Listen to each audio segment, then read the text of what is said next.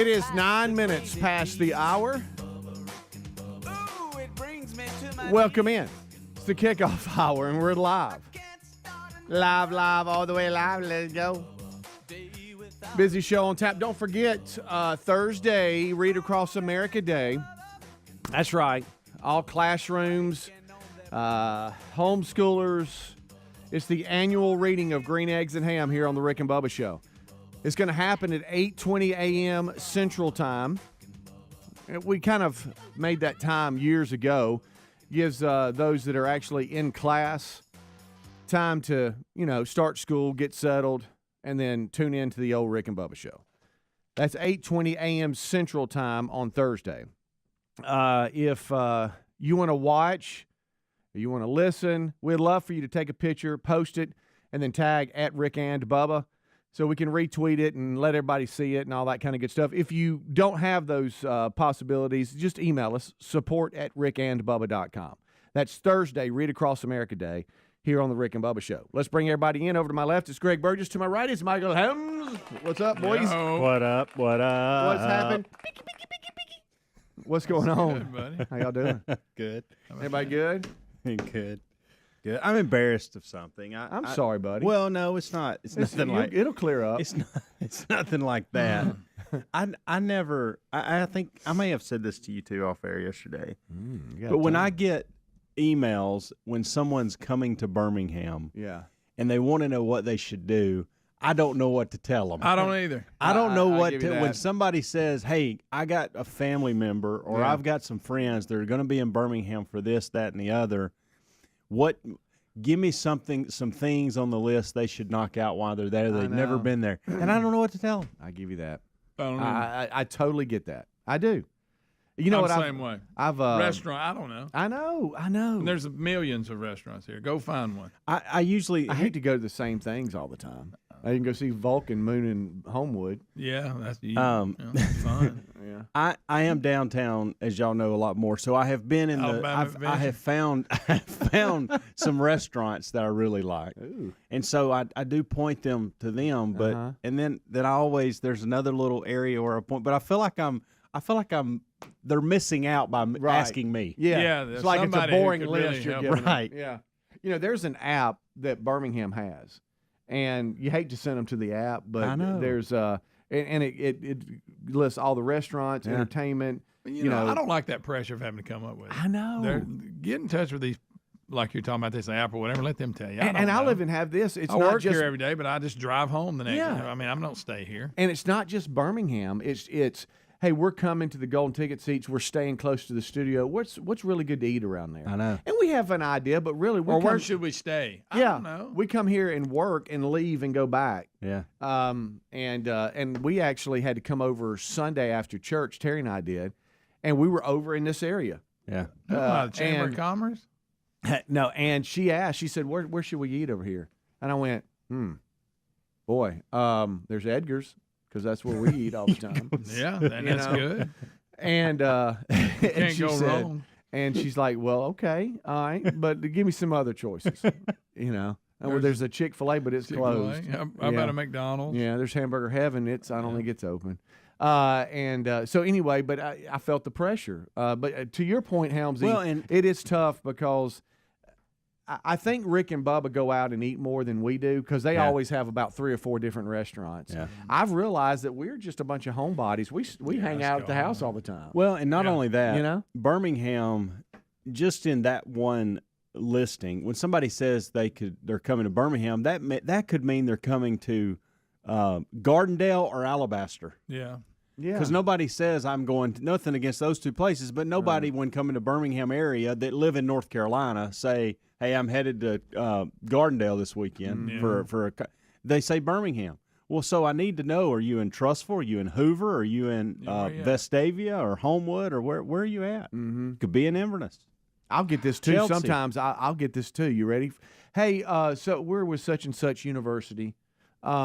We are headed over to Starkville. They play at Mississippi State. What all should we do? Where should we eat there? There you go. And I'm thinking, my gosh, I hadn't been there in 20 years. I mean, I've been a lot in of things happened in 20 years. So you know what I do? Text, hey, Johnette, hey, if you were to tell somebody where, and we look, there's the main places, but I know what You'll you're find saying. it when you get there. Just go and find it. I know what you're saying, and I feel bad. I just feel like I should know more about my city. I agree. And I'm being a little cultured now that I'm downtown with the UAB Blazers and the tennis team. And I sent them. I found a nice little place down there that is. It's got several different options, and y'all know where I'm talking about. It's close to the new stadium.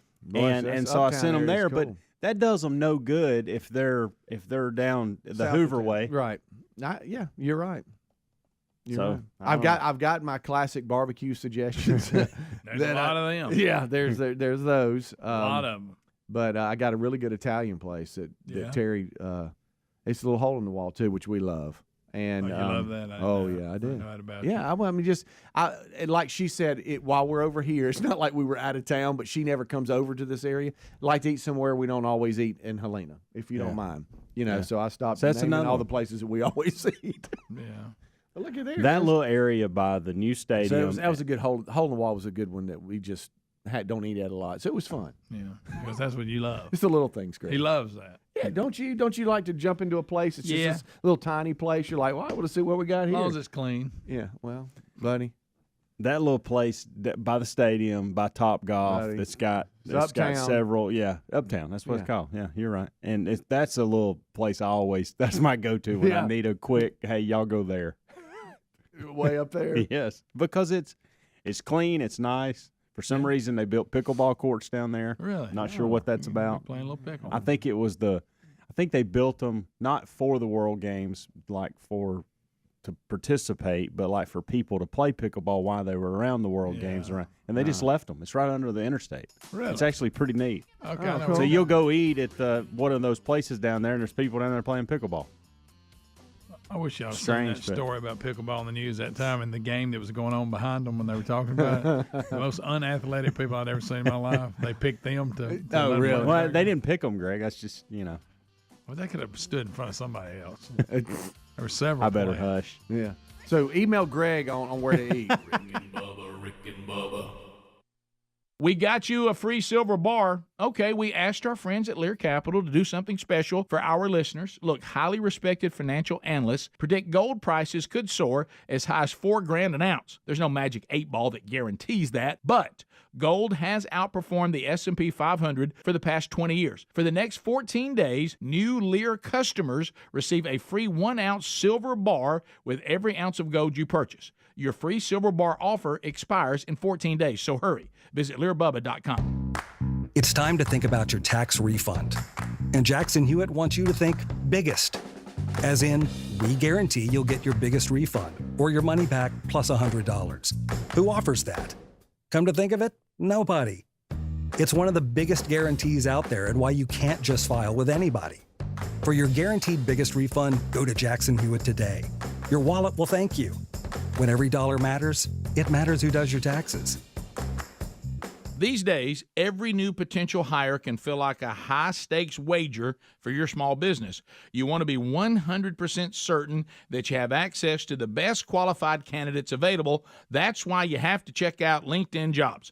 LinkedIn Jobs helps find the right people for your team faster and for free. Post your job for free at linkedin.com/Bubba. That's linkedin.com/Bubba to post your job for free. Or visit rickandbubba.com under the sponsors for a link. Terms and conditions apply. When inflation is this high, we're all pros at finding creative ways to save on everyday items. That's why I have to tell you about Upside. Upside is an incredible app for anyone who buys gas, groceries, or dines out. With Upside, you're not getting slammed by inflated prices because you get cash back on every purchase. Now, to get started, download the free Upside app and use the promo code BUBBA25 to get 25 cents or more back on every gallon of that first tank of gas. That's promo code BUBBA25. Get cash back today with Upside. You don't have to break the bank to make a big deal purchase like with Raycon earbuds, whether you're looking for a pair of everyday earbuds, low latency gaming headphones, or a speaker with a battery that will last all night at your next party. Raycons, they got you covered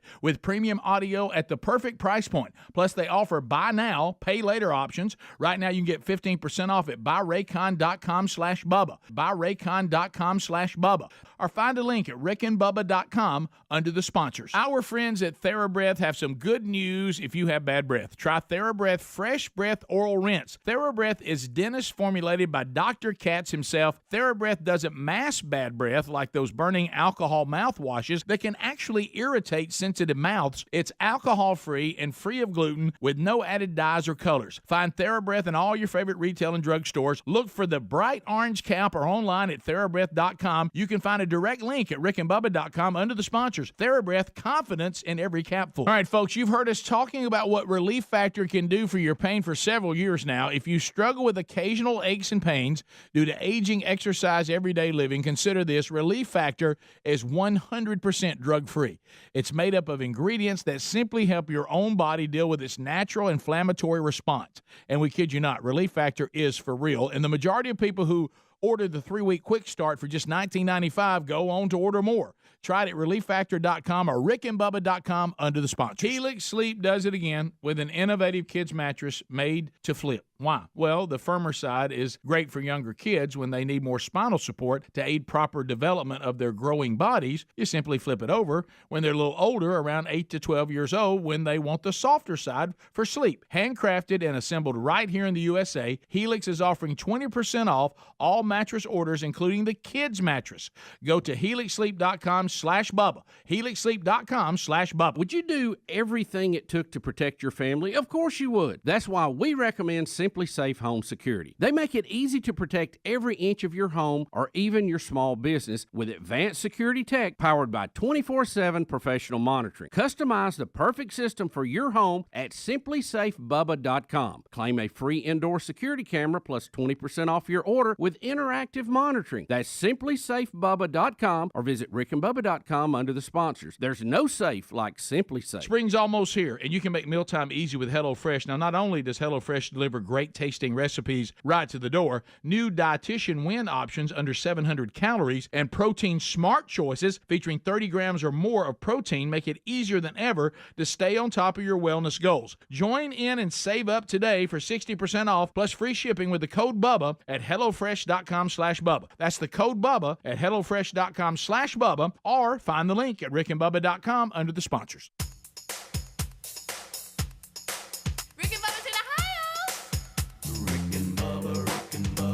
Pass the gravy, please. Rick and Bubba, Rick and Bubba. Ooh, it brings me to my knees. Rick and Bubba, Rick and Bubba. I can't. We are rolling back 21 minutes, right at 22 minutes past the hour. It's the kickoff hour, and we're live. Thank you so much for tuning in. So, just a real quick recap of last segment. If you're coming to the fine city of Birmingham, Alabama, where the show is based out of, even though we are heard all over the place, and those of you watching, hello, how are you? But we're sitting in the Birmingham market. So a lot of you reach out to us when you're coming to this fine city or to the surrounding cities in the metro. Hey, what do we do? And we apologize for not having better ideas. We have the go-tos, but we'll work on that. And maybe over time, Helmsy, Greg, we create a draft of things that we've come up with, and then that's what we send. Well, everybody. and it's not only the fact that we don't have a list, but we don't know these people's interest. We don't know the kid situation. We don't know if they're bringing kids or not. It is tough. We don't know the ages. Yeah. We don't know how long you're staying. Right. We don't know what time frame you want to actually do something. There's so many things involved with that question that look, Google's very powerful. Just Google it. Just Google. When in doubt, just Google it. Just Google it. Because they're gonna give you way more information than we would. Right. It's gonna be more detailed.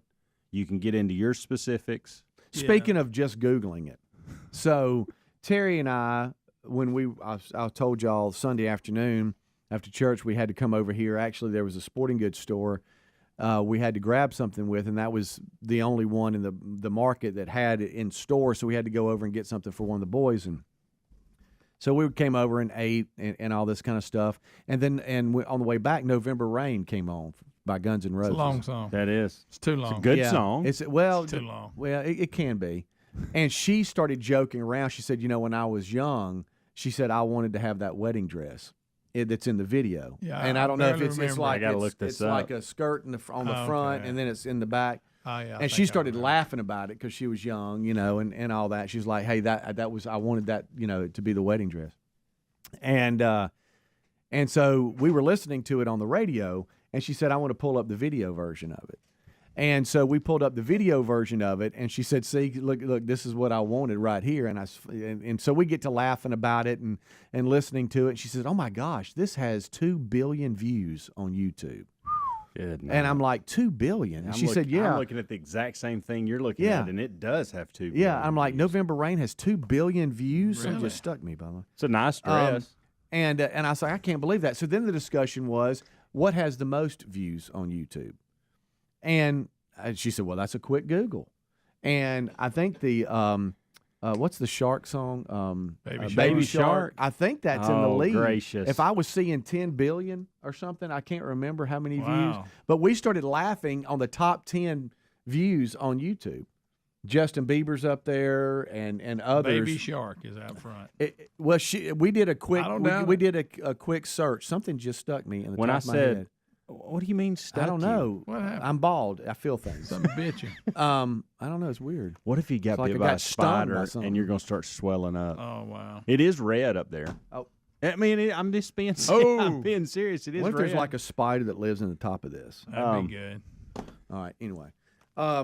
Sorry. Good night. I did what you did. What video has the most views? Well, were we looking at it right? Well, what is yes, it? Baby Shark Dance in January 2021 became the first YouTube video to surpass 10 billion views. Unreal. Well, we've contributed to that because River loves it. Oh, yeah. And my grandkids like it. Oh yeah, and the dining room table. I say the dining room. It's a long picnic table. It has benches and all this. I say picnic. It's not a picnic table, but it's that style.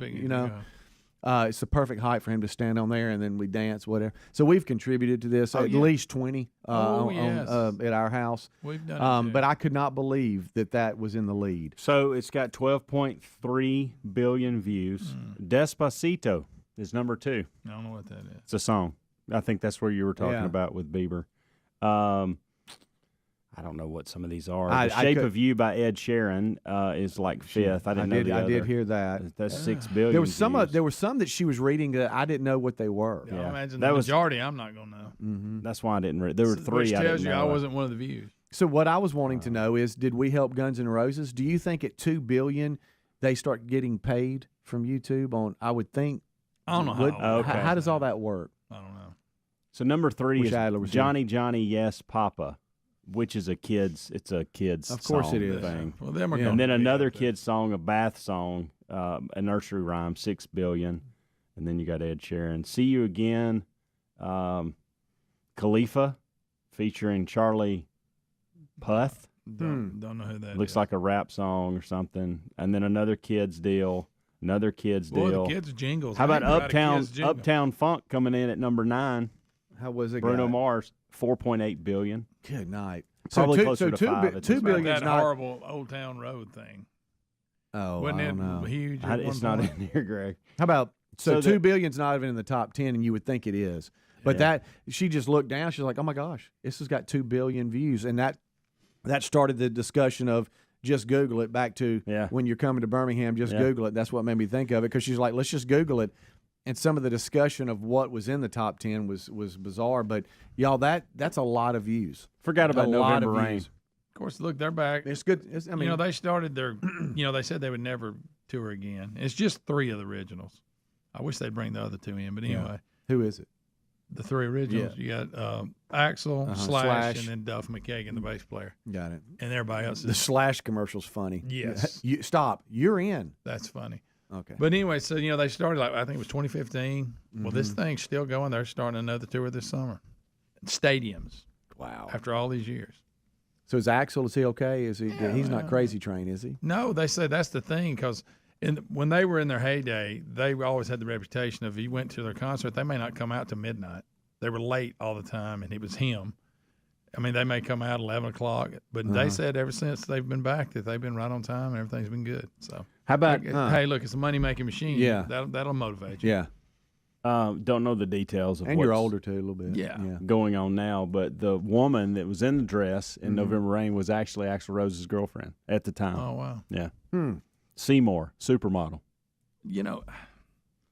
I've seen some footage of them what it says. lately, and What? it's tough to sing that way, Uh-huh. you know, a lot of years. Yeah. I mean, he pulls it off, but anyway. Mm. Well, evidently, there's a lot of people want to see it. Yeah, I was just surprised, and I'm just out of the loop. Sorry. Yeah. To your point, a 9-minute ballad. I told you, it's very Yeah. long. Hey, how about this? Goodness. It'll almost get you home from right here. Yeah. It will. I can tell you. I mean, it's up Still there. going. I make a red light. I make it home. And let's I'm not listening forget- to it in the garage. And let's not forget when you think it's over, and Oh, then yeah. it builds back Bum, bum, up. bum, bum, No, we got a couple more We're minutes. going again. Yeah, we'll be right back. Rick and Bubba, Rick and Bubba.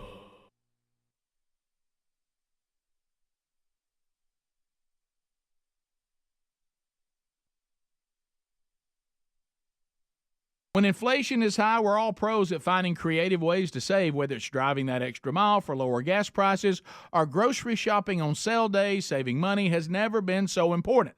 That's why we got to tell you about our new favorite way to save, Upside. Upside is an incredible app for anyone who buys gas, groceries, dines out. With Upside, you're not getting slammed by inflated prices because you're getting cash back on every purchase. To get started, download the free Upside app, use our promo code BUBBA25 and get 25 cents or more back on every gallon on that first tank of gas. Next, you just claim an offer for whatever you're buying on Upside, check in at the business, pay as usual with your credit or debit card, and get paid. Upside users are earning more than $1 million each week. That's probably why they have a 4.8 star rating on the App Store. Download the free Upside app, use the promo code BUBBA25, get 25 cents or more back on every gallon on your first tank of gas. That's promo code BUBBA25. Spring is almost here. We're already digging into new flavors with HelloFresh. Not only does HelloFresh deliver great tasting recipes to the door, their new Dietitian Win options under 700 calories make it easier than ever to stay on track with wellness goals, or if you're looking to power up with protein, simply choose from the new Protein Smart recipes like one pot pork and bean chili or creamy Dijon dill chicken featuring 30 grams or more of protein per serving. We love to eat well, but hate the hassle. That's why HelloFresh delivers pre-portioned ingredients that cut down on prep time and food waste and save an extra trip to the grocery store. And since their produce travels from the farm to your doorstep in less than 7 days, I know what I'm eating and I know it's fresh. Why not taste it for yourself? Join America's #1 meal kit today and get 60% off plus free shipping with the code BUBBA at HelloFresh.com/Bubba. That's the code BUBBA at HelloFresh.com/Bubba. Have you tried the innovative Helix sleep mattress yet? Well, nothing beats a great night's sleep, the kind you get with Helix. So we love them, and Helix has over 12,000 five-star reviews with customized mattresses that fit your sleep needs because they know everyone is unique. They even have big and tall mattresses and mattresses for the kids. But how do you know which mattress is right for you? Well, Helix has you covered. Just take the Helix sleep quiz and find the perfect mattress in under 2 minutes. Place your order, and your mattress will be delivered right to the door free of charge. And the best part, Helix knows there's no better way to try a mattress than by sleeping on it in your own home. That's why they offer a 100-night trial for you and a 10 to 15-year warranty. Right now, Helix is offering 20% off all mattress orders at helixsleep.com/Bubba. Best offer yet, by the way, and it won't last long. So if you've been waiting to try a Helix mattress, here it is. Now's the time. Head to helixsleep.com/Bubba for 20% off your mattress order. Folks, we've been talking about Relief Factor on our show for quite some time now. Do we guarantee Relief Factor is going to lower or eliminate your occasional aches and pains? No, we never make a claim like that. But what I can tell you is that the majority of folks who ordered the 3-week quick start pack for only $19.95 go on to order more. Now, what we really like about Relief Factor is it's 100% drug-free. It's a supplement that's made up of ingredients that simply help your own body deal with its natural inflammatory response. For a lot of us, that's very important. Getting older, working outside in the warm weather, even exercising can cause frustrating aches and pains, or maybe it's the occasional back, shoulder, or hip pain that's bothering you. Relief Factor has helped us and so many of our friends, so when you think of it this way, is $1 a day too much to see if you can get out of some of that frustrating pain? To order this 3-week quick start pack for $19.95 plus shipping and handling, just go to relieffactor.com. That's relieffactor.com. Let's see if we can get you out of some of that pain. Also, you can go to rickandbubba.com, look under the sponsors button for a link. These days, every new potential hire can feel like a high-stakes wager for your small business. You want to be 100% certain that you have access to the best qualified candidates available, and that's why you have to check out LinkedIn Jobs. LinkedIn Jobs helps find the right people for your team faster and for free. Add your job to that purple hashtag hiring frame to your LinkedIn profile to spread the word that you're hiring. Simple tools like screening questions make it easy to focus on candidates with just the right skills and experience so you can quickly prioritize who you'd like to interview and then hire. It's why small businesses rate LinkedIn Jobs #1 in delivering quality hires versus leading competitors. LinkedIn Jobs help you find the candidates worth interviewing. Did you know that every week over 50 million job seekers check on LinkedIn? Yeah, post your job for free at linkedin.com/Bubba. That's linkedin.com/Bubba to post your job for free, or rickandbubba.com under the sponsors. Terms and conditions apply. Rick and Bubba's in Ohio. Rick and Bubba. Pass the gravy, please. 25 minutes till top of the hour. It is the kickoff hour, and we're live. We thank you so much for tuning in. As always, we know there's other things out there, but you chose this show, and so we'll try not to disappoint. Rick and Bubba join us in 30 minutes for the main show at top of the hour.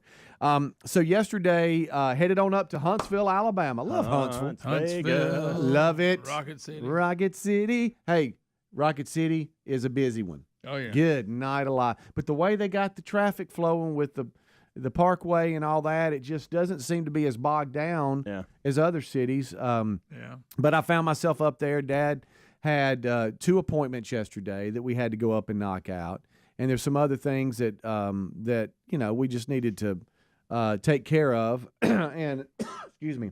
And we always take their car. So I pull up in my truck, and then we take their car. He's just used to getting in and out of the car. Mom is as well. Plus, their car doesn't do a whole lot of driving. It's good to get it out and get it going. Stretch his legs a little.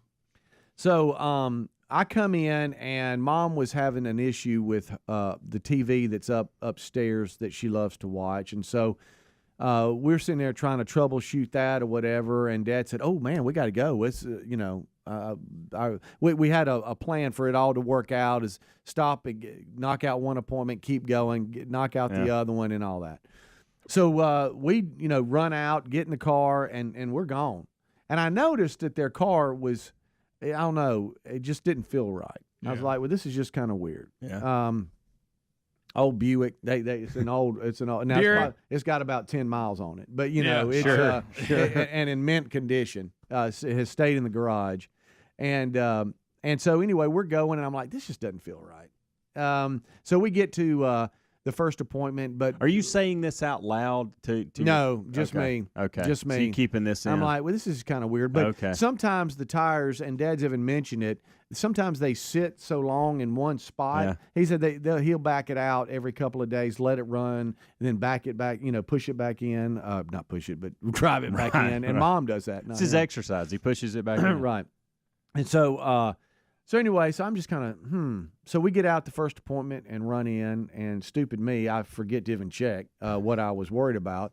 And so we got to get to the next appointment, and I'm talking about we're cutting it close. And so we jump in, and I feel it again. I'm like, this is just, it's not riding right. And then all of a sudden, I see on the dash, low tire warning. And I'm like, oh, no, this is what I'm feeling. And I'm thinking to myself, you stupid, why didn't you Still check? hadn't said anything out loud? No, I'm like, why didn't you check? And, and I'm mad at myself. Sure. Yeah. And so we get through the next appointment, and we had to run one more errand. And I'm like, I'm checking. And so I do the classic walk around the car. Is it on the rim? For some reason, if it's not, I think I'm okay. But I see the tire that it's giving me the warning about, the old front right one. Yeah. And I'm like, hey, front right, how you? You do look a little low, but I think I'm okay. Okay. Let me just see if I can't get to the nearest air place or convenience store, gas station that has air. Yeah. Hey. Of course, half of them don't work. What's the percentage of any of the air machines they working? don't. Seriously, I want to know out of 10. 3? Yeah.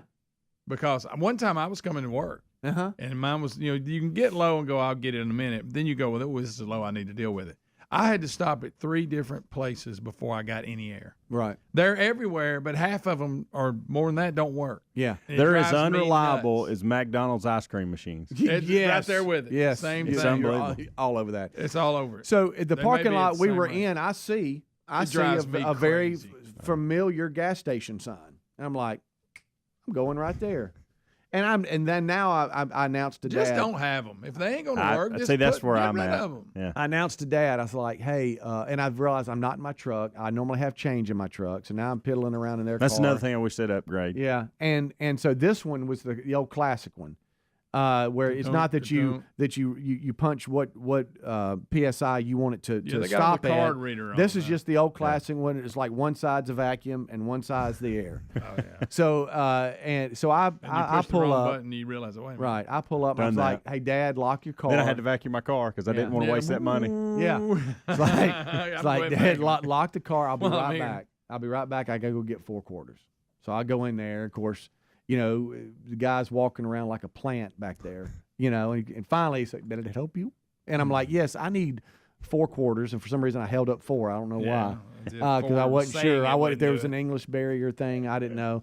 And so he gives me 4. And so I go back out there and I'm like, bleep, bleep, bleep, bleep. And then normally you hear, right? You hear Yeah. it come on? Nothing. Uh-oh. Just sitting there. Well, they're I'm all like, that way. son of a.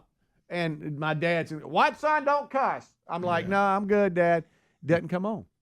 So I go back in. "Sir, I'm so sorry, but the air compressor, the air thing, it's just out. It's not working." And if you tried to, and I'm, "Yes, sir, I've done all that. It's just just give me my 4 back." Yeah. And so he gives me 4 quarters. And I said, "Dad, we got to go back out."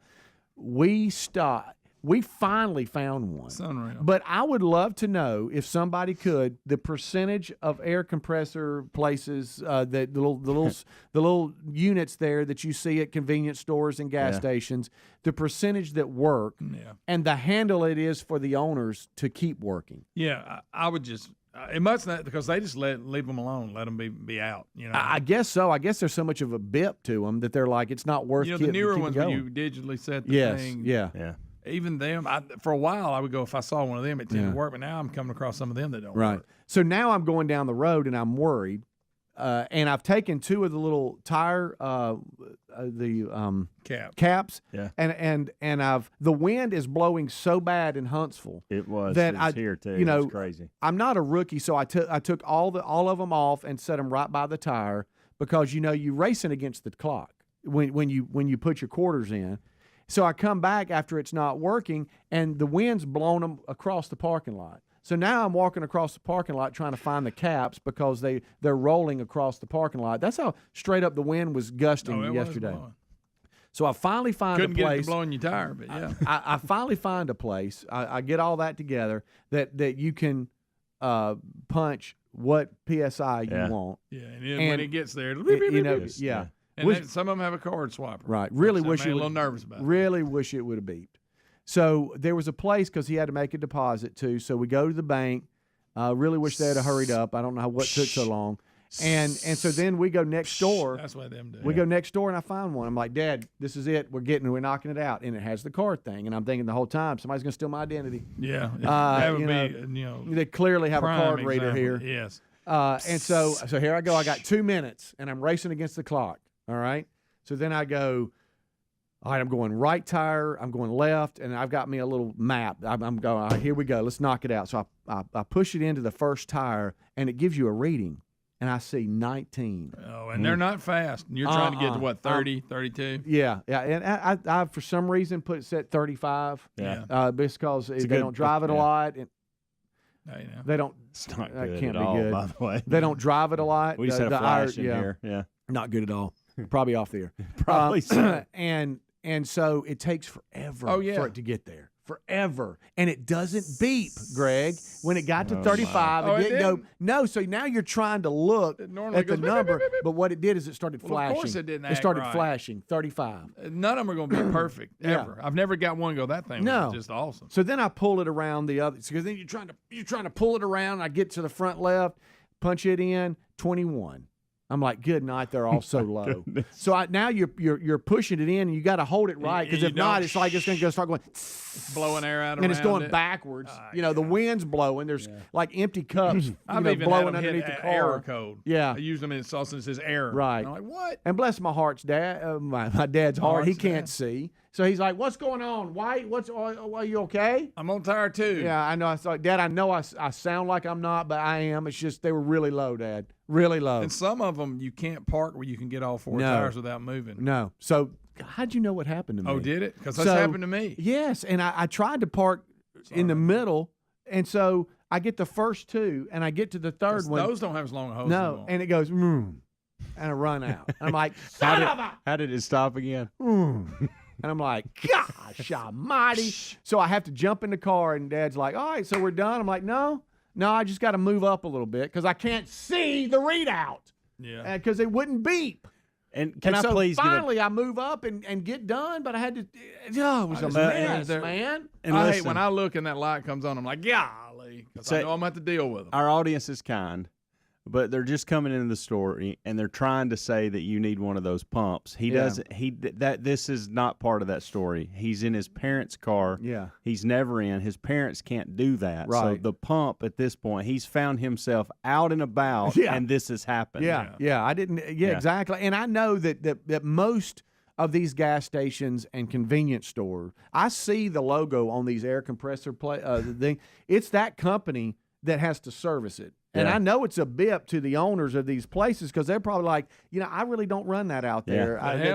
They pay for that spot or whatever, and they got to service them. Yeah. And I'd love to meet the service guy that has to ride around or lady. Well, he ain't very good. And service these places because I would say 20% of them work.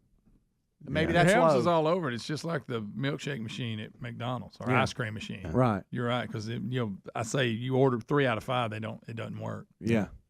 Same thing. And it was right there for those of you in Huntsville, University Drive. It's just that's a main drag right there at University in Jordan, and so it's just busy. Now we're getting rush hour, and we got sirens and wrecks, and I keep telling myself, hey man, somebody's going to a wreck right now, so somebody's having a really bad day. I'm just trying to put air in my tire, and I'm with my dad, and I'm telling myself, so it's really not that bad. Quit being so rude about this. It's okay.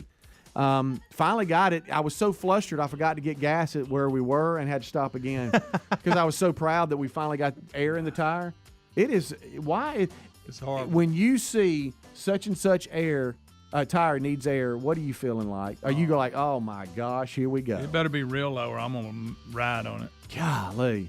So I've got to really check my bank account because I feel like somebody stole my identity at that point. They may have. Rick and Bubba.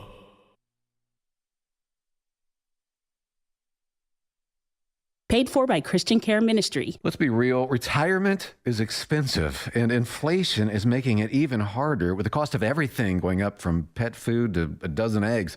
Wouldn't it be great if the cost of your health care could go down? Well, MediShare 65 Plus is $99 a month for ages 65 to 74. And for many with Medicare Parts A and B, looking at other options, that's 50% or more saved per month. No gimmicks. It's $99 a month, and you can use any Medicare-approved doctor or facility, and you get 24/7 access to telehealth from the convenience of your home. Better yet, MediShare is a Christian nonprofit organization. It's a community that'll pray for you and encourage you. And since we've cut out the middleman, you get to keep the savings. Call now. You can learn more about MediShare 65 Plus. Here's the number, 844-SHARE-65. That's 844-SHARE-65, 844-SHARE-65. I'm Jenny, Senior Designer for Cleo & Wolf, and this is Behind the Designs with Boot Barn. Cleo & Wolf is a vintage-inspired, effortless collection with a country sensibility. Each design is thought out and crafted so that it becomes a special staple in her wardrobe. Even if it's just an article of clothing, there's so much meaning to that. In her most authentic, natural state is where her beauty and her confidence lives. Cleo & Wolf, only at Boot Barn. 3 people you should be 100% certain about: your barber, your plumber, and your tax pro. Switch to Jackson Hewitt and you can be 100% certain about your taxes. We'll get you your maximum refund guaranteed and we'll back your return for life. Don't be kind of certain. Or almost certain? Be 100% certain. Switch to Jackson Hewitt today and get 50% off tax prep. Limited time offer for new clients filing at participating locations. Max value $200. Visit jacksonhewitt.com/50 for terms. Hey y'all, this is your girl Cheryl Underwood, and I want to tell you something. My digestive system used to make me feel sluggish, but those days are over. Now I feel great. That's because I increased my fiber intake with the Metamucil 2-week challenge, and I'm still hooked. I just took Metamucil every day for 14 days, and it's really that easy. Metamucil traps and removes the waste that weighs you down, so you feel lighter and more energetic. Now I never want to go back to that heavy feeling. Are you ready for the Metamucil 2-week challenge? For a coupon and daily support, sign up at Metamucil.com today. Research shows listeners prefer a personalized experience. So to help you remember Liberty Mutual customizes your home insurance, we personalized this ad for Amber, who really misses boy bands from the 90s. Hey girl, I'm the cute one, here to tell you how Liberty Mutual customizes your home insurance so you only pay for what you need. I'm the heartthrob. The only thing I love more than you is saving. And I'm the other boy in the band everyone forgot about. Only pay for what you need at libertymutual.com. Liberty, liberty, liberty, liberty.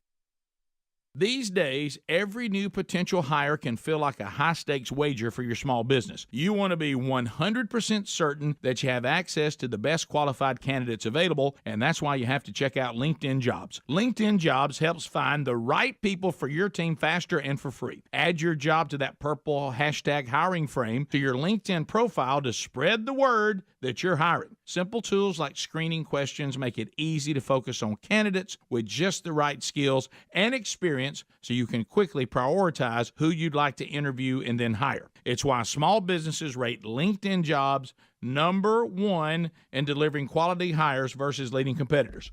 LinkedIn Jobs help you find the candidates worth interviewing. Did you know that every week over 50 million job seekers check on LinkedIn? Yeah, post your job for free at linkedin.com/Bubba. That's linkedin.com/Bubba to post your job for free, or rickandbubba.com under the sponsors. Terms and conditions apply. When inflation is high, we're all pros at finding creative ways to save, whether it's driving that extra mile for lower gas prices or grocery shopping on sale days. Saving money has never been so important. That's why we got to tell you about our new favorite way to save, Upside. Upside is an incredible app for anyone who buys gas, groceries, dines out. With Upside, you're not getting slammed by inflated prices because you're getting cash back on every purchase. To get started, download the free Upside app, use our promo code Bubba25 and get 25 cents or more back on every gallon on that first tank of gas. Next, you just claim an offer for whatever you're buying on Upside, check in at the business, pay as usual with your credit or debit card, and get paid. Upside users are earning more than $1 million each week. That's probably why they have a 4.8 star rating on the App Store. Download the free Upside app, use the promo code Bubba25, get 25 cents or more back on every gallon on your first tank of gas. That's promo code Bubba25.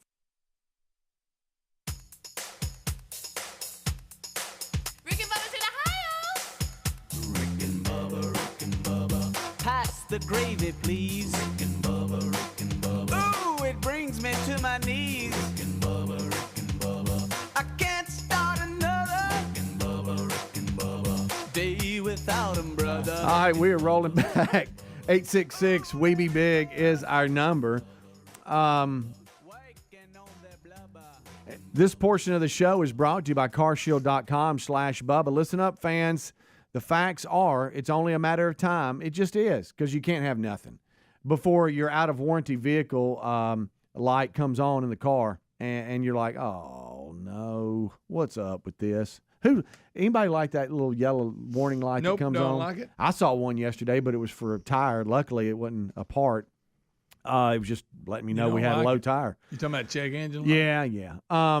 If you're prepared for the unexpected, hey, bravo. But most of us aren't, especially if it's going to cost thousands of dollars of unexpected breakdown cost to get something, fixed at the garage, and it's not fun.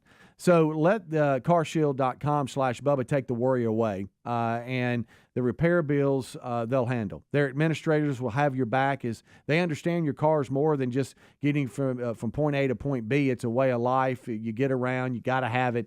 And their carshield.com/Bubba offers protection plans to fit every budget and includes 24/7 roadside assistance, courtesy towing, and a rental car eligibility. Call carshield.com/Bubba at 1-800-451-7776, or go online and use that URL, carshield.com/Bubba, and save 20% on your plan, and you'll also be prepared for the unexpected. So give them a call or go online today, carshield.com/Bubba, or 1-800-451-7776, or you can go to rickandbubba.com and click on the sponsors button. So there's bigger problems in the world than getting air in your tire. But I'm going to tell you what, when you do have to get air in your tire, it's a little frustrating. And, Greg, I know you've had that before, and you add darkness to it. Yeah, and a dim light on over my there. way, yeah, that's even better. Yeah, that's good. And nowadays, I'm bent down. I'm bent down like this. I'm literally bending down like a first baseman stretches for a ball. Okay, and I'm pushing in to make sure that it doesn't come out. And now I'm trying to look through the window to the other side to see where I'm at on the PSI. And at the whole time looking behind my shoulder, because today's world, there was a couple of shadies that were over by the ice machine. Is that what you call them, shadies? Yeah, and I'm like, they're gonna come up and hit my back and try to take all our. And my dad's sitting in there, and he don't know. No, I didn't have myself getting mugged. I was just like, you got to watch your six. If I can ever find one that works, I make a mental note of it and go, if I need one. Hey, you're all over that. And then I'll show it. You are all over that. So that was my afternoon. And do I mention the other? We'll just move on. I wished you would, but I can see where you would want to move on. Well, just let it go. Mom and Dad, because it's just they don't care. Yeah. I hope when I get into my 80s, I have their personality. Yeah. I hope I'm not a grumpy old man. I think I've already turned into one. Yeah. But they're just always so happy and just smiling and just full of life. That's probably why they're in their 80s and still alive, because they have that outlook. But, when they get something on their mind, it's going to have to be done. And we had 2 appointments and a deposit that need to be made. And although my mom is really good about getting out and running around, when I'm in town, sometimes we'll get a lot of the errands ran. You know what I'm saying? Yeah. Like, hey, we need to really get some things done, and a deposit was one of them. But they already had it sealed in an envelope, and they were just going to put it in a drop box. You put your account number. Everybody's gone paperless now. So do you remember the deposit slips you used to have? Mm-hmm. Well, now you just, we all know this. You give them your debit card or whatever, and that's how they link the account. But I deposit through the ATM. Yeah, exactly. You can do that. But if you're making a deposit for someone else, if it's a check you received, and you just want to, I know you can take a picture and all that. That's but what I always do. But they can't do all I know. that. So they're physically going in and making a deposit. Well, boy, so I'm you're going going here. Okay. Well, I'm just going to tell you, hey, we got to make this deposit. Don't forget, hey, where all the Regions banks are, right? If we get anything done, we got to make. No wonder you're looking for shadies. Yeah. You got an envelope. Yeah. Well, I do. And so he gave me the envelope, and he's like, "Hey, got to make this deposit." Yes, sir. Roger that. So we go to appointment 1. We knock it out. Just lovely people there, and he's asking everybody if they listen to the show, and that's great. But we go to the next spot. Hey, we're gonna make that deposit. No, sir, we don't have enough time. We got to get to this next one. We get to the next deposit. Hey, there's a Regions Bank right around the corner. I mean, that's all I'm hearing. But bless his heart, he just wanted to know it was done, right? Because sometimes he will figure out. He'll go, now where are we now? We're on, University. Oh, okay. Well, Jordan's right there. Jordan Street. This is right there. I mean, I sometimes get directions from a blind man, which is crazy that he's telling me where to turn. Well, it's like he can't see. It's almost like he's faking it, and I know he's not. But and so we pull. Been a long prank. We pull up to the ATM. I probably could have picked a better one.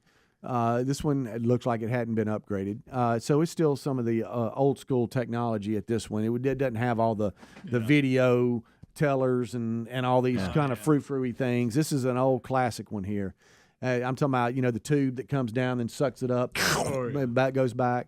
So I'm like, okay, let's get this envelope, Dad. Let's make this deposit. That's, your mom, when she was opening the envelope, she kind of tore the check, but we've repaired the check. I hope they take it. Oh boy. And I'm like, yes, sir. So we get to going, and I open the envelope, and I just couldn't help, but I saw the amount. Got you a lot of money? I said, Dad, It's a $7 check. Been running around all day. Yeah, apparently we overpaid, and it was some policy or something, Yeah, and so they were being reimbursed. Yeah. Yep, we overpaid, so we just got to get that in. Get that I'm big, like, give that big 7. I'm like, okay. You got plans for this 7? Right, and as the little tube was sucked back, and we were going on about 10-minute wait. I said, Dad, could I give you $7? If they didn't have your debit card, I think we'd let her eat and get on out of here. You know. Yeah, but I mean, $7. You got to check. Yeah, you well, need to catch this thing, to clear his- their books. Hey, you know what it is? $7. Yeah. $7 they didn't have. Yeah. Right, and they wanted. Of course, that won't even buy a combo meal now. That's a venti latte. Right. But to his point, I mean, it's just sitting at the house. I think he just wanted it off his plate. I've done that. I've got them too, Yeah. and go. Yeah. What am I going to do with a $3 check? Word they wouldn't take it though. Yeah, But they did. She said, "Thank y'all very much. Have a great day. We'll see y'all later." Hey, did it? I said, "Dad, here's your deposit slip for $7." There it is. Rick and Bubba, Rick and Bubba.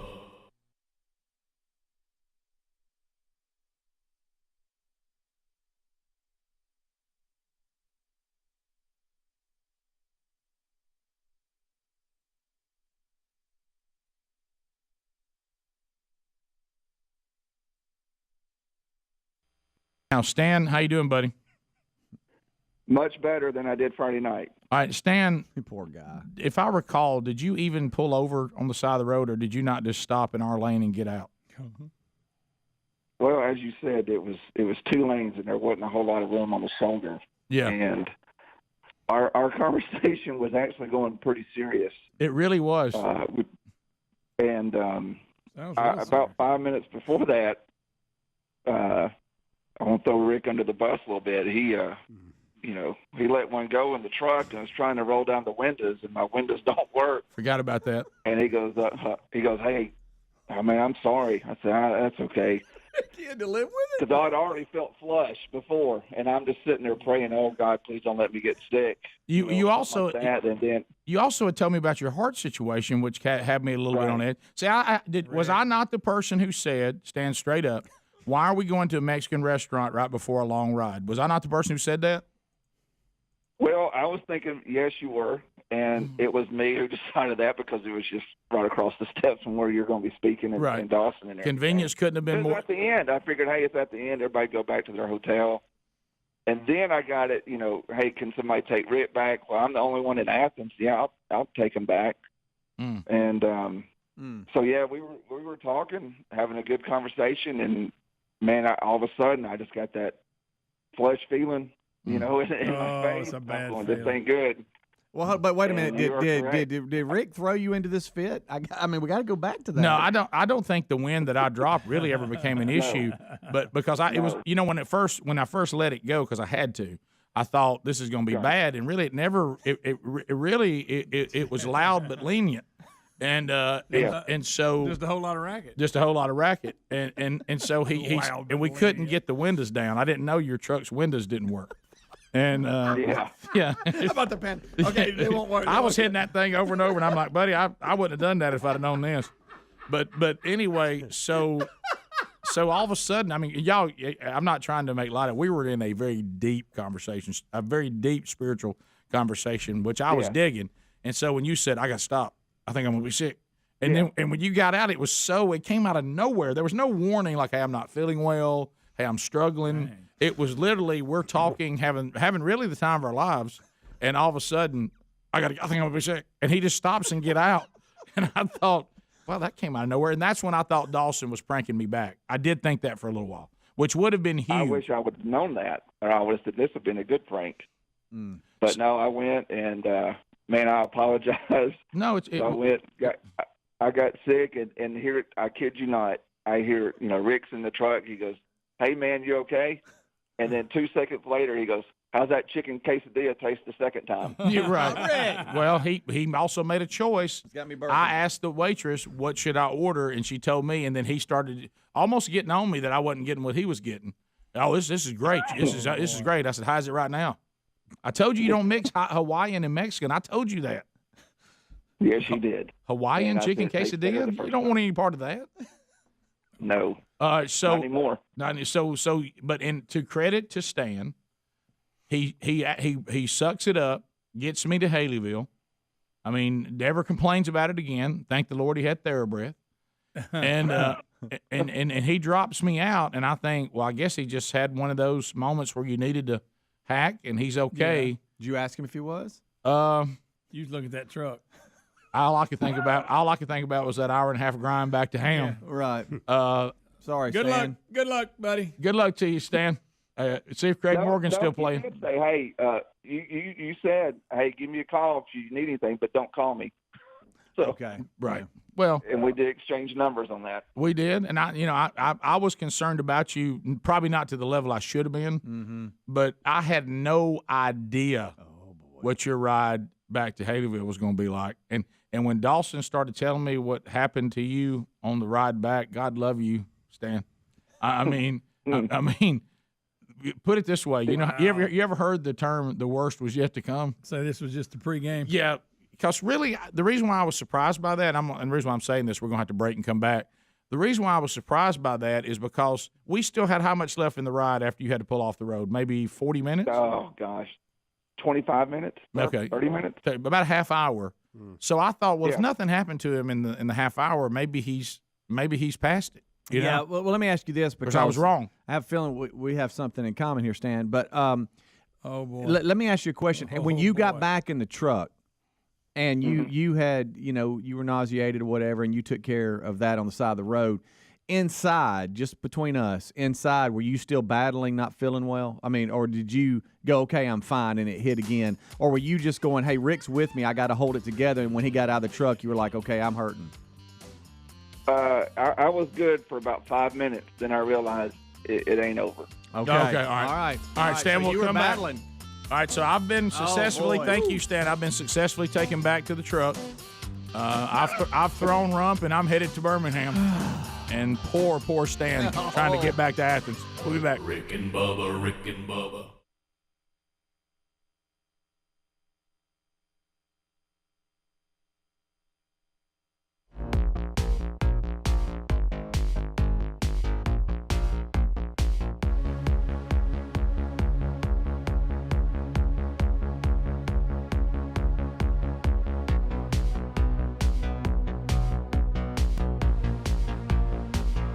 It is 6 minutes past, Greg. What kind of 6 minutes past the hour of the Rick and Bubba Show? Thank you for being with us today. This hour starts with our national anthem.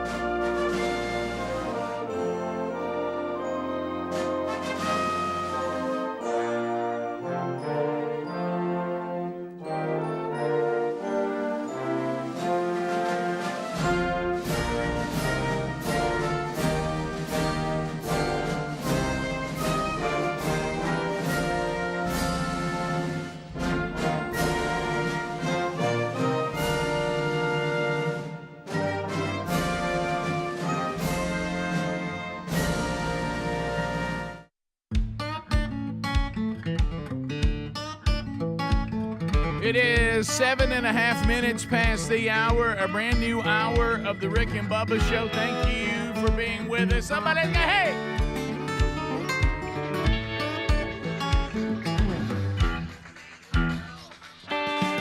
We will unpack another one. We got a lot to talk about in the program again today. Your phone calls be part of that at 866-WE-BE-BIG. The website, Rick and Bubba, spell out the word and.com. Find out all the different ways to get the Rick and Bubba Show. There are many. You can catch it live, or you can catch it on your own time, or a combination of the two. I hear this portion live because of my schedule, but then I go back on the archive options and I pick up the parts I missed. There's no reason to. And I heard something. I tuned in and I heard the end of it. Is there a recording of that? Yeah, every day there's a recording of the whole show. So go back and listen or watch. We'll archive it here on the YouTube channel. You get it live and archived. Adler's settled in. He's ready for that again today. And if you subscribe to the YouTube channel, we'll give you that alert when the show goes live. When the Bible study goes live on Wednesday, but you also get archives as well. So he is here. We also have Speedy, the real Greg Burgess, and Helmsy. They've rocked the kickoff hour, and there sits the silver-tongued one, the man with a golden voice, professional lunch eaters man of the year, the inventor of pizza and a cup, Shakespeare's worst nightmare, and the master of the King's English. Ladies and gentlemen, put your hands together for Bill Bubba Bussey!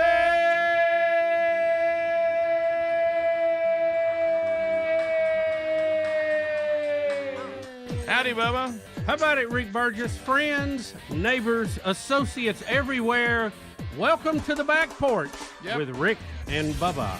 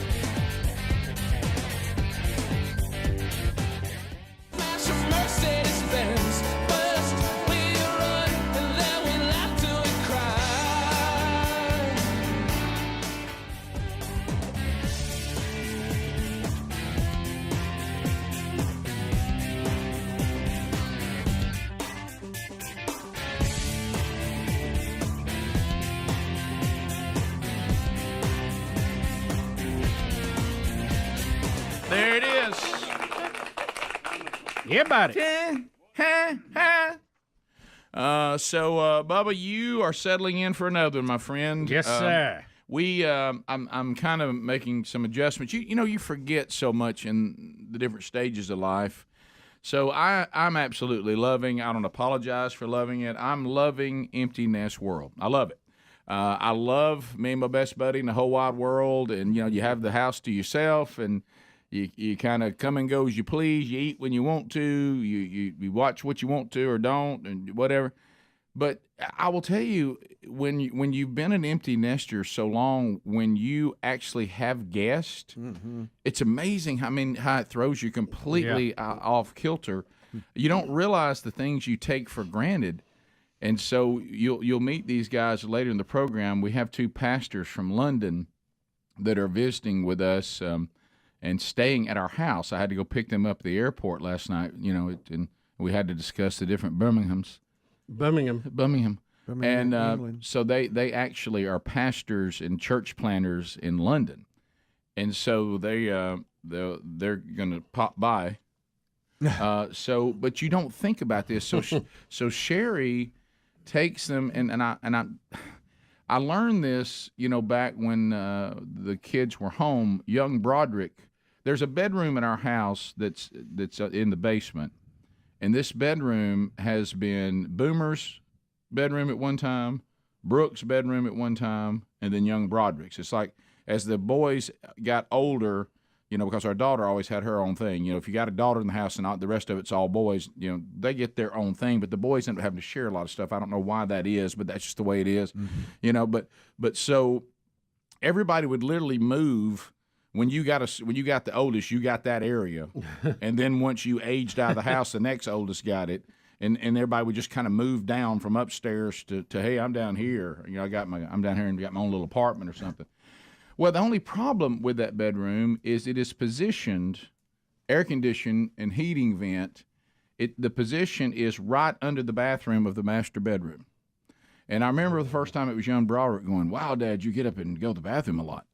And I was like, "What are you talking about?" He goes, Dad, when you go in there, he said, it's like somebody pouring water in a bucket. Yeah. And I said, "You can hear that?" He said, "Oh, it's like you're relieving yourself on me." And I was like, oh, man, really? And so then I started doing the thing that you do as a man if you don't want to wake people or make noise. You start hitting the inside rim so you don't hit any water. Yeah, right. You know, and to try to be, you know, a quieter, more quiet. I don't think we said that right. But anyway, so. When I'm sleepy, I'm just glad to hit the bowl. Yeah, so then. That's why you sit. Right? Well, that's true. I do because I'm too sleepy to stand. So then. Years later, I forgot what happened. Wingo ended up in town, and he has an office in Birmingham, but lives in Tuscaloosa. For those of you around the world, that's about a 50-minute ride. And I said, man, Sherry was gone. She was on some trip somewhere. And I said, why don't you just crash? You can certainly crash at the house. Hey, man, thanks. And I'll just get up and go to work from there. You know, you going to work, and I'll go to work from there. Next, same thing. Wow. Well, you get in that bedroom. and I was like, really? Can you hear it that much? And he goes, good night. And I said, okay, well, I got to make a note of that. Well, Sherry's put one of the pastors in there. Uh-oh. And so I don't know about y'all, but when I get up, I don't know what it is. It's always been to some degree, but as I'm older, for some reason, I start every day basically releasing pressure. Y'all know what I mean? Yeah. You know, and I got to get all that out, you know, to get the day started. And so now Sherry's been getting up with me, you know, through this new thing we're doing for January. We're going through the Bible, and so I don't have to like be that quiet because she's usually up. Yeah. You know, now she always says good night, you know, because and I said, baby, I'm sorry. I mean, we've been married a long time. I got to get all this out to get the day started. And then, of course, you don't mind having kind of like your starter for the day. Well, all that, this morning, I was like, I can't do any of that because this guy down here is going to hear all that. Oh, yeah. And so I found myself like trying to think there's a thunderstorm. I'm trying to find places and finally I just said, I guess I'll just go to work and hopefully I can get there and make that journey. Night. So it just thrown my whole morning off. I mean, there's all kinds. And then I got in there and How thought. long are they with you, Rick? And then I'm doing Field of Greens, and I thought, well, I can't run the blender. The other guy is in the bedroom out here off the kitchen. Have to shake it up, Rick. So now I got a shaker. I'm out there in the truck shaking it. And I'm like, they've really turned my. You don't realize how cool it is for you to have the house to yourself. Mm-hmm. You know, because when you have kids, you didn't have the house to yourself anyway, so it doesn't feel weird. There's always people up in your business. Right. But then when that goes away.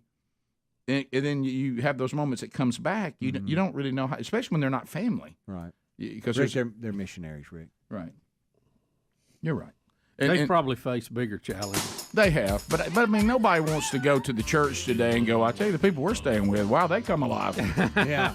Hey, why are y'all so tired? You know, well, I thought it was an alarm clock, but as I listen closer. So anyway, we'll meet them later in the program today, though. We'll have some questions for them. But the good news is, you know how the English are. They're so polite. Yeah. They're not going to say anything. All right, so we'll be back. More Rick and Bubba coming up. Rick and Bubba, Rick and Bubba.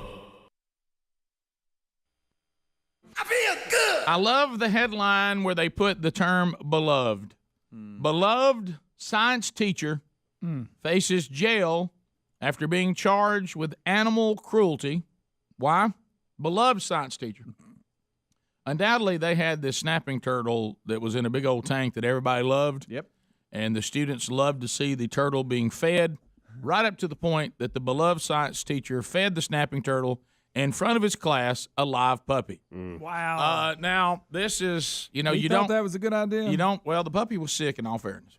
Well, it does say that in the story. I'm just trying to stick to dead chickens. He has been charged. His name is Robert Crossland, beloved science teacher at Preston Junior High School. He now faces up to 6 months in jail and a $5,000 fine if convicted. He said they're reviewing the situation. They said this school is seen in the teen cult classic film Napoleon Dynamite. This is the school where they filmed it. Interesting. There were several. Here's a little side note. Several parents who came forward to say that Crossland fed the puppy to the turtle. Guys. After school. It was not during school, I guess, if somebody wanted to stay and watch it. So we're having a special little thing after school. Mm-hmm. Yeah. So they seized the turtle, though. Well, They seized it and euthanized it. What? Yeah, Did they? yeah. Why After did- the why did- investigation, It's not the turtle's fault. Why I did we know. kill the turtle? It says here in the story. Let's see. Let me find it here. They ruled that it was he shouldn't have had it or something to that effect. And Good old snapping They turtle. seized the turtle and euthanized it as a non-native species. Okay, so they think he's one of these people that brings animals in that are not indigenous to the ecosystem, and they thought it would be troublesome, and so they didn't want to get that trend Yeah, started. yeah, they're saying- Or they're- was this a way to try to settle the parents down? We will kill the offending turtle. They basically say in the state that he lives in, you must have a permit if individuals want to keep snapping turtles as pets, and he didn't, I guess, have that, so they euthanized Oh, it. it says he actually fed it to a Rottweiler in front of the class. That's how he got rid of it. That's funny. Okay. Yeah, you just now, keep feeding things. now I this get it. this story, as most stories we have now, is so poorly written. Mm-hmm. You can't really figure out, because up here at one point it says the puppy was sick. Guys, I don't know what's going on here. Don't go feeding live puppies to turtles. No, good gracious. Let's don't feed live puppies to anybody. Yeah, I agree. Now kittens, it wouldn't bother me, but I mean, but I wasn't gonna say it, Rick. But you're talking about dogs now. Yeah, and that you got to really pick Just and go choose. get mice like people that feed their snakes. Drop a mouse in there, nobody would have cared. Greg, you Well, that's me. Sorry. you get to the point though, Greg. You got to push the envelope. Everybody's saying, "A mouse already seen." Hey, speaking of that, I'm completely off the subject. I'm in Montgomery this weekend, and there were these mice running around like very close to the tennis courts that looked like, I don't know if they were little moles or what, but everybody was intrigued with them because they didn't look like a mice. Probably they look like moles. a. So there are Yeah. this, Yeah. but I never About see that them. big? Yeah. Yeah. They look real. I mean, Got that everybody old was narrow- all intrigued got with old them. funnel head. Yeah, kind of chubby at times. Yep. Some of Cats them will kill them in a second. But people were like treating them as pets, like hey, getting real close to Well, them that's and stuff. And I was ridiculous. like, Don't what in do the that. world? I don't get real close to anything. By the way, we've declared war on the chipmunks at our house. I've done that and with them and the squirrels. Yeah, I mean.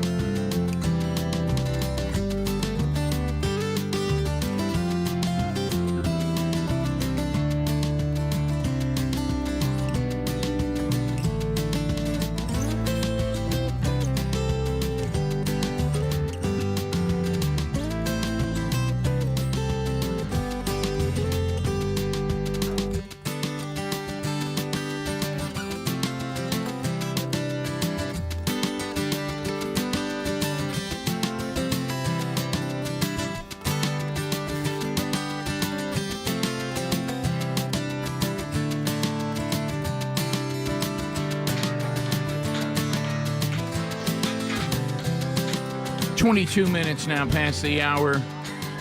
You got the Rick and Bubba Show. Thank you for being with us today. Da, da, da, da, da, da. All right, so we've been following in the free state of Florida, Governor DeSantis versus Disney World, and Disney, and there's an update. And you, Bubba, you've been following this story, so Yeah, you'll have to carry it on this one. It's a very interesting and detailed story about how all this came about. The Reedy Creek Improvement District, RCID. So, do we have DeSantis, his clip? Let's just hear him, what he said about it yesterday, then we'll give you the background on it. Okay, so this is the update, and I saw stories out yesterday, so here he is in his own words. Today, the corporate kingdom finally comes to an end. There's a new sheriff in town, and accountability will be the order of the day.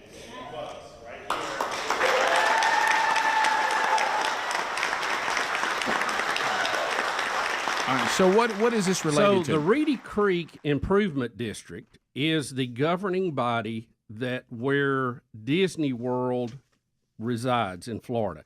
It basically is a county government. Okay. And I see what you're saying. And this was set up by the Walt Disney Company and was approved by the legislature back in the 60s because they were going to bring all these jobs and all this money into the Central Florida area. So what happened in the background on it, it's kind of interesting story. Walt Disney, and you know, his story alone requires much setup, but he had Disneyland in Southern California, and it was very successful. So, but he was not able to buy as much land as he wanted to because it was so expensive, and there were a lot of people setting up on the outside of the gates of Disneyland, hotels, restaurants, making money off of Disneyland, and Disney World, yeah. No, land in Southern California. Oh, it happened there. Okay. Right. Gotcha. And he didn't care for that. Right. Okay. So basically, that's not going to happen again. Walt Disney was a capitalist. Okay. Let's never forget that. A good one. Okay. So he decided that he wanted to make an East Coast version of Disneyland. And it was called Disney World, and he didn't want to be hemmed in this time. Right. And he didn't want to have to answer to the governmental authorities that was telling him, yes, you can do this, no, you can't. He had to go to City Hall and curtsy to get things done. Right. We've all felt that feeling, let's be honest. And so he decided that he was going to go somewhere and buy up enough land that he could be his own government around it. Yep. Okay, a government within a government. And he lured the deal by saying, we're going to bring in this many employees, we're going to bring in this much money, we know what Disneyland has done, Disney World is going to be bigger, fancier, many times over. Right. And he was also pushing something, and this is pretty interesting, it has a fancy name, and the initials and the abbreviation for it is Epcot. Okay, he was saying, we're going to show you and design the city of the future. Right. And this is going to be an that. experimental place. And that's how they kind of justified it, too. So they created this Reedy Creek Improvement District. And I never knew it was called that. Yeah, because Walt Disney knew that if he announced he was coming there to do this, it would raise the prices sky high. So he formed a long list of shell companies, okay, corporations on paper, to buy this land up in various small tracts so it would not get the attention of the local landowners. And he could get it dirt cheap because it was swampland. Right. You couldn't do anything with it anyway. Nowhere near the beach. So he did that, and as a matter of fact, a lot of the names of those shell companies you can now find inside Disney World. Did you know that? I didn't know that. What, like you put them on signs? Yeah, and stuff, they're various things, or the stores are named that, or yeah. their own. I think one of the first gift shops you come to, all of those shell companies are listed on the window. That's funny. So he's got all these little things where they're strode through the park anyway. So he does this. He gets approval to do it, and Reedy Creek basically functioned as a county government. Okay, so. Then, but there's other cities involved in it that started to pop up around Disney World.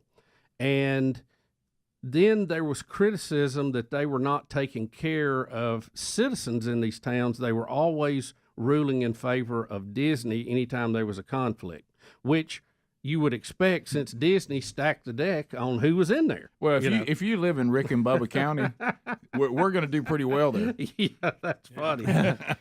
True. So, as there have been several issues over the years, there had been complaints from other parks in the area that, hey, we can't compete with Disney because they have such an advantage with this Reedy Creek thing. I mean, they're their own government. Yeah. And so there was some issues going against it already. And then when Disney came out and went against the parental act that Florida was passing and nicknamed it the Don't Say Gay bill and all this stuff, and they took Ron DeSantis on head on, he took advantage of that and said, look, we're not going to have a special county that's doing their own thing because they don't even answer to the state of Florida. Right. So they broke that up, and it's going to be an even playing ground for everybody for this point forward. Now, some people say, well, you're trying to destroy Disney. No, he's not trying. You're not going to destroy Disney. No. Disney's a giant corporation, maybe the largest one in our country now. I don't know. It's a big one. They also own ABC. ABC owns ESPN. They've put a lot of synergy on that where they have, a lot of spring training games now at Disney and all that stuff, and that's all fine and good. But they were getting too big, too powerful in Florida, and he felt like that it was not fair to the other people trying to compete with them. And honestly, you go to Central Florida now, you go probably to all these parks. You go to Disney and Universal and SeaWorld and Disney may own Universal now. Who knows? And plus, of course, SeaWorld lost their best show. Yeah, so I know all that stuff. So that's basically what this breakup was of this really unfair advantage to the marketplace that Disney had. Now, was it needed at the time to start this project? Maybe so. Is it needed now to continue the competition? I don't think so. Right. Well, it goes back to it. He got to do it in the beginning because everybody thought, well, who cares? Yeah. But then now it's gotten to where this is a much different place, and they're playing on an unlevel playing field with everybody else. And instead of just being in the water park business, now they're political. So when you enter that world, you cross a big line. Yep. They really brought it on themselves. If they just kept it down home, they probably all right. It's an interesting story, and you ought to read up on it if you have some time. We'll be back. Rick and Bubba. Comes a time you have to take back your home. No. Yeah. And once one got in the house, that was it. That's my line. Once you cross that line. Yeah, I agree. Now the war's on. But and by the way, chipmunks very difficult to eradicate. Yeah, they are. They're a very cunning little animal. Yeah. And they're hard to get close to. I was actually teaching Sherry the stalk move over the weekend, how to stalk one with the pellet gun. Well, they can hide in places too that you just you don't expect them to. Because squirrel, not so much. You can't just knock the door open like you're coming into a saloon like John Wayne. No, I mean if you do that, they're gone. You know, I mean you got to slip out there.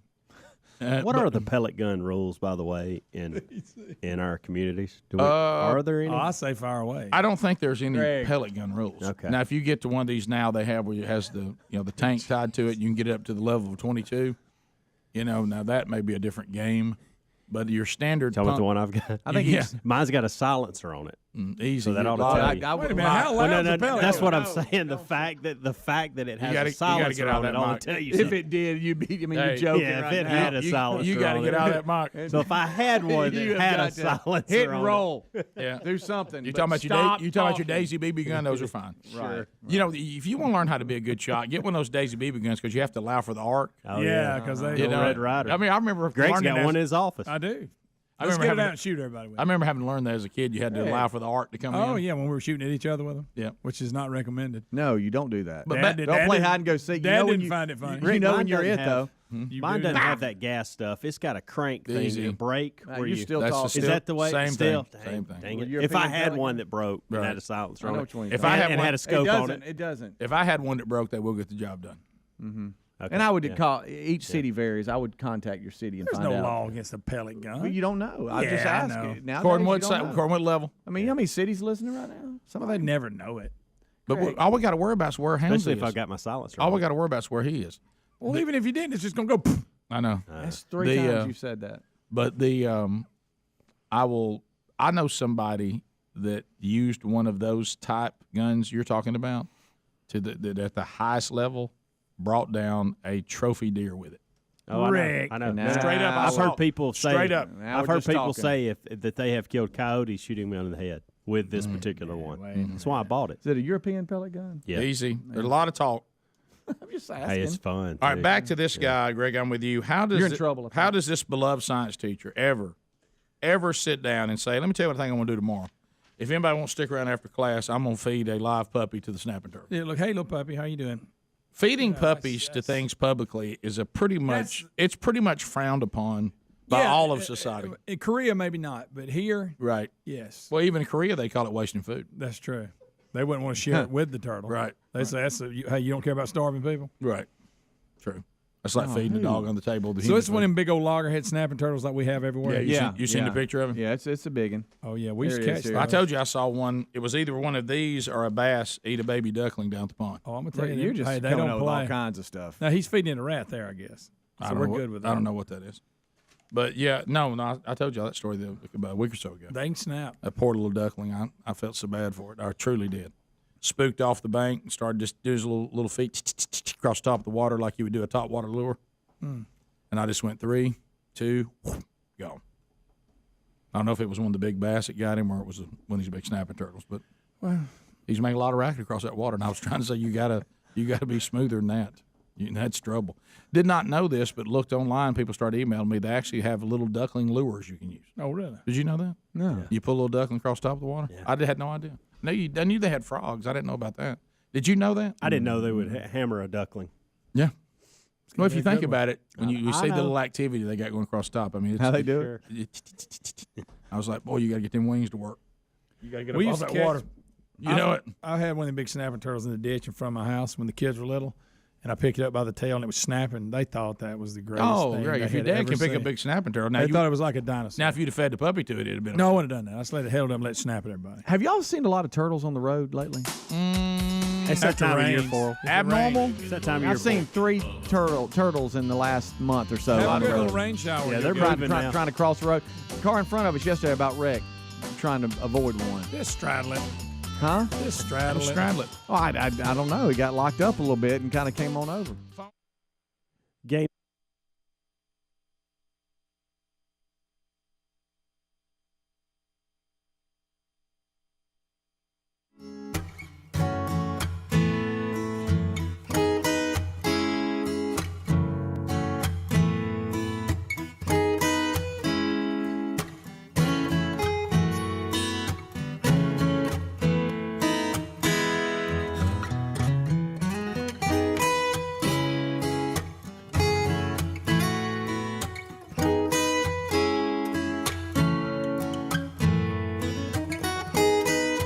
$35 now past the hour. Thank you for being with us. LearBubba.com teaming up with the Rick and Bubba Show, locking arms and trying to help you if you're a little bit concerned about the state of things with the Biden administration, and you're like, stock market looks a little volatile, kind of concerned about my retirement. Well, why don't you go to LearBubba.com and we have gotten with them to get you a free silver bar.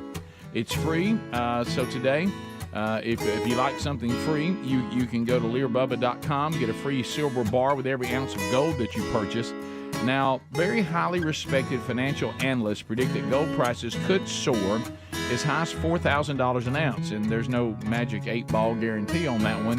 However, the facts are if you bought gold today at the favorable prices that are now available through LearBubba.com and the cost of gold jumps anywhere near those predictions, you're in for a major return. Gold has outperformed the S&P 500 for the past 20 years, and gold is a brilliant strategy for protecting your savings and retirement. With a risk-free purchase guarantee, 25 years of experience, and thousands of 5-star reviews, join us and visit LearBubba.com for the next week. All of the LearBubba.com customers in the audience get a free 1-ounce silver bar for every ounce of gold that you purchase. So go now to rickandbubba.com under the sponsors button. Go to LearBubba.com or call 1-800-707-4575 and put LearBubba.com to work for you. All right, so anytime we see a story that involves, people in our business, there's a little bit of angst that picks up. And when you see this headline today, DJ mysteriously disappears without a trace after leaving chilling final social media post as devastated colleagues rally around his wife and fans gather outside iHeartRadio's San Francisco station. Now, Bubba, I certainly don't want to be insensitive because that's not my nature, but this could be very serious and it could be completely real. I know where you're going. But, I wouldn't go there. But you and I have Rick. been in this industry for a very long time, and we will say that radio people have zero scruples. The radio people will. There's no promotion that they will not at least consider. Rick, I'm just too telling soon. you. Too soon. I didn't say too soon. I said that's a possibility. I'm not saying that's what he did. But when I see all these posts, please come back. We love you. We want you back on the radio. Come back. a rally outside iHeart radio station. You know, and I'm not national news, and we're talking about it. Yeah. And it may be that it says Jeffrey J.V. Vandergriff 54. Bubba, if I'm not mistaken, one of his posts, and I may have misread that because I know he's on 94 something, but it seems 94.9. It does say that it seems like he says he started in 94. Of course, you know, we did too. But been at 94 since 94. So he's been at that radio station since 94. Good night. And he said, that's a long time. I'm super grateful for each of you who have been on this journey with me. That's part of the post. And he says that he's super grateful for his listeners, and he's disappeared. His family cannot find him. Yeah, they're saying this last post he made on social media was they're calling it a chilling final post. Yes. So I don't know what the deal is there. That's very strange. So here are some of the posts back to him. And again, it may be that he's found himself in a dark place. He needs help, and I hope and pray that he comes back alive. But listen to the listeners. JV, listen to your listeners. We've been listening to you since the 90s. Now it's your turn to listen to your listeners. You are so loved. We need 40 plus years of listening to you on the radio back, praying for your safe return back to your family. Hey, buddy, come home. We miss you. Love you. At least let us know you're safe. Fans gathered outside the iHeart Radio San Francisco station over the weekend. I heard that the radio station's also going all polka all the time. No, that's not true. Unless the people protest, then they're going to bring back the rock. Right. Well, I hope he's safe and I do too. nothing bad has happened here. I did notice in the picture of the studio, and Adler, you had it up here a minute ago. Yes. Can you show that again? Yes. It looks like behind him, and this is at Wild 94.9. Wild in the morning. It looks like they have a stuffed animal in there. Yeah, I saw that, like a cat or something. Let me find that picture. What again. is that? Here we go. I mean, like is this a trend? I mean, are they trying to follow our stuffed coyote movement here? Is that a what? dog or a fox? What is that? Or is that a dog that just is in there? Is that a dog fox? It's not fox. Do you think is that a real surely dog? It's not live. It's bring your dog to work day. It's National Radio Day. Bringing my dog to work today. It's wild. But let me say. But he's officially a missing person now. Can somebody help me with this part right here? And I guess this what makes it kind of the post they're talking about. I guess that's So somebody's dog. this post everybody is talking about was actually in August, and he went to his August 20 post and edited it to change the captions to past tense, thanking his listeners and saying he had a good life. So I guess at one time when he put it up there, it was present tense. Right. I'm having a good life, whatever. And he went over there and changed it to past tense. Did y'all mention? If you did, I didn't hear it. A disease that he has. No, I don't see anything about it. Says he suffers from a rare strand of Lyme disease, and he has had a hard time with some things and has tried suicide before. It says. He has. Okay. Let me tell you, From Lyme someone that disease is. Where are you getting that? It's Yeah. tough. It is from someone in the business that sent us. Okay, so it's some not in the information. story. It's not in the Oh, story. you got a little inside. I got some inside info. Start saying, I thought, if I missed that in this story. No. I noticed That's according to them, so I want to be. Bubba's acting like he read the whole thing. Well, I did scan over. Must have missed it. With the details. Mm-hmm. I noticed he's going with the bald-headed look, but he's also got a head tattoo. Speedy, think about it. Think about it. Speedy, can I tell you Maybe some something? flames like Bam Bam Bigelow. Yeah. I really do hope and pray that he realizes that his life is too precious and he comes back if he honestly has gone off into a dark place.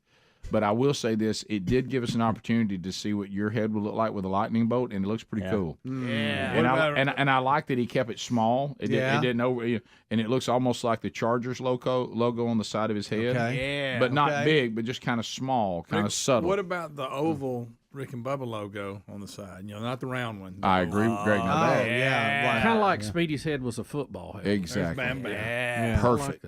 Yeah. Or I'll go with Bam Bam. That's I'll too go much. Yeah, Yeah. What's Speedy walked in with that? What if I sold my head for 30 days? In other words, like get a temporary tattoo Yeah. that's going to fade over It's a time. fantastic idea. But I could sell That's a good advertising on my idea. head. That's a great I may idea. shave my head and get in this with you.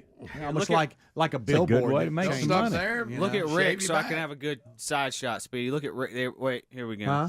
Is he- he's gonna- I'm going to put this Oh, in. I'm He's gonna sorry. put- I didn't know you were on me. Can I'm you sorry. take your put this in headphones there. off? Would you Oh, mind? yeah. Would you mind? There we go. This is beautiful. Now we got it. A little more to your left. Yeah. And then maybe Oh, point yeah. at it, like right here. Huh? Like maybe point at it, like You right wanna- here. Yeah. You want me just to sketch one on there with a Sharpie? Would you mind? Oh, that'd yeah. be beautiful. Just to, He is an that's what they artist. look like. Could you get one of Draw Rick's that dry horse erase on ones? his head that you Please. drew when you were a kid. Please. yeah, draw the horse. The horse. Draw that Are you up still there. on me? Are The y'all, Beagles. are y'all The making me Beagles hold maybe this? We're No, making you're you done. do You're that. clear. You're You're clear. clear. Oh, so Free you and just clear. let me do that for an extra You 30 did it seconds? longer So than can- you should have. Yeah. And go. Okay. Bam Bam Bigelow. Bam, bam. Think about it, though. Man, I could make some good side money just sell my head. We could build a bathroom in here. Some of us have that more money. space to sell than you do. Yeah, Steve. yeah. But you only got your forehead. I got my whole head. That's true. But let's think about it. If you're in modern day radio right now and you're not getting to do what we get to do, you would struggle with just the fact that, you know what, one thing that's bothered me is I don't get to talk anymore. Yeah. Mm-hmm. That's true. Mm-hmm. I had a really good story, but I couldn't develop it because I had to get it in before I posted the song. Yeah.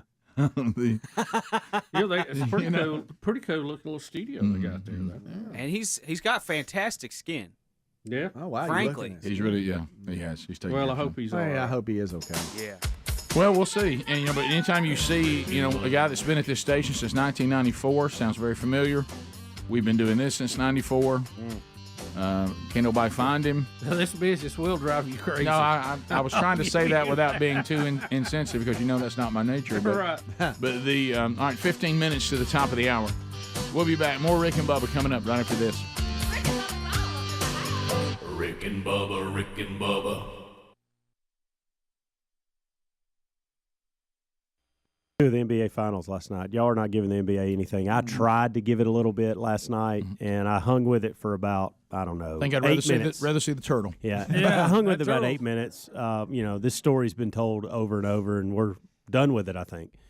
But I was caught off guard by the national anthem last night. Yeah, I heard this on the kickoff hour, and I really couldn't believe what I was hearing. It's almost like we've become bored with the national anthem, and we're trying all sorts of things.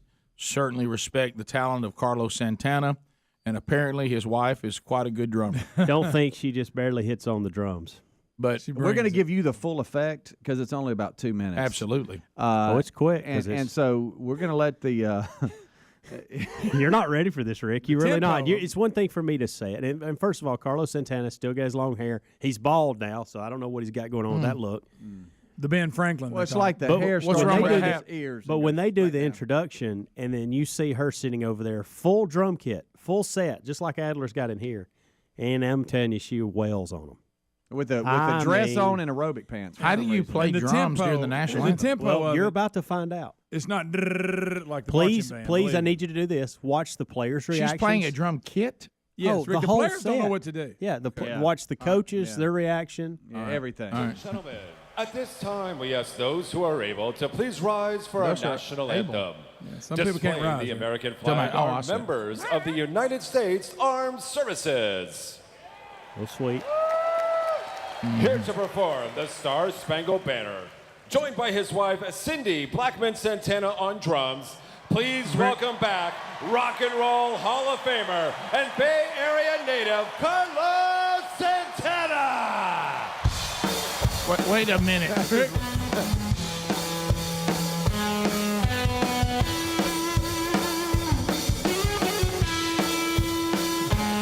What am I watching? She's fit to get cranked up. She's beating him hard. Look, players know what to do. Carlos. Love that one, dude.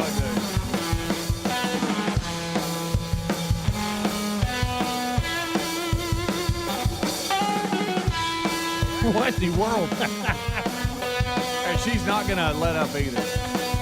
Look, don't know what to do.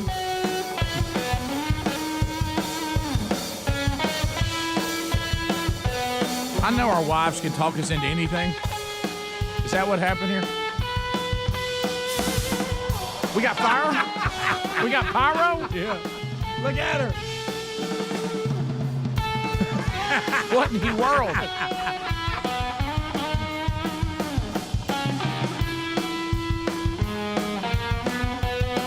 Steph Curry's trying to sing with it, but you can't. Listen, drums. You're a little off. Yeah. She's trying every feel. Coach. Ending, Rick.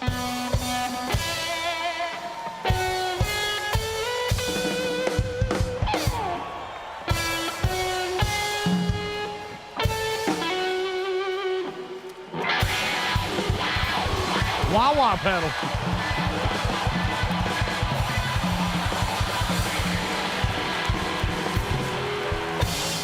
Ladies and gentlemen, Carlos Santana! Rick, I need that in the bank. Put it in there for the ones we play. I don't really have a reaction to that. I don't even know what to say to that. I'd like to know Adler's reaction to that. Well, I mean, we all love to hear a good drummer and a good guitar player, but little piece of carpet laying on the floor though, and the it drum just sitting on it. I've just never heard it quite at that time. It felt a little reckless for me.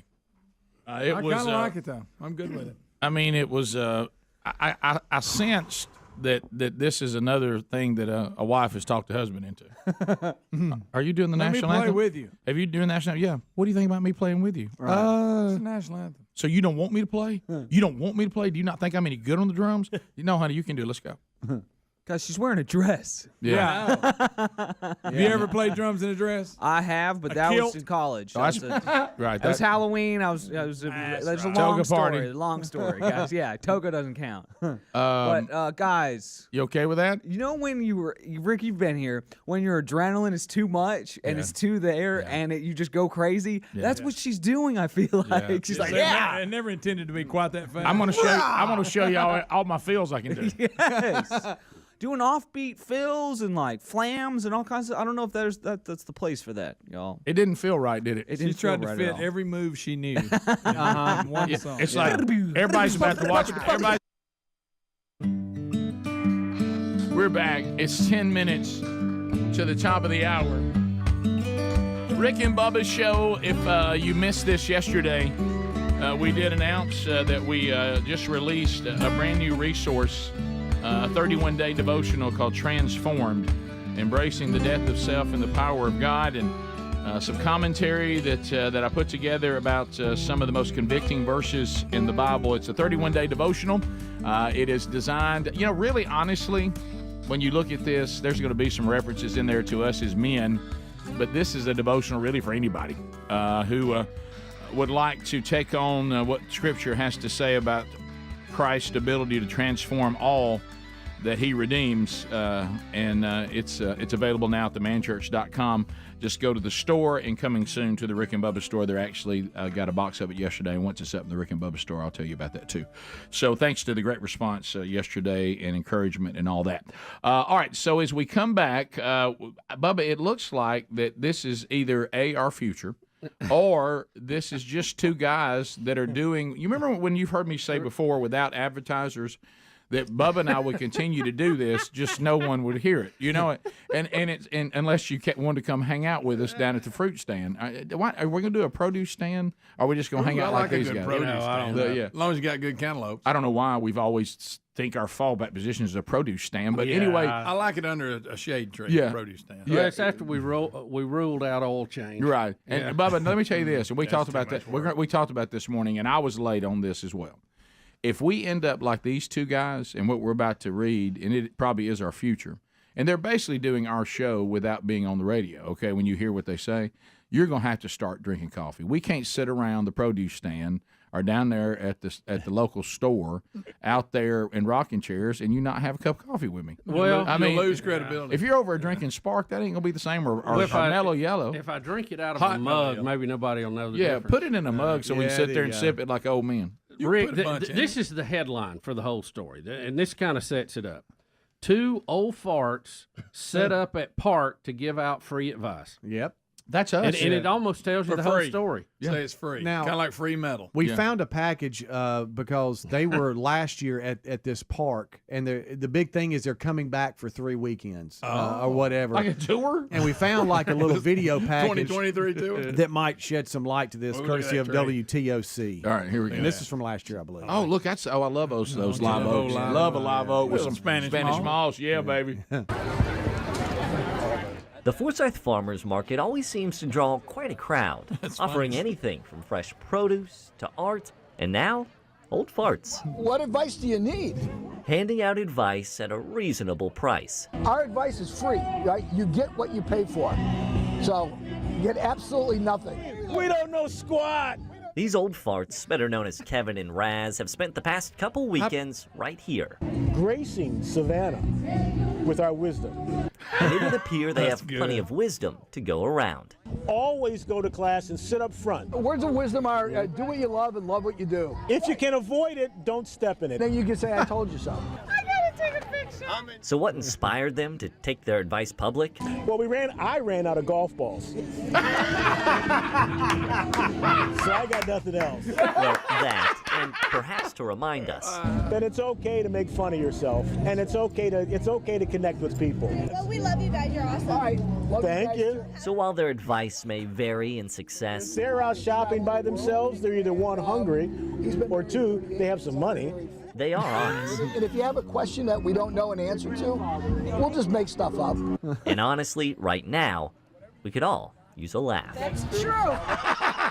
We just want people to come out, have a good time, enjoy themselves, have a good laugh at our expense. There's enough clashing of the minds around it. This is a chance to say, hey, you're a jerk, I'm a jerk. So now that we've got that settled, how you doing today? Look somebody in the eye and say, how you doing?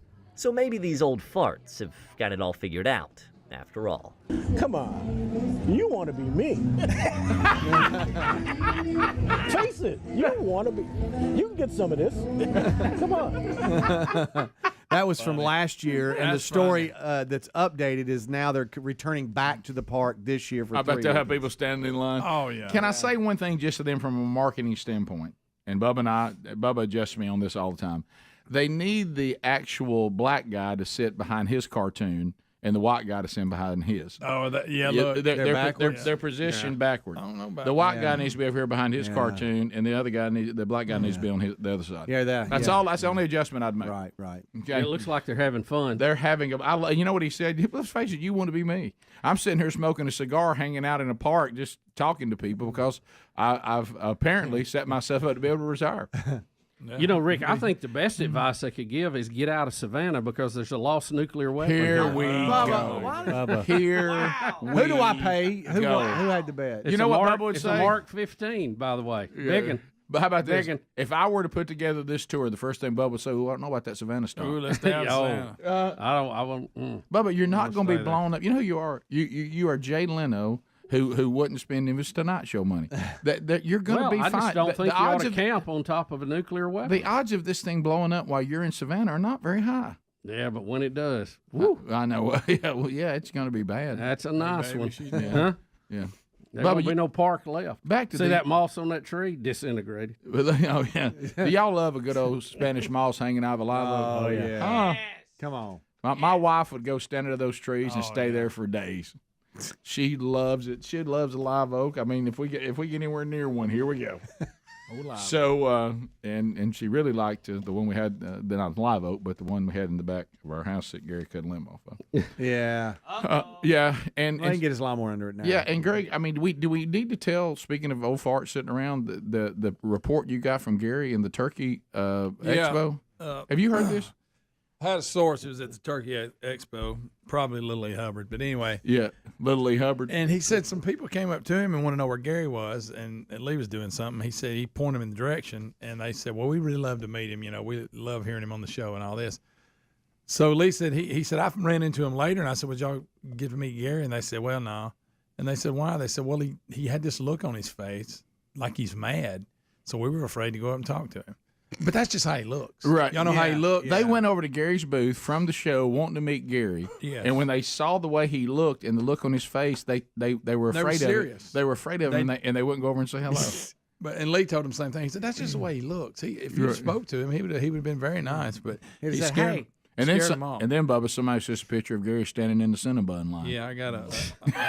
It's right here. They say, Like even that, there's Ashley, Dan Moultrie's daughter. That's almost a smile. Rick, look behind it. There's that picture. There's that picture behind him, Bubba. Look, and that's why nobody wants to go over to him. He doesn't smile. That's Gary smiling for a picture. I mean, that's not even a smile, and that's him smiling. I mean, I wish they just said hello. I mean, I find myself to be quite pleasant.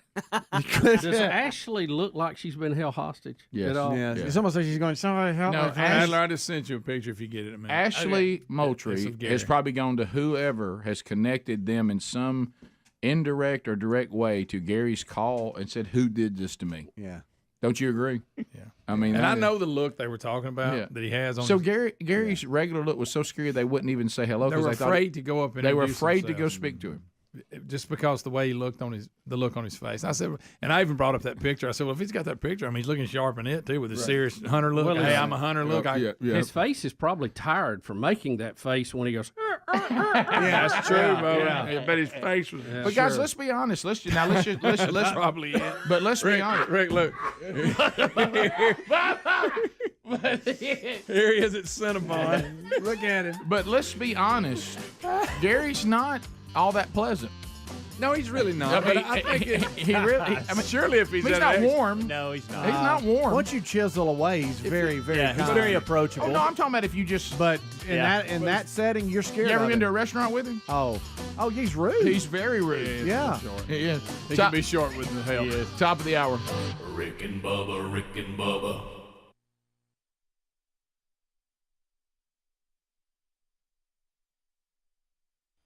Everybody's about to hear me play the drums, so I've only got 2.5 minutes. Let me see what I can get in there. That's what it felt like.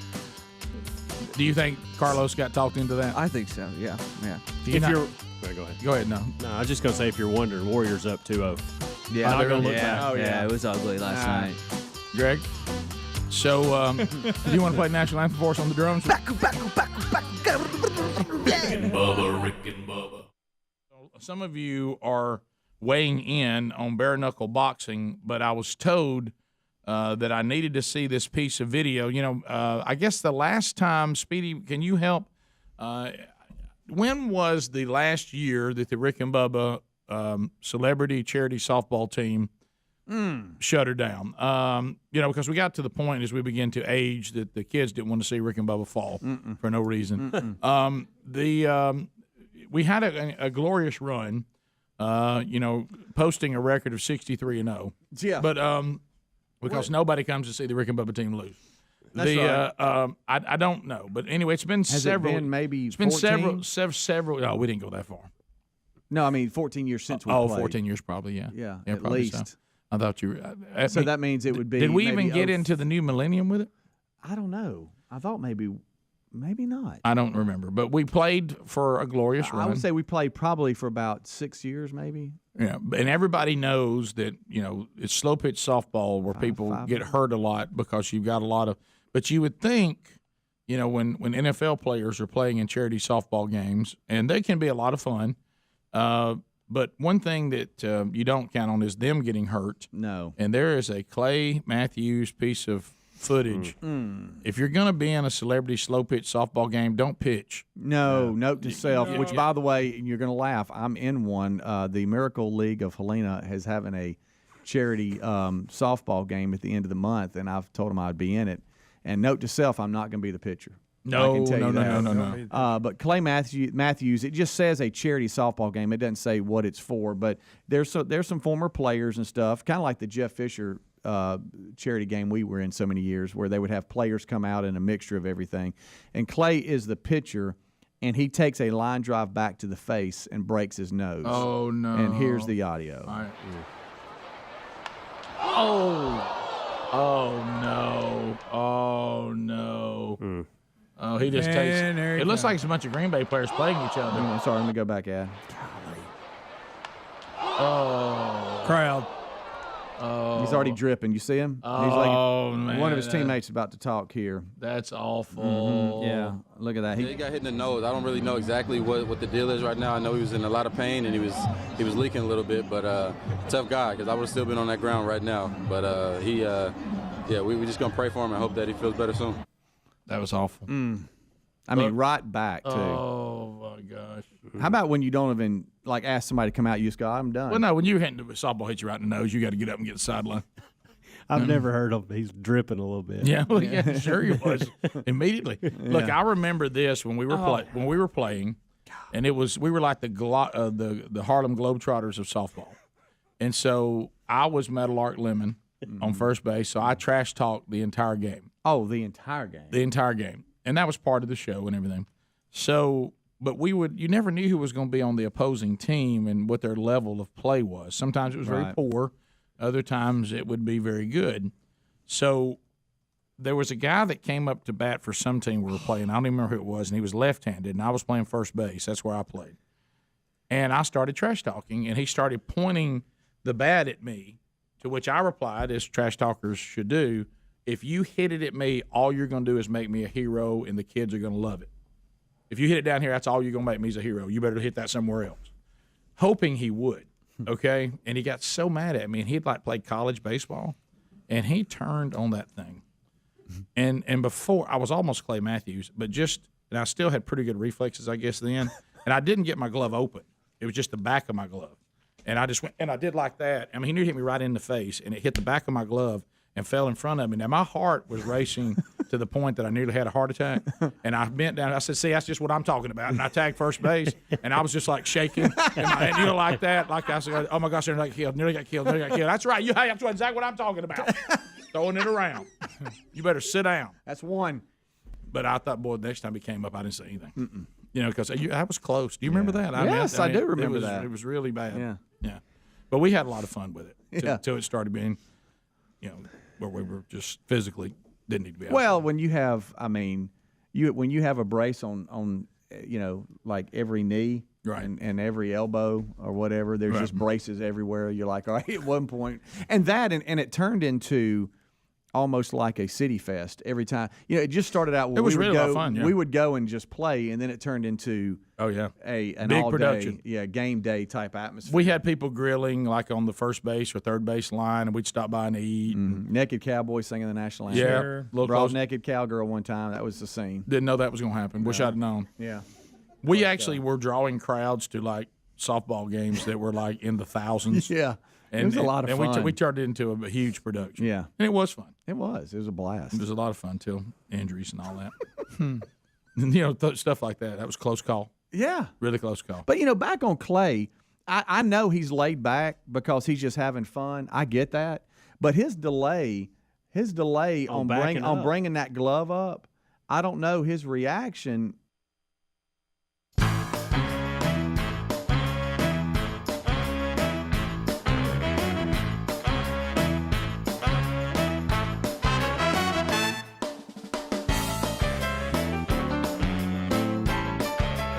Johnny Donovan, Speedy, the real Greg Burgess, Helmsy, Eddie Van Adler, the gang all here. Since 1994, we've been cranking them out.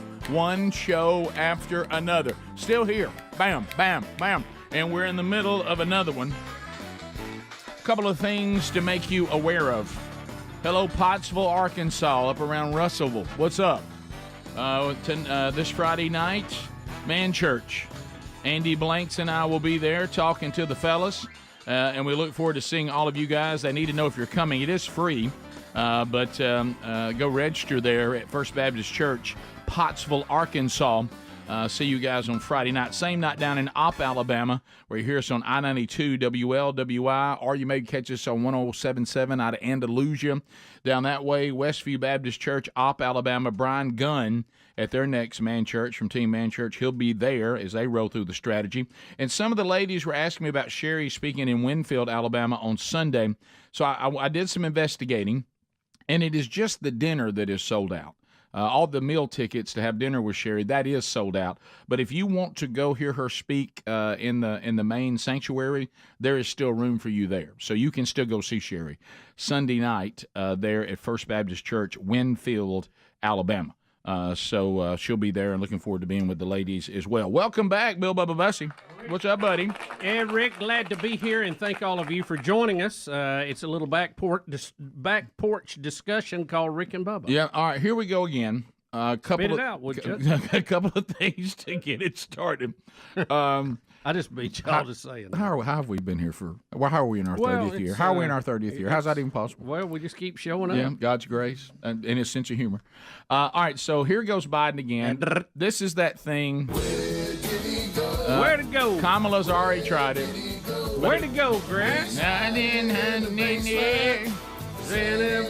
Everybody, Basement Joe. Can I Basement Joe. Can I ask people of color some things today? Can I ask all of you this? Does it ever get embarrassing to you to watch white liberals try to patronize you? Does that it embarrasses me? It does. I think should. I think I feel what Speedy and Andy Blanks talk about secondhand embarrassment. It makes me uncomfortable to hear it. So here we go again. President Biden is going to try to be relatable to people of color, and he's going to be talking about Black History Month. Nothing sets the stage for discomfort quite like white liberals wanting to weigh in on Black History Month. That is just a recipe for discomfort. So here we go. President Biden talking about at a White House reception celebrating Black History Month. Here we go. Oh boy! You know, I know real power when I see it. The Divine Nine. We're honored to have all the presidents here tonight. And I want to thank him. And by the way, you know, I'm not. I may be a white boy, but I'm not stupid. I know where the power is. I know where the. You think I'm joking? I learned a long time ago about the Divine Nine. Do you believe that? He heard about it this week. Do anybody believe that a long time ago he became well versed on the Divine Nine? And was just all committed to it. He knew about the power. Always look for people, especially lifetime politicians. It's like they can't. It's like they can't. Yeah, that's what I'm saying. It's like they can't stand it. They should make their statement and then say nothing else, but they always have to go, I'm not joking. There it is. I'm not joking. In other words, they don't let it breathe. They won't. Look, if you said enough, move on. Why do you have to clarify that somehow we think you're not sincere? Well, because you're not. Right. I mean, Rick, hey, I'm not joking. One of them. I'm not joking. Well, Biden doesn't have comedic timing. Oh, no. Obviously. He didn't have speaking timing. I'm serious. I'm a white boy. He should have just let it breathe a little I'm bit. a white boy, but I'm down home with you. You know what I'm saying? Hey, Corn Pop was a bad dude. Corn Pop was a bad dude. I had a hairy leg. So it's so uncomfortable. I'm not joking. Yeah. So uncomfortable. What does that even mean? What does that even mean? Why would you be joking? What are you joking about? Oh, we thought you were just joking. It's a nervous tick. It's very telling. Should we listen to it again? Yes, we should. Do this. I don't want to hear this. I want to be at least 2 more again. times. Okay, two more times. Did you say 2 more times? Yeah. You know, I know. No, you don't. I know real power when I see it. The Divine Nine. We're honored to have all the presidents here tonight. And I want to thank him. And by the way, you know, I'm not. I may be a white boy, but I'm not stupid. He almost said I'm not smart. If you'll go back and listen. I know where the power is. I know where the. You think I'm joking? I learned a long time ago about the Divine Nine. Now, I will None say, of that made any sense. No, it didn't. I will say one thing. If you'd like for me to translate white liberals, if you'd like for me to translate white liberals, and we will hear it one more time by Greg's request, he did say he has almost said I'm not smart. Right. And in his mind, he was trying to think. Wait a minute. Wait just a minute. He meant to say I'm smart enough to know, but he literally says I'm not smart, and then he corrects it. Which can we hear that one more time? All right, sure. You know, I know real power when I see it. The Divine Nine. We're honored to have all the presidents here tonight. And I want to thank him. And by the way, you know, I'm not. I may be a white boy. I may be a white boy, but by the way, you know, I'm not. I may be a white boy, but I'm not stupid. Can I translate? Those of you that may not speak white liberal in political power, what he really is saying is, we learned a long time ago if we could manipulate y'all would vote for us no matter what, and we'd win elections. Exactly. Yep. And we'll make sure y'all see it done. Right. Yeah. We were the party of slavery. That's the power. We've just changed our strategy. Yeah. So come on, forget our history, but nobody else. Right. Now we can go back and redo our history. Nobody else can, but we can. Right. Or have you? We've always been with you. Right. Yeah. We've always been there. Well, I'm sure. Yeah. We learned that power a long he's all time ago. Divine none. Now here comes Bryan Cranston. I'm sorry. I know that we all like him as an actor. I do like him as an actor. And we wish that he just wouldn't say Come things. on. Yes. Don't you wish sometimes that entertainers you like would just go, I don't really want to know you that well. I wish I hadn't known you. You know, we all had that feeling. You go to something, you meet somebody that you really admired, and you're like, I wish I'd never met him. So here comes Bryan Cranston. He wants us to know that "Make America Great," that in and of itself is a racist remark. The "Make America Great Again." My comment is, do you accept that could possibly be construed as a racist remark? And most people, a lot of people, go, "How could that be racist? Make America great again?" I said, so just ask yourself from an African American experience, when was it ever great in America for the African American? When was it great? So if you're making it great again, it's not including them. So it's to teach us in the woke world to open up and accept the possibilities that our privilege has created blind spots for us. And maybe I haven't seen what is really happening yet. Good gracious. All right, it's a better explanation to hear him say it than when you read it. Yeah, you need to see, and they were not combatant to each other, but of course, we can't play it because Bill Maher, he drops a few F-bombs, but they have this discussion. And Bill Maher has a little different look on it, and you need to watch that. Yeah, well, I would say he'll drop one, so we can't play it. But what he doesn't understand is what that sentiment actually means. What it means is take this country back to a strong economy, a strong military, a bastion of freedom, where even African Americans, people of color, which we have seen this happen, who took the opportunities that were afforded them, even though some of those opportunities were afforded to them by some evil people of the past that brought Africans to this country against their will.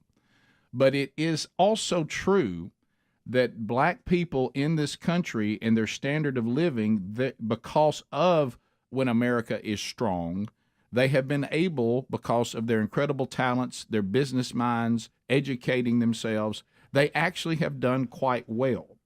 And I told y'all the story the other day about an American, African-American going back to Africa. This person was standing there, saw it firsthand. This person is African. And they were standing at one of the ports where the slave ships used to leave with slaves, by the way, that they bought from other Africans. Right. By the way, don't miss that. Right. That's often left out in our history. It's bad all the way around.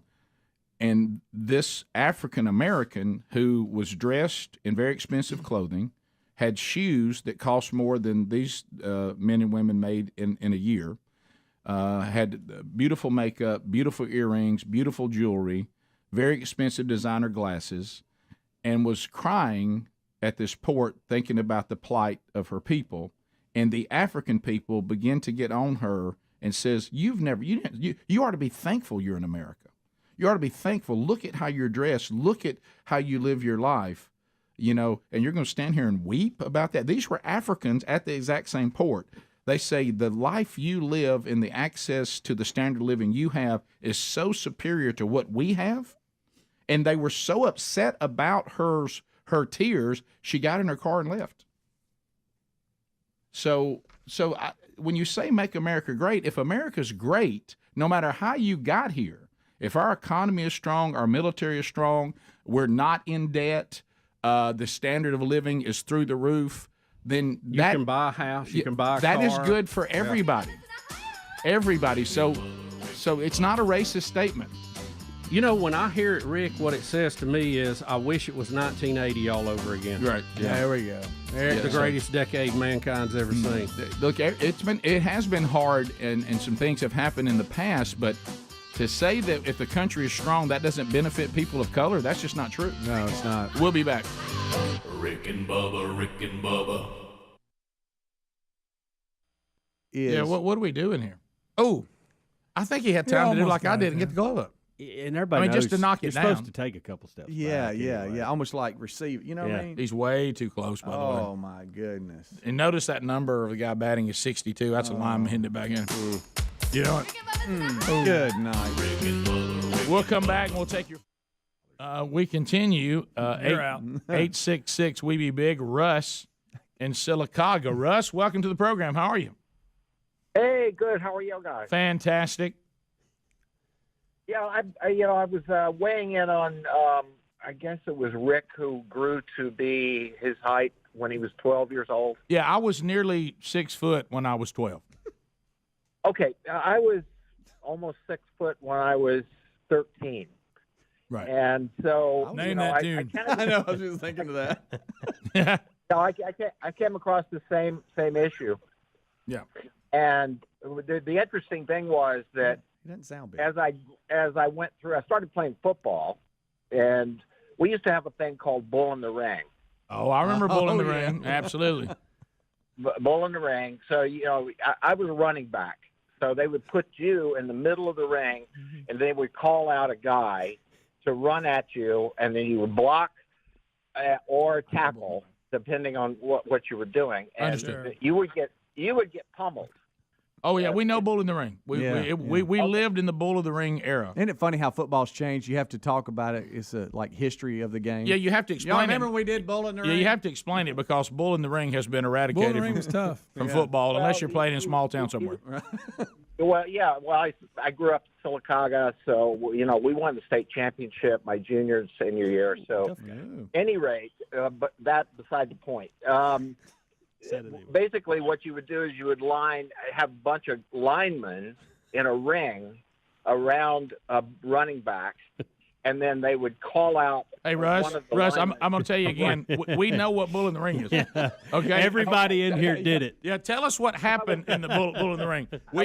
I was going to explain to you for the audience. Oh, okay, right. But, okay, I got So it. how do you do it? So Is this the Bull? bottom line is when you're talking about fighting, Right. I was nobody ever wanted to fight me Oh, tough guy. because I was so big. And so I can honestly say throughout my entire high school career, I never got into a fight. I bet I could have come from Calhoun County and whipped that butt for you. Yeah, I'm sure I have no doubt you could have come and whipped my ass. I wasn't expecting that. Russ! Funny. Russ! Oh, Bull in the Ring. Hey, this is a family show. I know it's a morning show. I know. Yes, thank you, Russ. So you did pretty good. Okay. All right. So, and it came to live with me as of about there was this guy, we had a crosstown rival. B.B. Comer. High School. B.B. Comer. Comer. That's right. And you know it. Okay. So, basically there was this guy named Randy Kane who, and I'll call him out. Read out the details. I bet everybody named him Candy He's Cane. still around here. He was 6 foot by the time he was 11. No, basically, he got into kung fu and doing all that kind of stuff, even in his high school years. So they would always try to get me into a fight, and I would never fight them. So as late as last year, Randy Kane actually put a post on Facebook that says, "Has anybody ever gotten into a fight with Russ Stanton?" Well, so he's still calling you out, Russ? He's still calling you out, Russ. He's still calling me out, and I didn't respond, and there were no responses to that. And so nobody ever calls me out. I think you ought to So- go take him on, Russ. Russ, I'm gonna call you out right now. You need to go take this guy on. You and Russ. I, I'm gonna come down there. We're gonna meet down there in the cog, and we're gonna settle this once and for all. Two extremely big kids at a young age going at it. All right, you got to know that I'm 65 and paralyzed. Well, you know what? I feel pretty good about my chances. Are you serious? Well, I mean, I bet he's mean. I bet he's a meano cuss, though. It's an even match then. That's right. That's right. See, you've that almost makes it even. Russ, I didn't know that you really are. You're paralyzed? Well, you know what? He went out undefeated. No. I honestly, I did.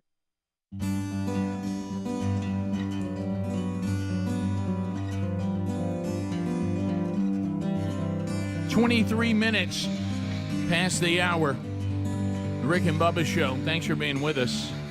We'll get phone calls coming up bottom of the hour at 866-WE-BE-BIG. Let's continue. All right, so how many of you have kind of deep down, you kind of love when a coach or somebody has had enough from a heckler? You mean like the umpire yesterday? Yeah, like the umpire had enough of Speedy, telling me he was terrible, and He was. yeah, the Don't be terrible. so the I love when I can announce the umpire. You've got us all frustrated. Yeah, now everybody's mad. We're all upset. But this one is different. This is a coach of a girls' basketball team, right? Yeah. And he is being heckled, and apparently at some point, and this is in Virginia, he gets to the point that he's had enough. Many are calling for his immediate termination. His name is Tom. You think this is Reif? Probably that's right. with an E at the end. Tom Reif. Tom Reif. But he's had enough, and he goes after the heckler in the stands, and we have the video. Here we go. Yeah. All right, so He's going to be in the blue there. oh my goodness, well he has really had enough. Wow. Yeah. And He's at the end of it. yeah, he's at the end of his rope, and he looks and he's still going. So we think that this guy, and they are escorting him out. Now I don't know, why would he be fired? I mean, he didn't punch a guy or anything. Well, Reif, the coach, He went was right over the motioning towards security to come over and throw this guy out. So I don't know what the guy was saying or what he was heckling. But he had enough to the point where coach jumped the team's bench and confronted him. Depending on what he said, he may get out of this. I'd have to hear the whole story. Yeah. I'd have to do an interview. I'd have to hear the whole story. I might say, look, young guy had it coming. He may not be heckling what we would think in the normal terms if he's using language that doesn't need to be he around flipped a high switch school. somehow. Yeah, high school players. or Burt something. Bacharach, he's mad. Young guy had some good restraint too. He did. I will give him credit. Yeah. Maybe he didn't realize it was going to get to that and didn't know what to do. From someone but- that's been kind of physically touched by an older man at a game. Wait a minute, Speedy. Rephrase that. Start over. Mark that on the tape. Yeah, that's in Bank 9 tomorrow. Well, I said at a game. I mean, let me finish the sentence. Well, still in the game. Like in the woods. That's what. What are y'all playing hide and go seek? I didn't say hide and go seek with the woods, y'all. I mean, Speaking of someone who's been touched by an older man. I didn't at a game. Let's go to the expert. Isn't that what we're watching? Are we watching an old man? Why do you say attacked by an I think old you man? could phrase it. Well, because I wasn't. Fisticuffs. Because in the world of exaggerations, I wasn't attacked by an old man. You were kind of. You were more than touched. Well, yeah. I mean, I got his fingernail marks on my neck. I don't know that I'd say that. He tried to pull me down. I don't know that I'd say that. It's not getting any better. It's just listen, but you did. But I How can. about you've been in an altercation with you an talking about elderly a guy? got me in the You talking Bubba's about got the- me in the woods. You talking about at the World Series? Yeah, that you witnessed. Right. Well, you wanted to push the man down the ramp. No, Do you remember? I'm not saying that. I'm just saying he had an unfortunate spill as he left. But the Right. so But I guess what I'm saying is there's a couple of wrongs here. First of all, so so somebody's heckling the girls' high school basketball team. If that's the case, he ain't right. probably somebody's daddy. Yeah, and then you got the coach jumping over, and he said, "Oh my gosh, he's come into the stands. What do I do?" And he came very- you're going to beat up an old man, and that he was was what I wild. was confronted with. So I'm going to swing around and deck an old man that's grabbed my neck, telling me to sit down. I can't do that. Then I'm known as the guy that's decked an old man. Sure. Yeah. You know, and so you'd almost have to just take it. Well, you had the president of the company sitting next to you. Yeah, that too. That was an embarrassing But to moment. me, you can tell that the old man, and look, we've all been there. We've all been in a situation going, I'm going to tell you what, I'm right now, this guy needs to stop. Yeah. And then all of a sudden, he said one thing, and I go, that's it, man. Did it. And The switch was flipped. That'll for do it. sure. Yeah. Like I said, the guy is Standing up. literally standing up over the bench, Yeah, you look at that. heckling the guy. So it looks like he's trying to get a timeout. Coach Ben's there. Timeout! He's been there a long time too. All right, look. Look. Oh yeah. Oh, that gave us a little different look. He's Okay. pointing and running his mouth. Yeah, he is running his mouth. I got to say, young guy had it coming. Yeah, he had it watch him coming. point Look at to him, him. Rick. Of course, yeah, look at him. He's right on there. Oh, he is being aggressive. Yeah, he was very animated. He's down there Yeah. behind the bench. I mean, he's in their area. Around high school girls, you gotta be protected. Look at his little of them. face now. You know, It's a different face now. Yeah, all isn't he it? did is go grab him and tell him to come get him. He didn't assault him. I don't by no think the means. coach should be in trouble. No, is All in he did was trouble? hold him He- for security. you know, we don't know the context of his history, That's ridiculous. and we don't know what was said. So Now, did he get fired? No, not yet. It just says that. No, it said I expect this to happen. I don't know if this is a comment from us or it's in the story, but I don't. Man, I honestly, I would have to say, all right, let's talk about what was the guy saying. We saw him pointing at you. We saw him, acting. You went over the chair because, and you know what the coach was going to say? I was telling security to come get the guy. They didn't move. He said what I considered to be the last thing to me, and I went and held him for security and told him to come throw him out of the gym, and they did. I didn't know Bobby Knight was coaching. And you can high come school back, basketball. yeah, and you That's can good. come back That's and good, say, Helmsy. well, you shouldn't have physically grabbed him or whatever. But it looks like to me his intent wasn't to go over and punch him. Right. No, he was it just was getting to, back it was to him grab off him and from say, his throw bench. this guy out. I'm not going to Pushed sit here him and away listen from to him the the whole bench. game. And you know what? Right. That guy is If also old mouthy. He's got to look like, oh, I wasn't ready for this. if I he know. if I he love felt it. like the girls were in danger by his actions, he'll be fine. Right. I think the old guy's got a really good move in which you're kind of roughhousing a guy a little bit, but you also are motioning, get this guy out of here. Yeah. You can almost get away with anything while you're motioning, get this guy out of here. You can like grab my neck, get this guy out of here. I know. I'd like to see us quit calling him old. He went over that chair pretty easy. Yeah. He's still pretty spry. Did y'all Bobby have Knight. secondhand embarrassment for me when the old man grabbed my collar? I did. It made me very uncomfortable. Yeah. Bottom of the hour. Phone calls are next. Rick and Bubba, Rick and Bubba. I went through a series of paralysis in 2015. I'm coming back after spinal surgery. Oh, okay. And the spinal surgery was caused by my cervical vertebrae clamping down on my spine. And guess what it was caused by? What's that? Bull in the ring. Believe it or not, yeah, they said because they taught us to hit with our head in the numbers. That's it. Yep, how about that? Well, we all were Use taught the that, helmet Russ. as a weapon. Yep. We were all taught that, Russ. That helmet's not for protection. That helmet's a weapon. That's right. And boy, we did.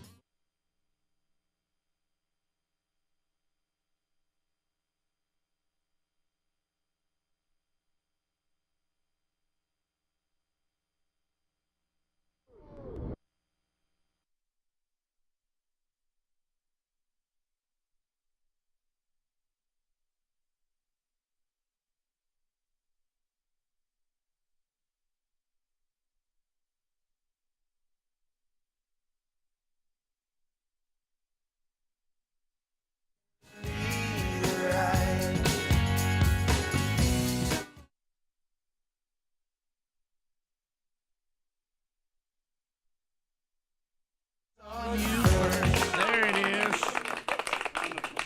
That's one of those from old John Cougar Mellencamp or John Mellencamp or Cougar. Whatever his name is. Whatever this it week. is. He changed it 2 or 3 times, and there it is. Johnny Cougar. I don't know if you've heard him be interviewed lately, but he's an old cuss. I'll tell you Yes, that. he is. Golly. I'll tell you, he'll tell you what he thinks, won't he? Gosh, my favorite is when he was talking about people trying to tell him to stop smoking. And he said, I understand people shouldn't smoke. I'm certainly not endorsing it, but everybody get off my back about that. He said, that's one of the few things I've gotten right. At least I know how to smoke. But anyway, so we do have a lot to do going forward. Bubba, welcome back. Sorry you were a little sick and under the weather yesterday, yeah, glad buddy. to be here. Glad to be you're here. And how many fingers am I holding up? 2. Okay, just check. All right, so we'll work through that today, and glad to have you back. Sorry about that, guys. I hate that yesterday. It was some kind of freak eye thing, and I think we were getting to the bottom of it and doing some other checking too. So we'll get to all. Look at next time. Just tell Dawson you don't want to do the bush. Yeah, and look, I really want to apologize. I think you left me out there on the roads. What you did. Mm-hmm. I really want to apologize to Scott Dawson and his staff and everybody on the bus tour because strategic. Now there was some miscommunication that they were promoting Friday, which was not supposed to happen, but yesterday was. But they did not promo Friday. That didn't happen. Yeah, that's incorrect information. Well, I just saw it in the printout stuff. Yeah, no, they had on there like who was going to be at each thing, and it just had me on Friday. Well, there was some floating around that had both of us Friday. I saw online. Right. Yeah. Okay. Well, that's incorrect information then. Yeah. But Monday was the big. They put the big artwork together. And all that. It looked good too. That artwork was pretty cool. Wasn't it? Yeah, it was good. Sorry about that, Scott. Well, I mean, you can't do anything. No, I really couldn't do anything about it. Right. So. You can't do it. It all had to fall out the way it did. So it did. I mean, ain't nothing you can do about that. Big day today. It is a big day. There's elections going on in 8 states today: California, Iowa, Alabama, Mississippi, Montana, New Jersey, New Mexico, and South Dakota. We'll all be having primaries today. Yeah, that one out there, and Speedy had mentioned in the kickoff hour that there's some of this out in California where they're looking for the Trump factor there. Will some things happen that have kind of been unprecedented in California, or will things happen that will even double down on California? But California is a mess. I mean, an absolute mess. So, and in California, they just take the top 2. They put Democrats and Republicans all together in the primaries, and they take the top 2. Well, how about that? So one concern the Democrats have is there's so many of them running that it's just going to splinter all their votes, and they're worried that 2 Republicans could finish first and second, and then not even be in it. Right. Yeah. So then the other way too, you have the Democrats side where they're like, well, yeah, we have so many, we could be the top 2 slots. So that's one to watch, though.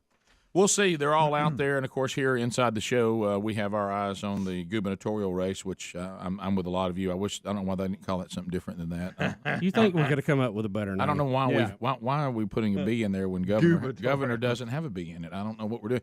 But anyway, so and a lot of other races are going on in our state today too, and the other states. But with Dawson being a guy that's been on the show for a long time, and we've worked with him, and he's been a dear friend, and him feel like he was called to do this, and of course, the experts give him 0 chance today. That's always fun to watch an opportunity to shock the experts. That's always fun. Yeah, polls and things. I think they're at an all-time low for us being accurate, and we'll see today. Well.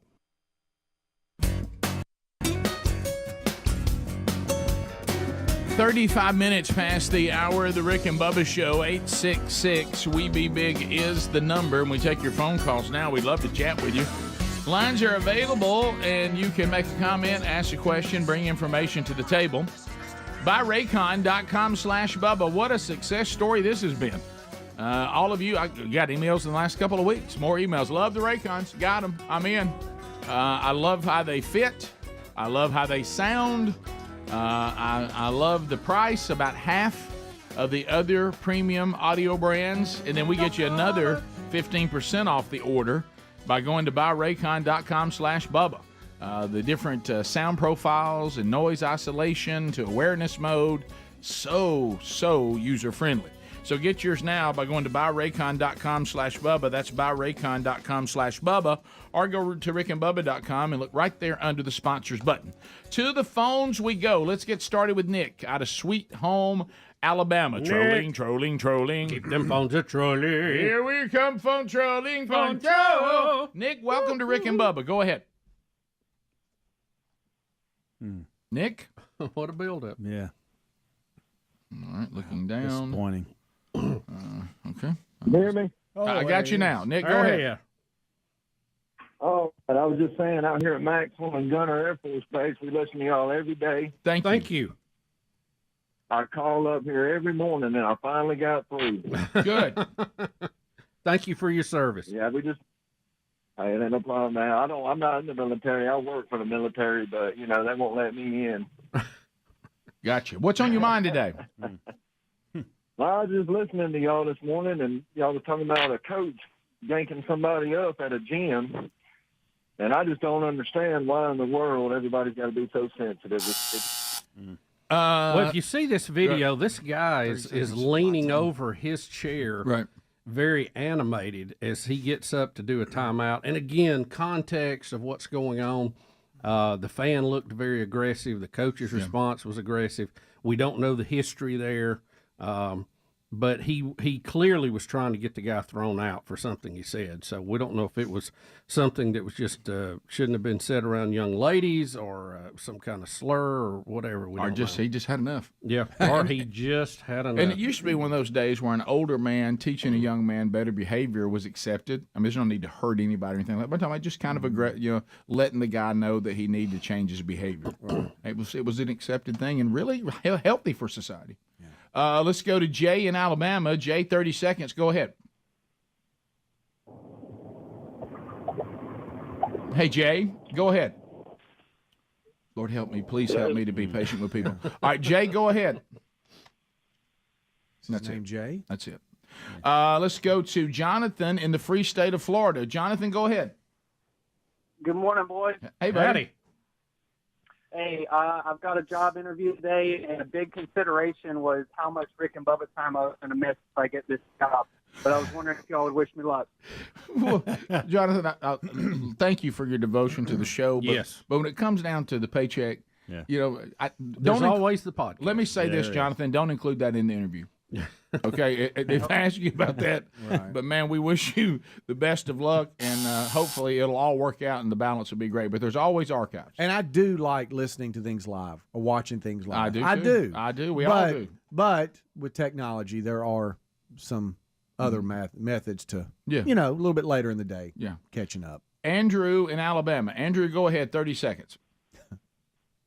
Hey, love the show. I Thank just you. wondered, did y'all see the Saturday Night Live monologue by Woody Harrelson? Yeah, we played that. Saturday? Yeah, we played that yesterday. We played that yesterday. Okay. You can't miss any of the show, Andrew. You can't miss any of it. No. Even if you can't hear it live, you got to go back and use the archives. You cannot miss. Because I know what you're thinking. Until I hear Rick and Bubba and the guys comment on this monologue, I really haven't heard it broken down properly. I understand that. That's why we have the archives as well. We continue. Let's go to John in Sweet Home, Alabama. John, go ahead. 30 seconds. Hey, guys. Hey, John. Hey. Hey, I just wanted to get your opinion on things.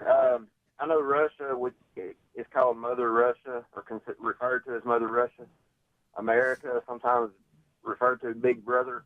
What would you guys call other countries in as far as other relations? Like, who would be the crazy uncle or the aunt? Okay. Well, I'll tell you the crazy. That's uncle, an interesting question. Our aunt is. There are so many people vying for that. Yeah. It's a wacky world. I'm not so sure that I wouldn't just go into our country and pull different states out to play that right now. I'd start with California. Let's go to Lisa in Dothan on News Talk 103.9. Lisa, go ahead. Hey, Bubba. Hey. Hey, I Googled this and I couldn't get a straight answer, and I know you know everything about stuff like this. Mm-hmm. I've been drinking electrolyte water, just putting it in a cup. Yeah. And if I put regular ice in there, is that going to ruin the electrolytes? No. Oh, good. So I don't have to make electrolyte ice. No, I don't think so. You're just going to water down what you got. Don't forget who she's asking. Of all the things that I thought you would say, Bubba knows a lot about this. Hydration, I didn't think.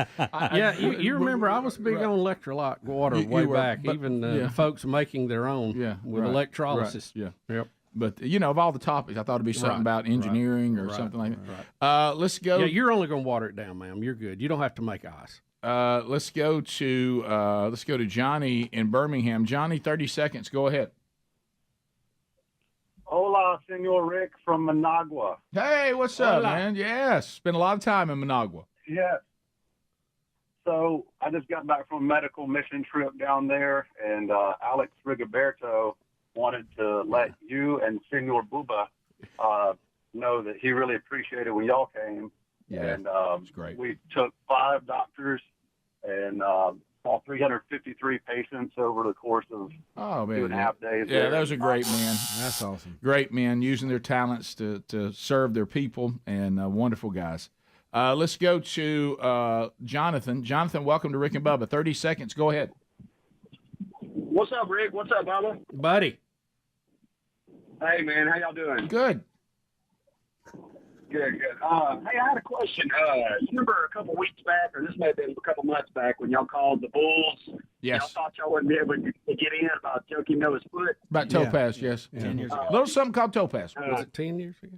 Yeah, and that's exactly what I was calling about. You know, LeBron James has got a critical stretch now where we're going to make the playoffs.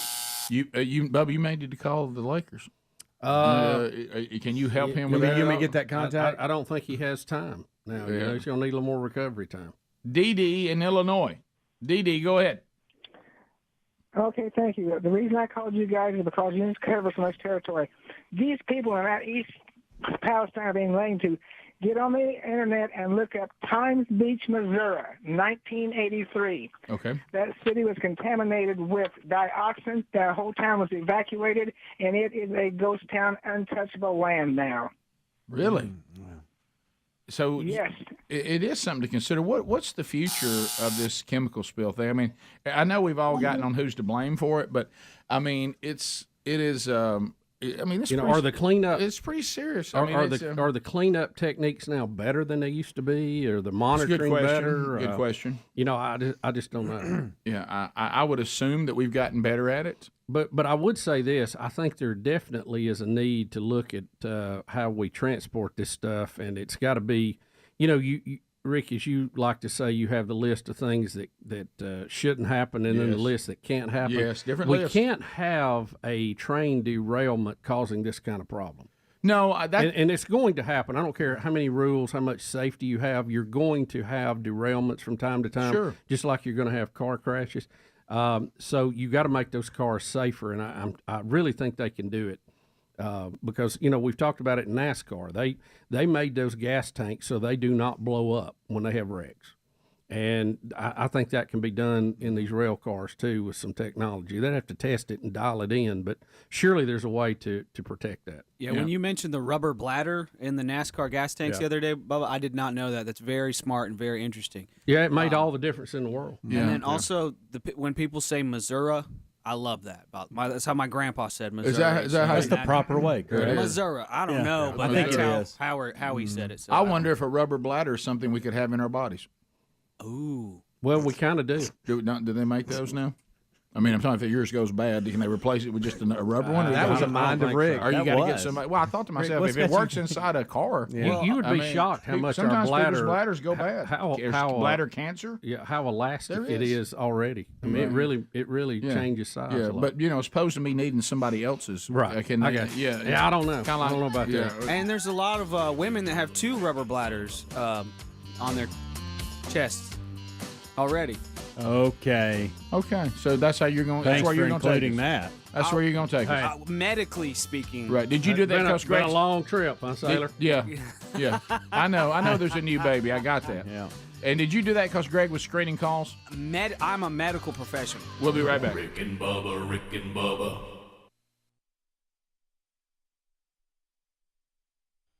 Like I say, there was it certainly was a very small budget operation, a grassroots operation, and we'll see how it goes. The people will ultimately have a say in it. The sad part about it, no matter where you are, if you're in any of these 8 states today, the sad part about it, I mean, it's shockingly sad, is how few people get involved. I mean, it's a tiny percent. I heard the Secretary of State, John Merrill, in our state say that we have more candidates on the ballots this time than we've ever had, and that will probably give us a larger turnout than we normally have for primary. But even at that, we're talking 25 to 30% of the people eligible to vote. So by far and away, a minority of voters will choose our leaders. Big moment today for me. Brooks Big Love Burgess will vote for the very first time. How about that? Huh? Awesome. That'll be fun. So anyway, definitely get out and participate in whatever state you are in, and we'll see how it goes. and we'll have a report on all the states coming up on tomorrow's program. If you have any questions about any of that today and some of our phone trolls, you can certainly ask that as well. All right, more Rick and Bubba coming up. We'll be back. Our website, Rick and Bubba, spell out the word and.com. Rick and Bubba, Rick and Bubba. We're looking over the headlines, and I tell you, I was, and I guess I am, you can't believe sometimes you read it.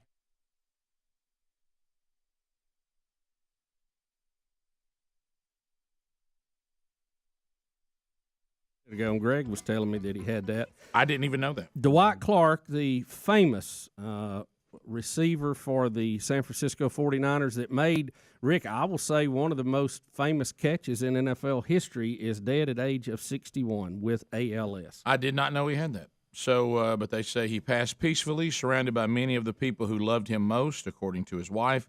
I'm thankful for all of Dwight's friends, teammates, and 49ers fans who have sent their love to us during the battle with ALS, and there you go.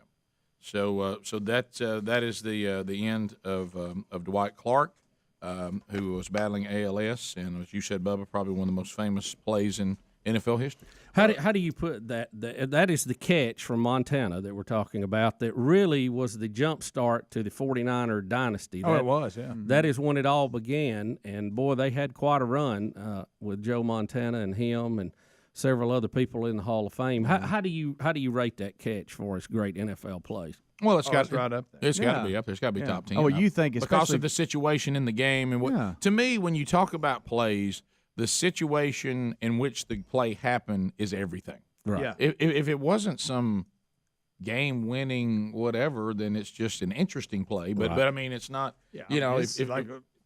I can't put it up there with the immaculate reception. I think that one is still in my mind the number one, but I would say this is a top 5. Well, you no think, doubt. especially from the end zone view, you think, well, Montana's throwing it away. Right. You know, it's going to, as Helmsy said earlier, it's going to land up on the first row. Right. And then all of a sudden, Clark's his hands come out of nowhere and they grabs it. They had to have a touchdown, and Montana was scrambling, running out of time, last backpedaling, second. throwing off, and just really threw up a prayer that Dwight Clark got his hands on. Well, don't forget, too, he's throwing over Too Tall Jones, who was, 7 foot tall? Oh, yeah. No. So, what's Look at funny that. What's funny is to watch 24 right here. Watch the DB. He's like, what? Yeah. Can't believe it. Yeah, Good he night. he What's thinks that? he's throwing it out of the end zone.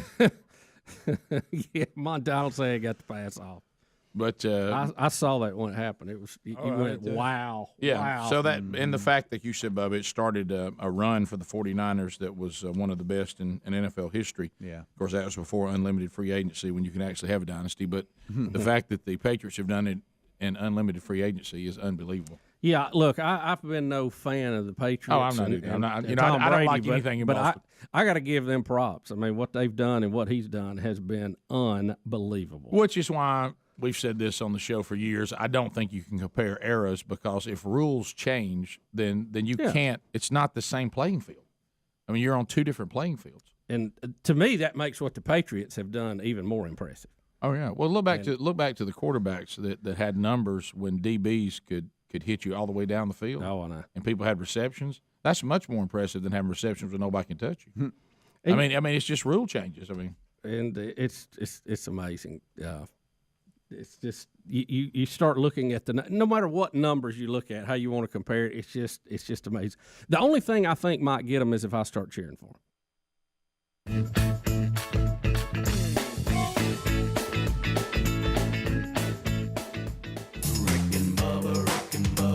Pass the gravy, please. 10 minutes to the top of the hour, the Rick and Bubba Show. Thanks for being with us. 866-WE-BE-BIG is our number. So here's a very interesting story out of Ferguson. So the pastor of this church is a former police officer. Yeah.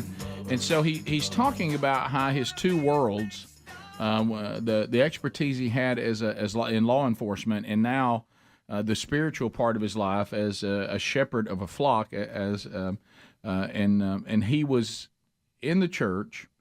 He noticed that some people had come into the church, and he immediately, because of his expertise in law enforcement, knew this was trouble, that they were coming in to rob or who knows, this congregation. By the way, let me tell all the criminals out there, you're already evil, wicked people, and you need to repent now and turn from this life and turn to Christ, okay? But if you are kind of laughing at me or you don't want no part of that and you're still going, go out there and be rogue and look for victims, stay out of the church. Okay, I mean, this is, I mean, you that's about as low as you can get as you're going into a congregation. You're going to make people who are attending a worship service your new victims. That's just not wise. Okay, it's bad all the way around. Right. But don't do that. Well, I mean, Rick, what are you doing? Trying to get a seat on the Hell Express? Right up front. Right up front. Yeah, you're right up there behind people that shot at the Pope. Yeah. I mean, good gosh. Yeah. So we're going to watch this, but the pastor of the church notices a problem, and he begins to address it spiritually. Yeah, he does. But he's also being smart. He's letting his media team get good pictures of these guys, get good video of these guys in case we need to talk to law enforcement about their description and all. But then he also began to do that to protect the congregation and to have these people taken into custody for what they're doing. But he then goes over to try to stop them from finishing what they came to do through the power of prayer. That's right. So here we go. Says he used prayer to stop his own church from being robbed. Elise Schoening is here to tell us how his service stopped the crime. Pastor Marquela Futrell says he served as a St. Louis police officer for 10 years before serving the church. So when 4 masked men walked into his service on Super Bowl Sunday morning, his instincts and his prayers kicked in. In the purple, tell me your name. I can hear you. Pastor Marquela Futrell says the prayers were different during his February 12th Sunday service. I asked the director of Children's Church, hey, just lock the doors, keep the children safe. It all started when one man came into his church carrying 2 bags, questioning his children's services director. I immediately just had the hairs on the back of my neck. I'm like, okay, something's about to happen. That's when 4 masked men walked into his service. Me being a former police officer, I immediately noticed their waistbands. Like there's something there. Futrell proceeded with his service as usual, not wanting to scare his congregation or let the men know police were on the way. I immediately directed my media team to zoom in on them because I knew we need some face recognition. He acted quickly, calling the gunman out. Saw the church and decided to come. Talk to me. But he described what happened next as an act of God. I got a cop anointing and I still know what's going on and I still know what's about to happen. God's about to change the plot of the enemy. Lift your voice and shout unto God. I believe they felt the power of God lift in their hands and then they left. As a former St. Louis police officer, he says his instincts crossed paths with his prayers. The Bible speaks of watch and pray. So while we're being spiritual, I'm also watching around trying to protect the congregants. He says he hopes this serves as a wake-up call to every pastor and every church. How is it going to look if there's an intruder? How do we protect our children? Background checks, all of the above. Thanks to video. So there you go, and that's Wow. He went into action all the way around. Yeah, that was courtesy of NBC 5 on your side. The 4 men left the church in a black Dodge Charger that day with tinted windows, and the cops are still searching for them.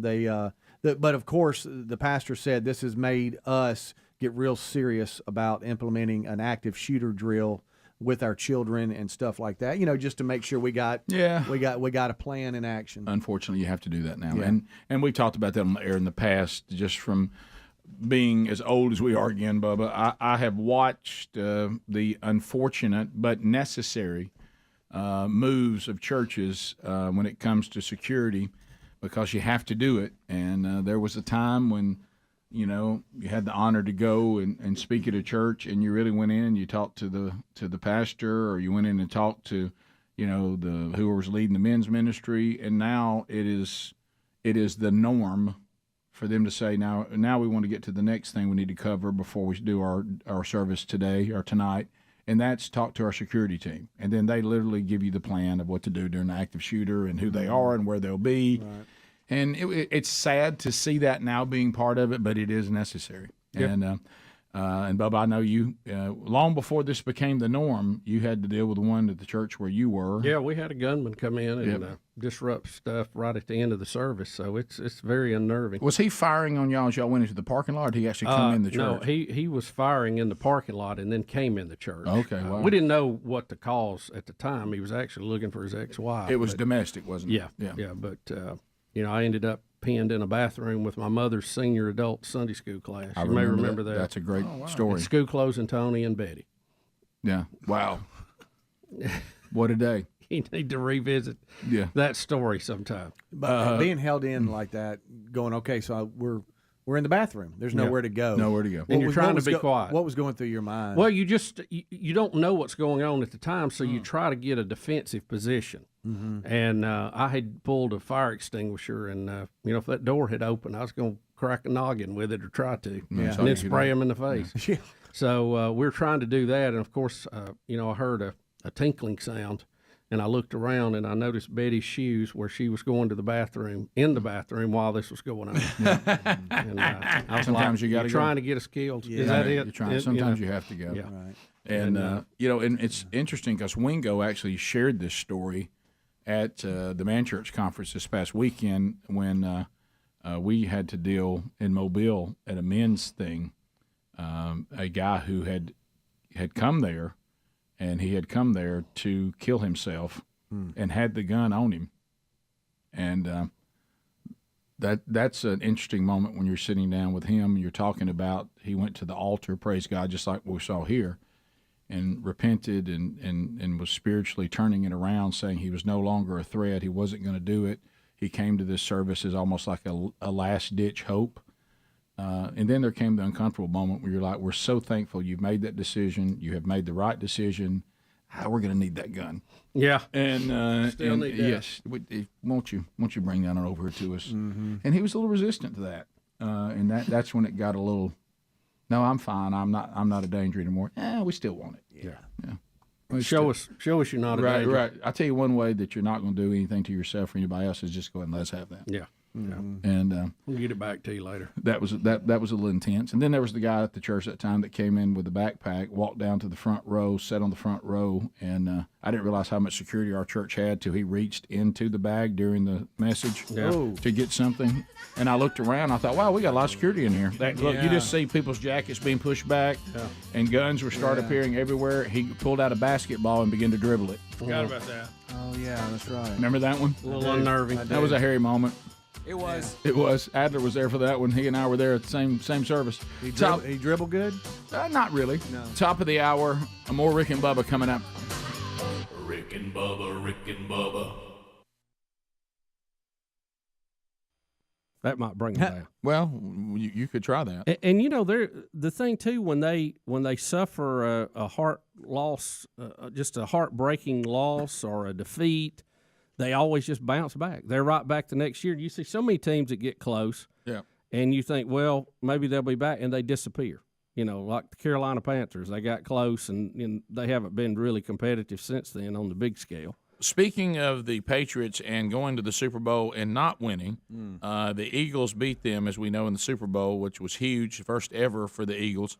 And now there was whether they're going to go to the White House or not, which I always enjoy those things. That's always a blast. That's the new game. Yeah, now, that's the new game now.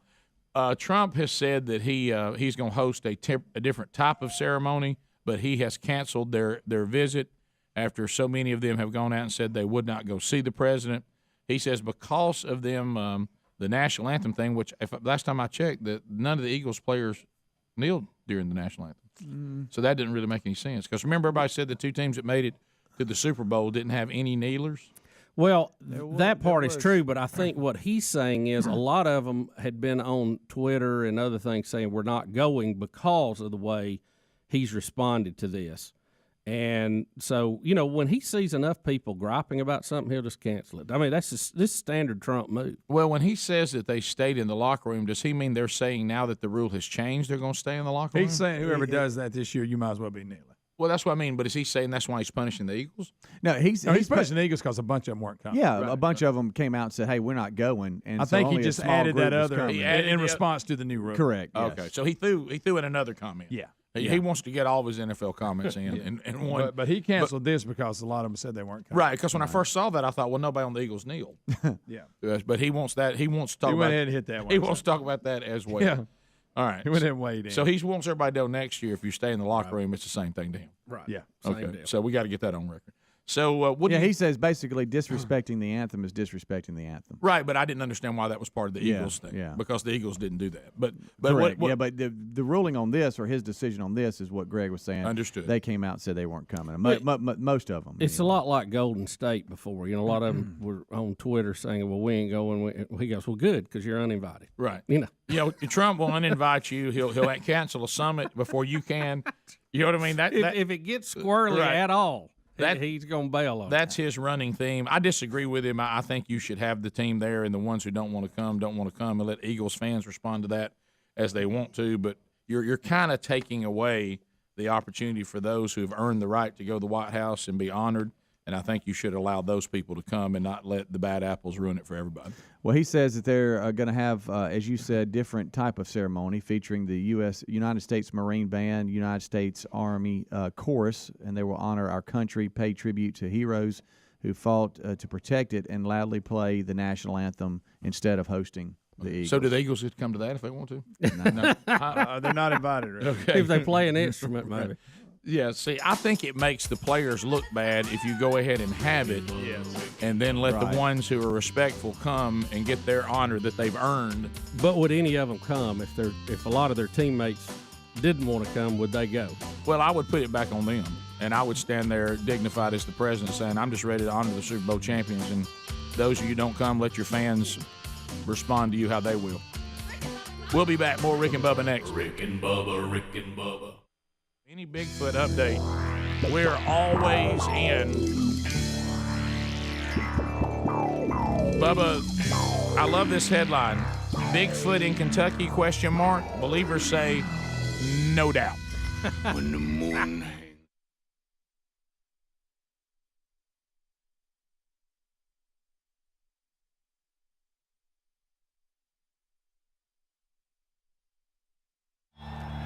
It's Bigfoot. Everybody, come on with it.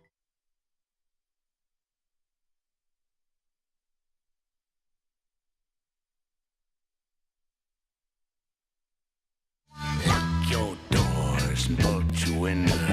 Bigfoot's on the prowl. Bubba, can you imagine what it would be like to go to Lawrenceburg, Kentucky for the inaugural, first time they've done it, Wild Man Days Festival?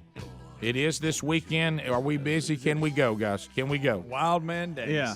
Wild Man Days. I can see the crowd in my head. Focused on the creature. Bubba, as you've mentioned, also called Sasquatch. Is Bigfoot actually going to be there? I think it was this past Rick, weekend, I'm confused. It says this weekend. Oh, okay. It says the city hosted the inaugural Days Festival this weekend. Yeah, and it was printed on the 2nd or 3rd, so I think it was this past. So this is weekend. a story from a recap. From Saturday. It's a recap from what happened over the weekend. It's updated on the 4th, right? But which was yesterday, but it happened this past weekend, right? So this was the first time they had ever had it. It has happened, so that means we have some highlights, which is fantastic. When you look at some of the things, count some of the believers. Bubba, I'd like to talk to you about Daniel Lee Smith. Yeah, I saw that. He's a retired coal miner who drove more than 5 hours from West Virginia to attend the festival. Smith, whose father called him, are you ready? Daniel Boone, because he stayed in the woods so much as a kid, said he has seen Sasquatch several times. Oh, several. He's heard them growl, whoop, and even had rocks thrown at him by the creature to warn him to stay clear. Now, this is a legend among... Now, this is a running theme about this rock throwing. Yes, it is. They throw rocks. I'll give them this. They're consistent with that. They are, Greg. And the hooping.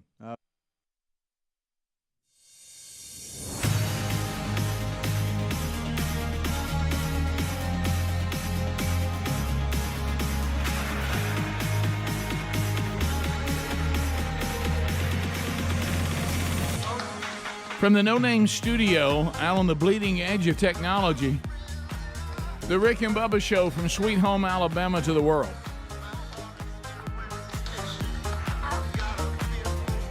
All right, so Speedy, the real Greg Burgess, Helmsy, Eddie Van Adler, all here today. Welcome back, Bill Bubba Bussey. Rick, glad to be here. Thank all of you for joining us. We appreciate it.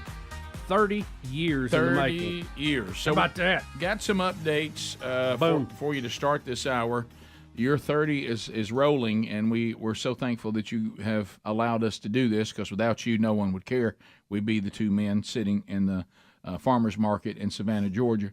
That was an earlier story. All right, so apparently, Bubba, you and I have always been big fans of any story involving a parrot. Parrots own me. They're a little spooky because they do have the ability to learn to communicate with human words. As we learned yesterday, not just the language, but they can mimic sounds they hear, like a telephone ringing. Rare in the history of speaking animals is it a good thing. Rare. Once or twice, Rick, Yeah. but overall, Yeah. I'm going to say negative. Animal speaking is not good. Right. So there's something about parrots, minor birds. What are some others that can speak? Minor birds can really do it. And it bothers me a little bit to hear them speak, but at the same time, if they can mock somebody or not, because they don't have any social skills. Right. They don't know when they should and shouldn't be speaking. And they'll speak at the drop of a hat. Well, and what's the birds that we have them that will copy other birds' sounds? Mockingbirds. Is that a mockingbird? A mockingbird will do that. A mockingbird can sound like a cat. Yeah. To scare off other birds. You ever heard them do it? It's a little spooky. You're looking up in the tree going, is there a cat? Well, somebody's cat is, it's a mockingbird.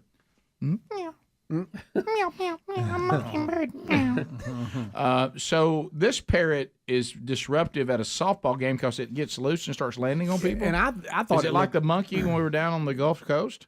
I thought it looked like more than one parrot, but I could be Several wrong. parrots? But anytime animals disrupt, any kind of live animal disrupts a game of any kind, running onto the field or whatever, it owns me. And you got a college softball game. Okay, wow, that's a substantial parrot. Yeah, it's in the bottom of the seventh.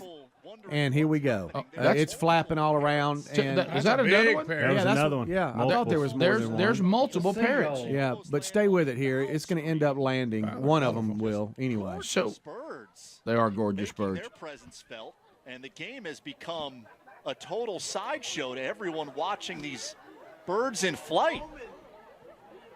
Oh, they're very colorful, by the way. Yeah. Wow, they're colorful. Yeah, on the ump. Just landed Look on at the that. And the umpire acts like, let's go. Umpire, Chad Steers. Is this part of the show? What is happening right now? Where in the world? Be careful, that thing will snap. Yeah, boy, it'll hurt. Chad Steers is the home plate umpire. That bird looks extremely comfortable on his left He shoulder. really does. It's going to relieve it. It looks like it's banana ball or something. Yeah, he has something Members to do of with the this. UCF grounds crew have come out. Look at that. Yeah. One of them calmly removes the parrot. He's clearly. They'll not make a mess on your shoulder too. So those are who they belong to. Central Florida doesn't have these kind of parrots, do they? I don't know, but it was more entertaining than the game because Bradley was beating Garner Webb pretty bad. Well, yeah, I see the score. Yeah. So that guy. Can they play at UCF? Or was it a tournament? Like a tournament. This time of year, you got all the teams. Everybody tournament. Go to Orlando. But they don't have Orlando doesn't have these kind of birds naturally. Clearly, escape pets. Escape from the way zoo it or landed pet. on that guy. You wouldn't. Someone's house. Yeah, right. Polly want a cracker? Do you wish the other one would have also landed? I do. Yeah, I do. Yeah. I thought it was crazy when they started handing out Fruit Loops. Yeah, that is fun. That was wild. Can we talk a little bit though? Honestly, Toucan. let's talk about this honestly. The colors of these birds is unbelievable. It's so beautiful. Yeah. But you're right about that. I love that how beak, the umpire. That hook beak will. You better watch that beak. Yeah. Which one would have They'll landed get on you, that son. blind umpire this past weekend? They'll rip your lungs out. Son. What would you done if the ump would have got down and all of a sudden the parrot went, yeah! That was a bad call. Wow! Outside. What are you wicked footlocker? What if this ump started heckling? Right. It's a good game. Shame you're missing it. Yeah. What if this ump was You're just? just making everybody mad now. What if this What ump? game are you watching? Yeah.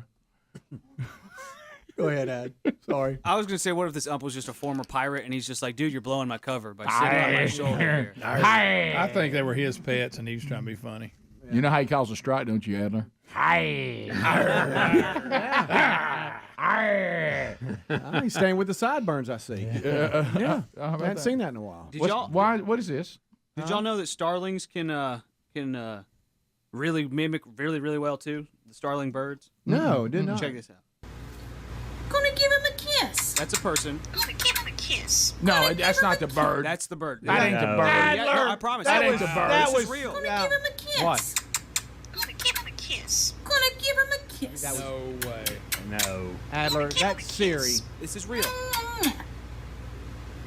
My sweet turd. My sweet turd bird.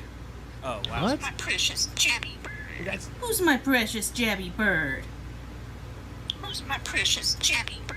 That's not This is that's not not real. real. That is not That's real. amazing That's a if it demon. is. That's a demon. Who's my sweet jabby angel? That's R2D2. Adler. This is real. Starling. A starling. Oh, that's loud. That's the person. Look at it. Bird's head.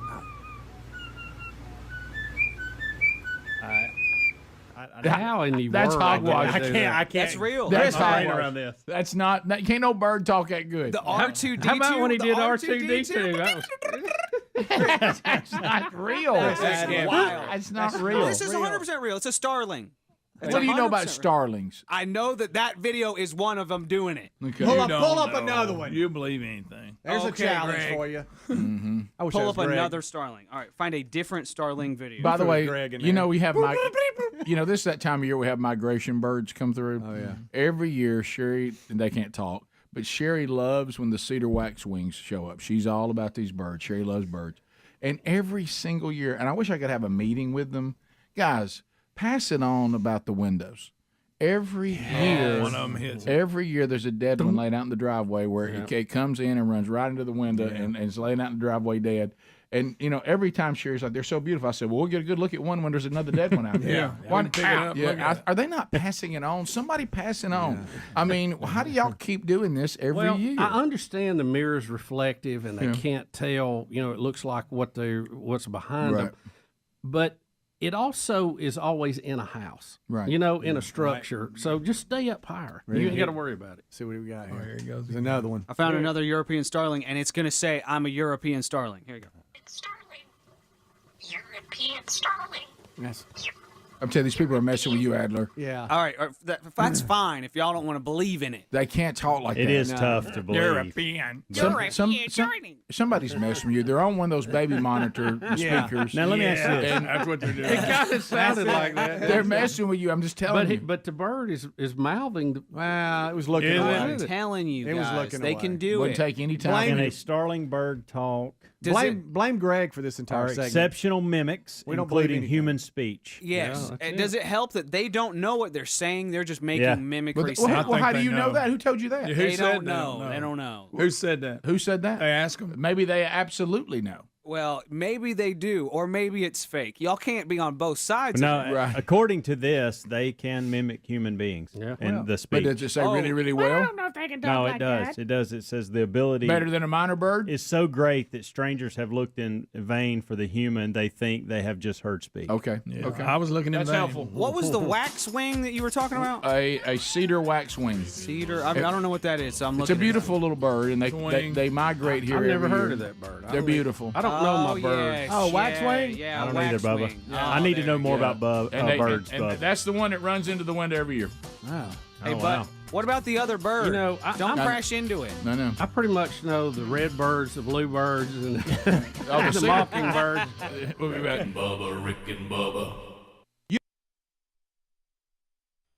I heard that Sasquatch had control of 4 pitches and could throw his fastball hovering in the mid-90s. That is funny. Look at the I believe. We got people walking around in suits. Look at that. Of course, Nice. that's That's nice. There's Daniel Boone.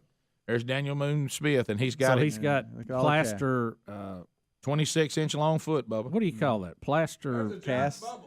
Yeah. of foots. Yep, they said they found out. Footings. They said they found out that may not be What do true. you call those things? That plaster he's got that's 26 inches long. they've actually documented that at one time that Shaquille O'Neal actually camped out there. Right. So that may be his Well, foot. that's a big foot. That's a big right old there. foot right there, my friend. Keep on squatching. Greg, do you believe those feet we see? Do you believe they're real? No way. Absolutely not. He said Smith had the plaster. No more than I believe that guy with that monkey mask on his big foot. He said one time. Listen what Daniel Boone said. Listen. He said one time he got caught between a male and a female and two babies in the woods one time before he got his vehicle and got away. He said it was the scariest I've ever been. Rick. So, any footage at all, Daniel Boone? He has no footage of nothing. Greg, you realize he's telling a story that he got in between the male and the female and some babies, and he was scared out of his mind. Rick, watch it. Look at him. There he is. Look at Daniel Boone Smith. You talking about DBS? Wait a minute. Wait a minute. No, wait a minute, Daniel. That kind of to me looks like I don't want to be insensitive to this big event, but it looks kind of like a low budget county fair. It does. It does. Please be with people walking around with Bigfoot masks. They like it, and they like it a lot. I wish I was there. It looks there. like a local school's fall festival. I wish I was. I wish we had another person that we knew that was running for governor of Kentucky, and we'd had the bus tour go there. Yes. That'd been nice. That is the big ride there. It's a jumpy thing. Let me ask you this: if you're Daniel Boone Smith, what's his name? Daniel Boone Smith. If you're Daniel Boone Smith, are you offended by the guy that shows up dressed up making a mockery of it? Because he's serious. He's having seminars and stuff at his booth. I think you may be on to something. Do you think when that guy walks by, he's like, what part of Kentucky hey, is keep Lawrenceburg laughing, pal. in? Where is that at? Where is Lawrenceburg, Kentucky? Where is that? I don't know. But I'm looking here, and of course we got one of these things that prints out, and it's over a very key line here. Oh, yeah. There's some other place in some Anderson County that has had a festival for many years. And it says that they felt like Bigfoot is a natural because wherever this Anderson County is in Kentucky, it says they have had more sightings than any other in the state. That Anderson County actually has 27 different sightings. Bubba, you know who that's according to? Who's that? Are y'all ready? The Kentucky Bigfoot Research Organization. Well, I mean, you that's gotta makes have it that. credible The right there. KBRO. We all know about it. And the president of that, Daniel Boone Smith. If you want to know, Greg, Bullitt County is next with 26. Mm-hmm. Any footage? No, we still don't have footage. No footage. So anyway, so undoubtedly they think this festival is better than the Burgoo Festival that has been going on, that they want to go do a better job with it. So this is the real deal. This place is between Louisville and Lexington, but about 2/3 the way toward Lexington. So just outside. We got a lot of folks listening in Kentucky. Mm-hmm. Is Kentucky claiming they have the best Bigfoot habitat around? Because I've always thought that the state of Washington, people said, had the perfect habitat. You know, in those big woods out there. I think Kentucky has good, area for that, good habitat. I don't know if it's the best. I know it's pretty good for moonshiners. Yeah, they say the best. I say next year that you send a few of us up there to cover this event, and we'll report back. We do have some people saying they think, and we're not making this up. Now, y'all think we're doing a bit. You got the Daniel Boone National Forest up there. Yeah, we think you think we're doing a bit. We're not doing a bit. Now, is it Daniel Boone you're kin to, Speedy, or is it Davy Crockett? It's Daniel Boone. No, I thought it was Davy I'm Crockett. just kidding. It's Davy Crockett. Is it? I thought he don't know. He's confused. I've always thought it was Daniel Boone. Yeah. They're the same person to me, and I know that's terrible. Which one is I it? get those two confused. I do Daniel too, Boone. because Disney See, had he don't know. specials It on is both Daniel of Boone. them, It is and Daniel it Boone. kind of ran Well, they together. wore the same hat. Yeah, You can't wear you the have same that raccoon hat. hat. It'll You can't wear the same hat. But Daniel Boone. one person's theory, Bubba, and you just grazed past it. Daniel Boone Wilburn. One person's theory is that because Kentucky is the home of Wild Turkey and Four Roses distilleries, that may be why we see Bigfoot so much. That could be. That could be it. And Rick, those are the main ones. We're not talking about the moonshiners, okay? Yeah, we're talking about the one off the map. Yeah. You got a lot of that going on apparently. All right, Kentucky. We got to learn more about it. We got Kentucky folks on the line. A lot going on in Kentucky.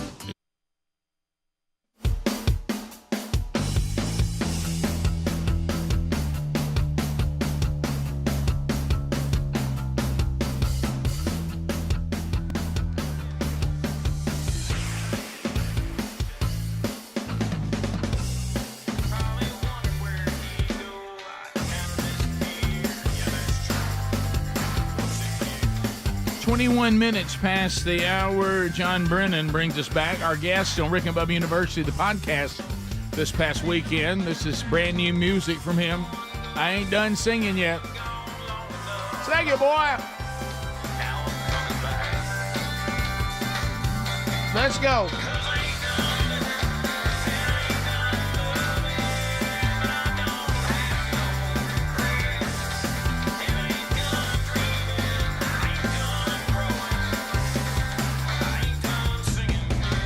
So also make a note, teachers, coming up on Thursday's program, it is Read Across America. You go to your classroom, 8:20 Central Time will be live. By the way, we're about to take phone calls. If you want to join us now at 866-WE-BE-BIG, so after I'm done updating the teachers and the kids, we'll start going to phones. So if you got something to say, you want to comment on what you've heard, dial up now. Speedy's taking those phone calls. So teachers, our parents, if you're homeschooled, whatever the case may be, we're going to do Read Across America, Rick and Bubba's largest classroom, coming up on Thursday, 8:20 Central Time. We'll read Green Eggs and Ham as part of Read Across America, and then Greg and I at the same time will be celebrating our sister's birthday. There you go. All that coming up on Thursday. So here's what you need to do to get a retweet or pictures posted on the Rick and Bubba Show Instagram, Twitter, Facebook. Just simply tag at Rick and Bubba with your pictures, or if you want to send your pictures, you can to support at rickandbubba.com, and we'll start putting all those images out on our social media as we see you, the teachers and the students, saying we're part of Rick and Bubba's world's largest classroom. There you go. All right, to the phones we go. Let's start with Andy. Andy, welcome to Rick and Bubba. How are you, sir? Good. How are you? Fantastic. Listen, I heard you. I love the show. Thank you, Andy. I just heard you guys talking about parrots. Yes. And there's a parrot on the internet, YouTube. It's called Einstein. Mm-hmm. He's an African gray. Mm-hmm. And he carries on conversations with people. He asks for certain foods, strawberries, this, that, and the other. The bird's incredible. Bubba, that's right up your alley. That is right up your alley. You know, I mean, I can see you sometimes all day they are long with just, them. it's just amazing what they can do. What was that gorilla that could communicate so well? Greg, I know you monitor. Coco. Oh, That's no, right. no, that was over the line. See, I don't need to use see sign some language. primate sign Yeah. language. I don't need that. Yeah. I was already nervous when they started making tools. Let's go to Michael. Michael, welcome to Rick and Bubba. Go ahead. Good morning. Hey, buddy. My dad had a parakeet that had over 80 words he could say. Not a parakeet. You didn't have a parakeet that could talk. Yeah, my dad did. A parakeet? Up in the newspaper. Yes, a parakeet. I've never heard. And he was, matter of fact, he would sleep on his chest and he could mimic him snoring. Okay. All right. I didn't know We parakeets had could a bring couple much to the parakeets table. when we were kids. We had a couple of For parakeets. not very long. Got them from Bull. We did. His And I parents see got- why you want to get rid of Yeah, them. because I tell you one thing, they crap everywhere. Clean that cage a couple times, you'll be looking. You'll be. They died finally. Isn't it I let funny, one though? out. What about the parakeets? Yeah, it's funny to me what they pick to mimic, though. It is, yeah. Let's go to Shannon out of Sweet Home, Alabama. Shannon, go ahead. Good morning. I just want to tell you thank you for everything. You inspire me to be a better person each day.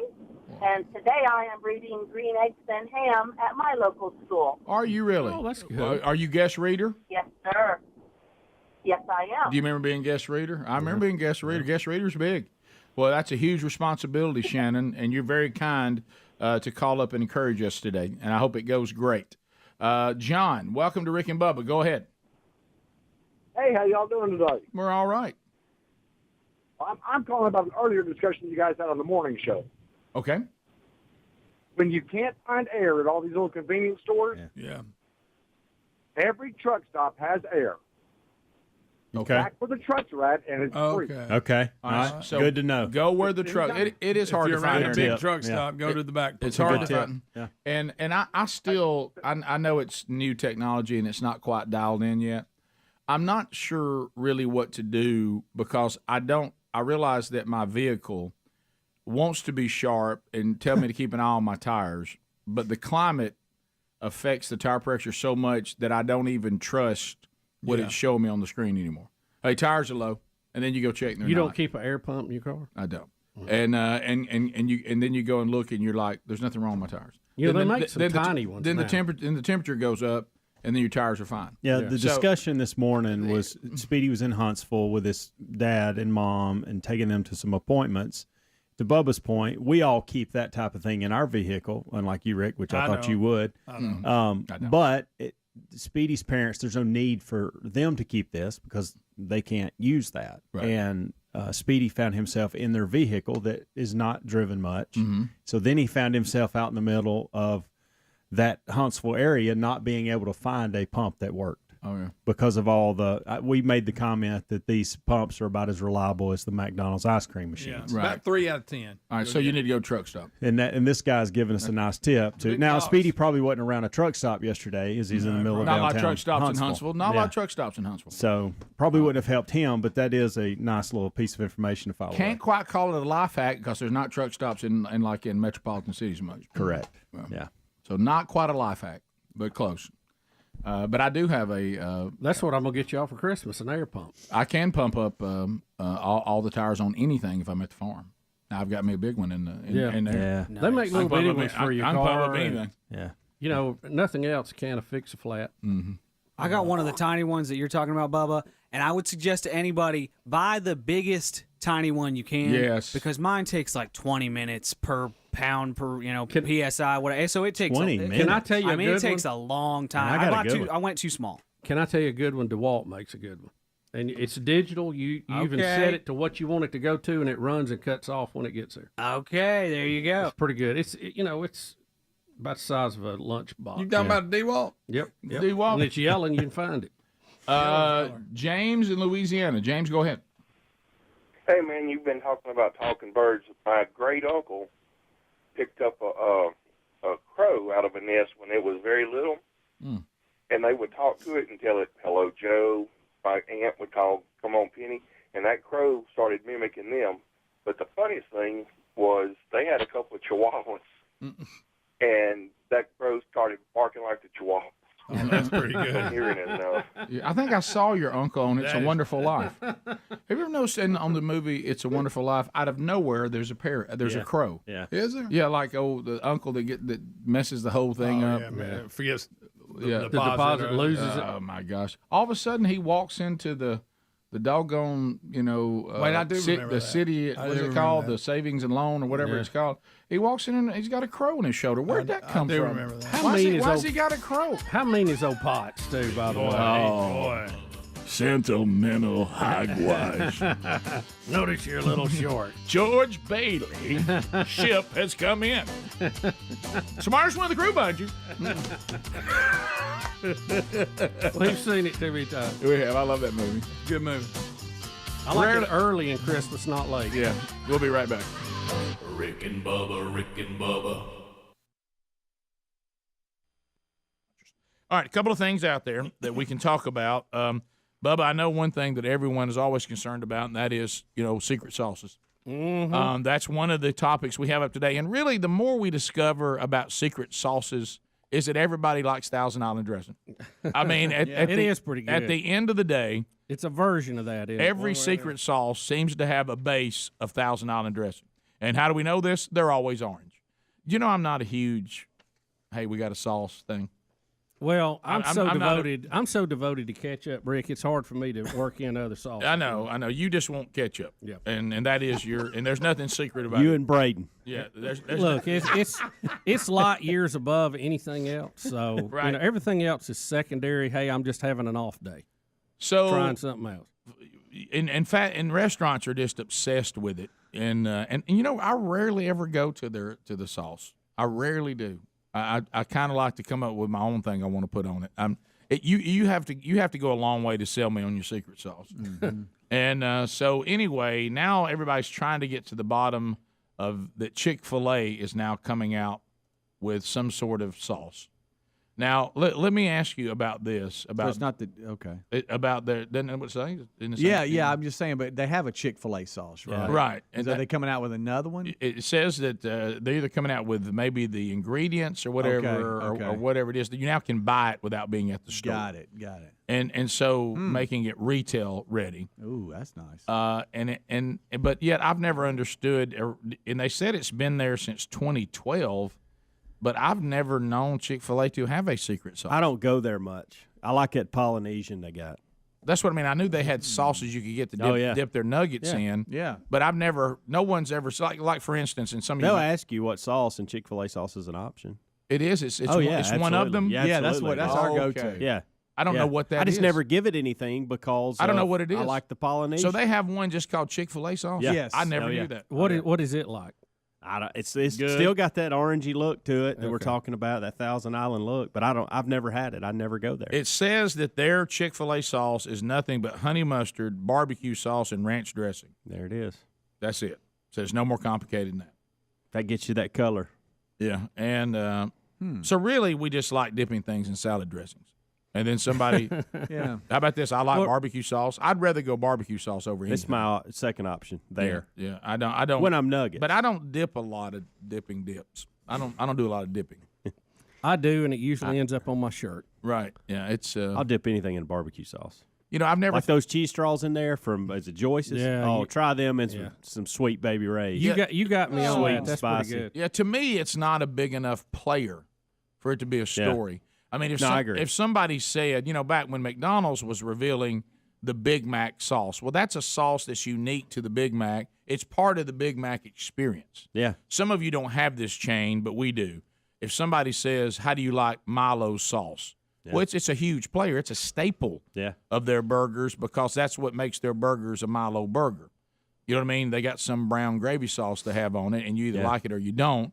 But if somebody said, we've come out with what this – you would – but when somebody said, we know what Chick-fil-A sauce is, I didn't know Chick-fil-A sauce was even a big deal.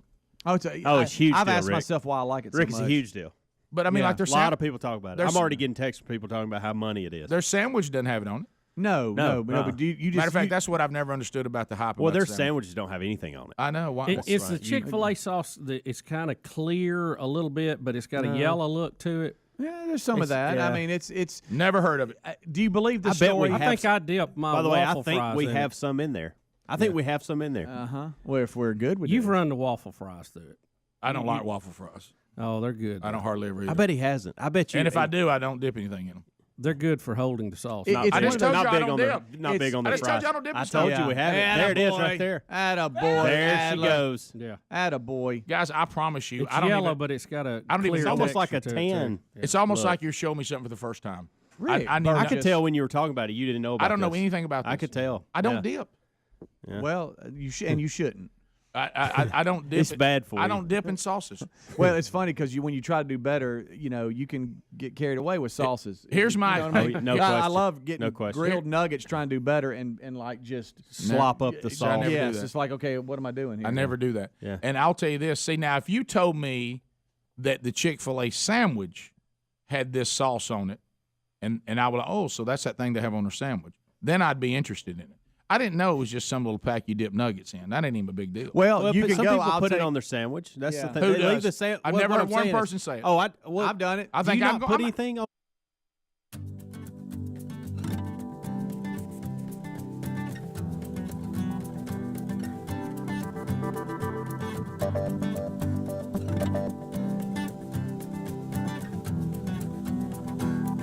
It is 35 minutes past the hour. Rick and Bubba show. Let's go. Yeah.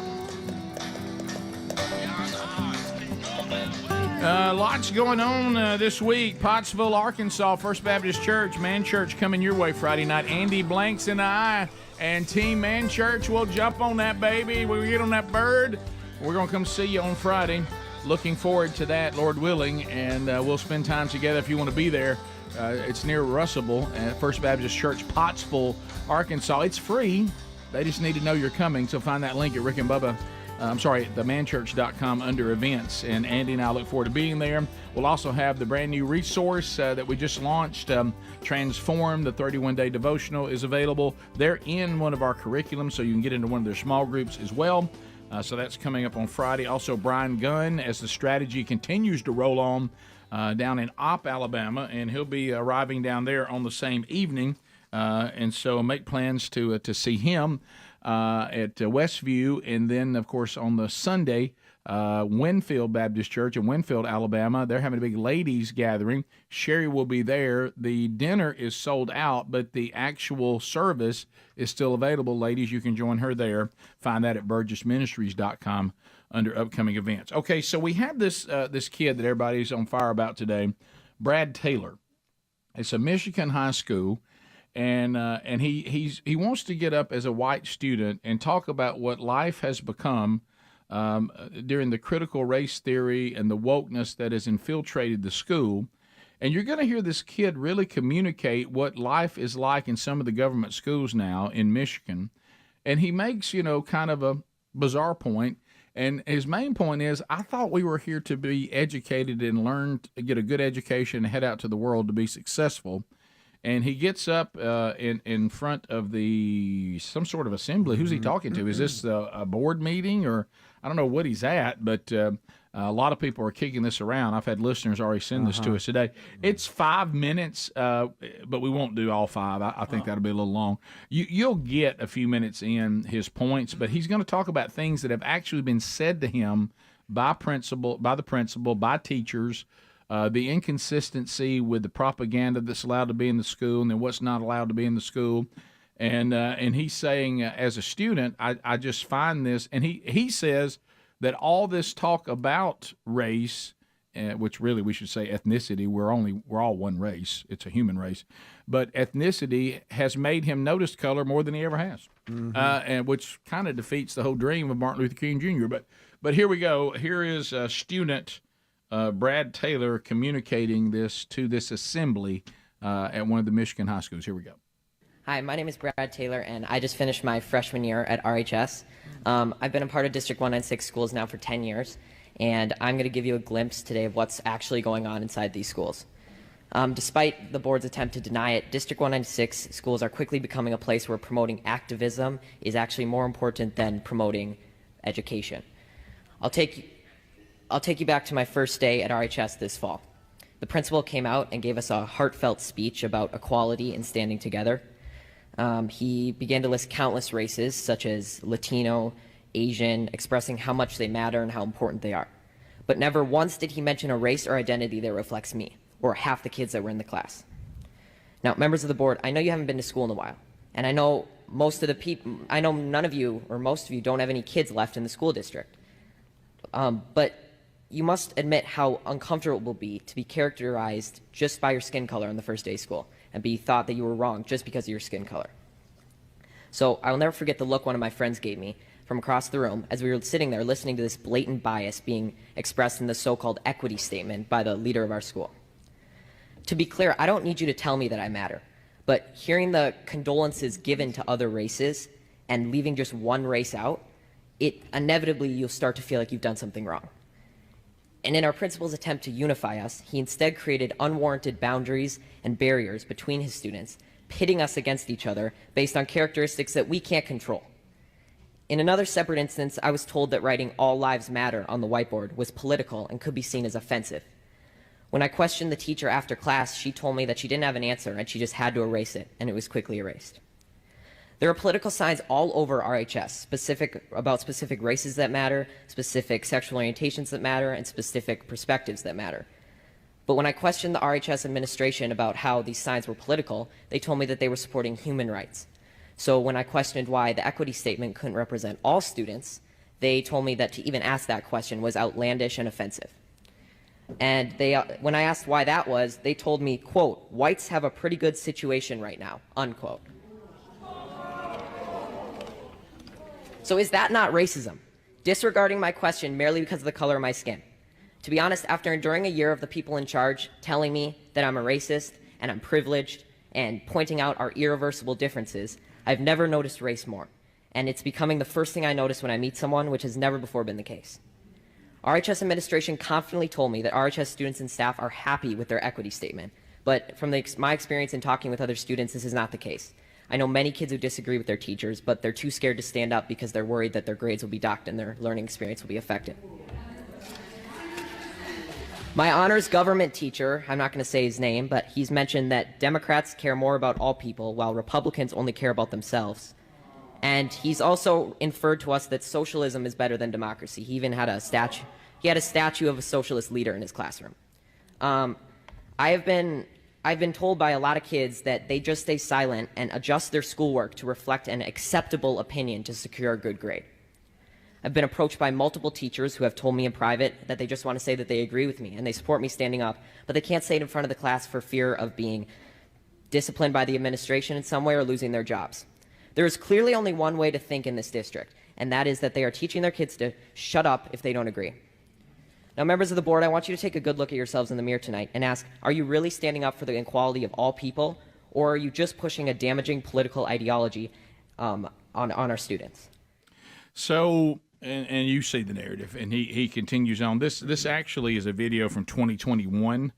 It's resurfaced again because of the discussion of the critical race theory and equity that is out there, and people are going back and bringing this up. I do not know if any of this was addressed at the time. I'm going to guess probably not, but a lot of this, unfortunately, and it may be there, is still alive and well. So it isn't a 2-year-old video or about a year and a half old, but it has resurfaced today, and like I said, I've been emailed it a couple times. Oh yeah, the Twitter peeps have really been pushing this. It was Rosemont High School in Minnesota, District 196 that he was talking to at the time. Not Michigan? It says Minnesota here. Well, on the sheet it says Michigan, but so anyway, you know, this is why this doesn't work. What did the student tell you? I now it's divided us. It has not united us, and it comes in saying, "Let's unite everybody." No, it does is divide everybody more. Yeah. Oh, exactly. And for him to, at 15 years old, to stand up and know that and have enough sense about it to, I thought, communicate pretty well what he's going through. Well, and the problem you're going to have is just like we said before, all this stuff is doing, and if y'all, some of you all across the country in these government schools, y'all want to continue to let this stuff go on, it's just going to be to your own demise. I mean, people who can and are going to homeschool, people who can are going to send their kids to a private school, which I would give you a heads up, you might want to vet that out too.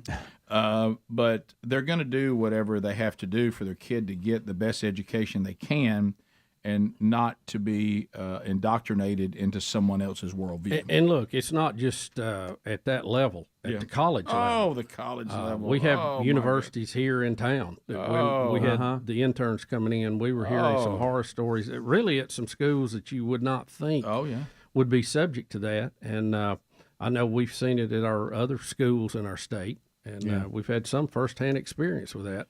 And a lot of times we do what he was talking about. We call it feed the beast. Just tell them what they want to hear and move on. Right. And but it's amazing how off the path of just pure education that a lot of the educators have got. Yeah. It's just mind-boggling. And really. what was it? And again, back to the root point on this, I've never understood if you think racism is bad, okay, and I would be one of those, that you think the answer to that is have more racism going back the other way. I don't, that, you know, I guess somewhere in your mind you think, well, we do this back, we even the score. Right. But all you do is you don't really solve the problem. Well, and you just even the score for another round of racism. And that bitterness is just going to destroy you before it's ever going to destroy who you want to take vengeance on. And by the way, the people that you want to take vengeance on are dead. Yeah. And so you're now trying to go blame people who had nothing to do with it. You're now saying that because someone's white, like the kid said, that now you were born evil, which I think that's kind of what we try to get away from, people saying that about anybody's ethnicity. Right. And even Mandela kept saying that. He said this thing of we're going to now take vengeance on those who oppressed us, that's not going to solve anything. And while he was still alive, that didn't happen. Now, once he passed, it started happening. And it's led to a country, as you heard John Thomas talking about, that is completely schizophrenic and chaotic and completely out of control. So, as Mandela said, bitterness and holding that against people for generations is like you drinking poison, expecting them to die. So there you go. We'll be back, and so, like I say, 866-WE-BE-BIG. We'll get into some of your phone calls and stories that are still out there today. Still to come, we do have a couple of church planners visiting again, and these come from London. Yeah. And we'll chat with them coming up next hour. More Rick and Bubba coming up right after this. Rick and Bubba, Rick and Bubba. Sandwich when you eat it? Unless I go spicy, I always put something on my sandwich. What? I'll put a barbecue or Polynesian. I think you might have made me like the sandwich better because if I put this on it, it may be better. I think, well, Rick, it is. I put barbecue sauce on it. Depends on what mood I'm in. I didn't know I may about go Polynesian chicken sandwich. I didn't know about it. Do you believe the only dipping I do is when I have wings, I dip them in blue cheese. That's it. See, I do wings, just no dips at all. But I like the hot. Bring it on. The times that now I get to take wings and dip in blue cheese are very rare. I know. And if I have to pay a big price for it later. And if I do, I sit and stare at my food journal and go, it's rough. Do I enter this? It's good at the moment. Because it doesn't get a positive response. Right. No. So, but the it's a rough ride about the 6 wings hours bad or later. the sauce? Oh, it's all bad. Really? Every bit of it. It's not fried? Wings are fried. They're deep fried. Yeah. I guess the ones with with the buffalo sauce on it, I never really thought about being fried. Oh yeah, Bubba. What do you think they are? You don't think? I thought they were grilled. Think they're boiled? No, you're talking about the buffalo, like bone. You call them boneless wings. There's no such thing as that. Right. You don't think that's fried? I'd never really thought about it. What do you think that breading is on it? I'd really not paid any attention to it. It's so much coated in sauce. You didn't know what it was. It's got so much buffalo sauce on it. I don't know what was under there. What you're eating is something that has been deep fried and then a high calorie sauce poured all over. Well, that's why it's so good. Yeah, I didn't say it wasn't good. That explains it. Now it's not a wing. I'm not going to get into that. But I mean, it's chicken nuggets that are dipped in wing sauce. But I don't want to go down that road. Right. There's no such thing as boneless wings. I know. Do you believe that the Chick-fil-A Or sauce? Right. Oh boy, you better be careful of that. Do you believe that the Chick-fil-A sauce was made on accident? Do you believe that story? Well, everybody always says that. Basically, there was the fast food chain once had no dipping sauce at all, and it wasn't until the Chick-fil-A operator, I guess his name was Hugh Fleming, introduced his personal honey mustard recipe into the Virginia location he ran. Then one day, an employee accidentally mixed barbecue sauce into honey mustard, and it became the special sauce known today. But it was basically by accident. Yeah, they mixed it together, and then by the way, they went, "Hey, this is pretty good." I'm looking at this little packet. It says if you got a problem with eggs, it's got eggs in it. Oh boy, I like eggs. Let's don't read what's I in love it, eggs. Rick. Don't ruin it. I'm a big egg guy. Well, I don't care. I'm not a dip guy. Huh? But you know what? I might like that sandwich better if I put this sauce on it. Yeah, ask for that. Just open that up and have it. Rick, You might start look eating waffle fries. Rick, look. I don't like waffle fries. Dip. Sprinkle. You hadn't had them with that on it. Do you like waffle fries? I can eat any fries. You know that. Yeah. I could be talked into anything. He's still trying to process the buffalo thing. You're right. I thought they were grilled. I really did. Rick and Bubba, Rick and Bubba. Instagram having trouble today. Some people will have a complete meltdown. Yeah, how will I post pictures of what I'm doing? Well, how can I? Today I cannot create my fake life that shows no flaws.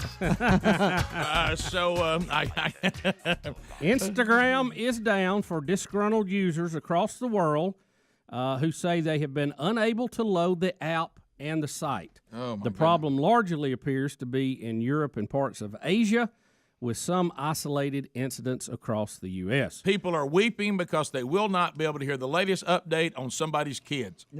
Now, Rick, you said in the headlines of this that the iPhone users appear to be okay. Well, of course, Bubba. Yeah, well, I mean, who is anybody shocked? Did you see how he that? looked around after he said that? Sure. Look, hey, appeared to be okay. Left, right. So if I If I'm an Apple user, everything appears to be okay. Yes. I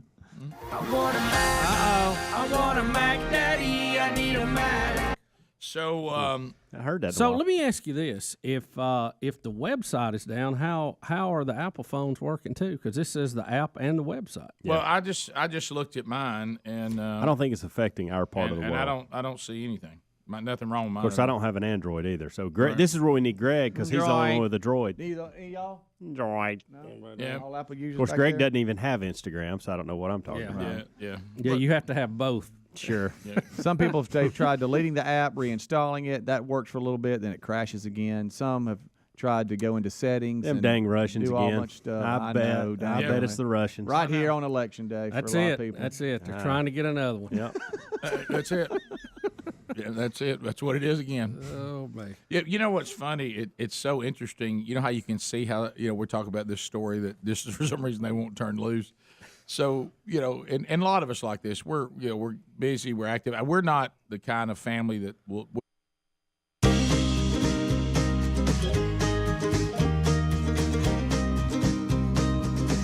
It is 9 minutes to the top of the hour. The Rick and Bubba Show. Let's go. It is a full-blown phone troll right now. That means that we're going to hear from you, and you're running the show. 866-WE-BE-BIG is our number. This is an opportunity for you to make a comment, ask a question, bring some information to the table. At the end of 30 seconds, the buzzer grabs you, and we move to the next caller. This phone setup is designed for the most people to get in and have a shot to get to say something on the show today, make a comment, ask a question, bring information to the table. But in the troll format, we do limit the length of the call unless you get a timeout from Helmsy or Bubba. No meaningless shout-outs, no shameless plugs, no asking for a baby prediction or anything like that. We're just talking about comments, questions. Here we go, information. We're getting to the meat. Let's go ahead and get right to it. Picture if we were coaches walking on the field, we'd be doing that hand signal saying, look, let's keep this thing moving. Let's go pick it up. Let's pick up our tempo. MyPillow.com/Bubba is teaming up with us. They're known for providing you all-night comfort. Now they're expanding their success to also provide you with all-day comfort too, Bubba. How about men's athletic T-shirts as low as $9.99? We've got the men's cotton cargo pants, $26.99. Athletic shorts, $17.99. The ladies, we're not leaving you out. They've got you covered head to toe too. They've got cotton pants for $17.49, button-down long sleeve shirts, $13.99, a two-piece rib tank set, $29.99. And something that we all can use is their new MyPillow smooth toe socks. Greg, you love those. Do. You still going no-show, low-cut, or you bringing the knee-high back? I would like to bring the knee-high back. Bring the knee-high back. So you can step out. You can find those right now at 30% off at MyPillow.com/Bubba. And don't forget the new MyPillow 2.0. We are loving it. Just got it. It keeps that surface that you're sleeping on cool with some new technology. And those 2.0 MyPillows are buy one, get one free at MyPillow.com/Bubba or RickandBubba.com under the sponsors button. Let's go to Tommy. Tommy, welcome to Rick and Bubba. You got 30 seconds on the show. Go right ahead. Yeah, I was just going to comment on the two old farts in Savannah. Correct. That were giving out free advice. Yeah. Y'all mentioned there was Spanish moss in the background. I just wondered if y'all knew that Spanish moss bloomed. I did not know that. That thought's never even entered my mind. Haven't seen that. Well, I can understand why it wouldn't, but Right. But Google it. Take a look at it. Spanish moss blooms. And it ain't many. I did not know that, Greg. I somehow expected you to know that. You know, I think I usually would know stuff like that. That is kind of a Greg area. Spanish moss actually blooms. Sis, Alabama, go ahead, 30 seconds. Bill, Bubba, Bussy. Hey, sis. Today is my last day at work. I am retiring after 28 years with public health. Well, congratulations. You deserve it. 28 big ones. Couldn't make it to 30. No, sir. You done. Couldn't get that. Sis is out. 35 years. 35 years a nurse, and I am out. Done. Sis, congrats. Congratulations. Sis is one of my best friends growing up. She lived down the street from me. Yeah. She's out. She's out of there. She is out. Out of there. Has given her last shot. No more IVs. Sis out. Dexter, welcome to Rick and Bubba. 30 seconds. Go ahead. Hey, how y'all doing? We're doing great, Dex. Hope you're doing okay. Monkey grass. Thanks for the call. Alrighty, so I was just going to make a comment about the kid living up north and feeling the way he does about the school system. Well, I go to a university in Birmingham, which I'm not going to say which one. Sure. But I definitely feel the same way he does as far as that goes, because I feel like they assume everyone thinks the same. Right. And I just kind of have to sit there and, you know, they assume I think the same way, and it's definitely not like that, and it's hard to speak up sometimes. Yeah. You do just get to the point, you're like, let me just get through this. And and then sometimes you kind of get like that girls basketball coach early in the show. That's it. That's it. I'm out. That's it. Joe, welcome to Rick and Bubba. 30 seconds. Go ahead. Not that the left would ever overplay their hand. No, never. Joe, go ahead. Joe. This is Bill, not Joe. Okay. All right. Go ahead. Joe. Bill, Joe, go. Go ahead. Go ahead, Bill. Go ahead, Billy Joe. I was letting them know on the air that Mavis Tire in Huntsville has at least one, maybe two of the free digital air pumps at all locations. All right. Okay. All right. Got that, Speedy? There it is. Got that down, Speedy. You know, You don't need a truck stop? What was so sad? I should have told him that Speedy was screening calls. He could have just told Speedy. Yeah, I know. He could have. I didn't think about that. And now Speedy's in there with a headset on. He didn't hear it. And none of us are going to remember what the guy said and what to tell him. Like if I told you to tell him right now, what would you say? There's a lot of places at Mavis Tire. Mavis, was it Speedy? Yeah. If he hears free air, yeah, he'll lock into that. Oh, sure.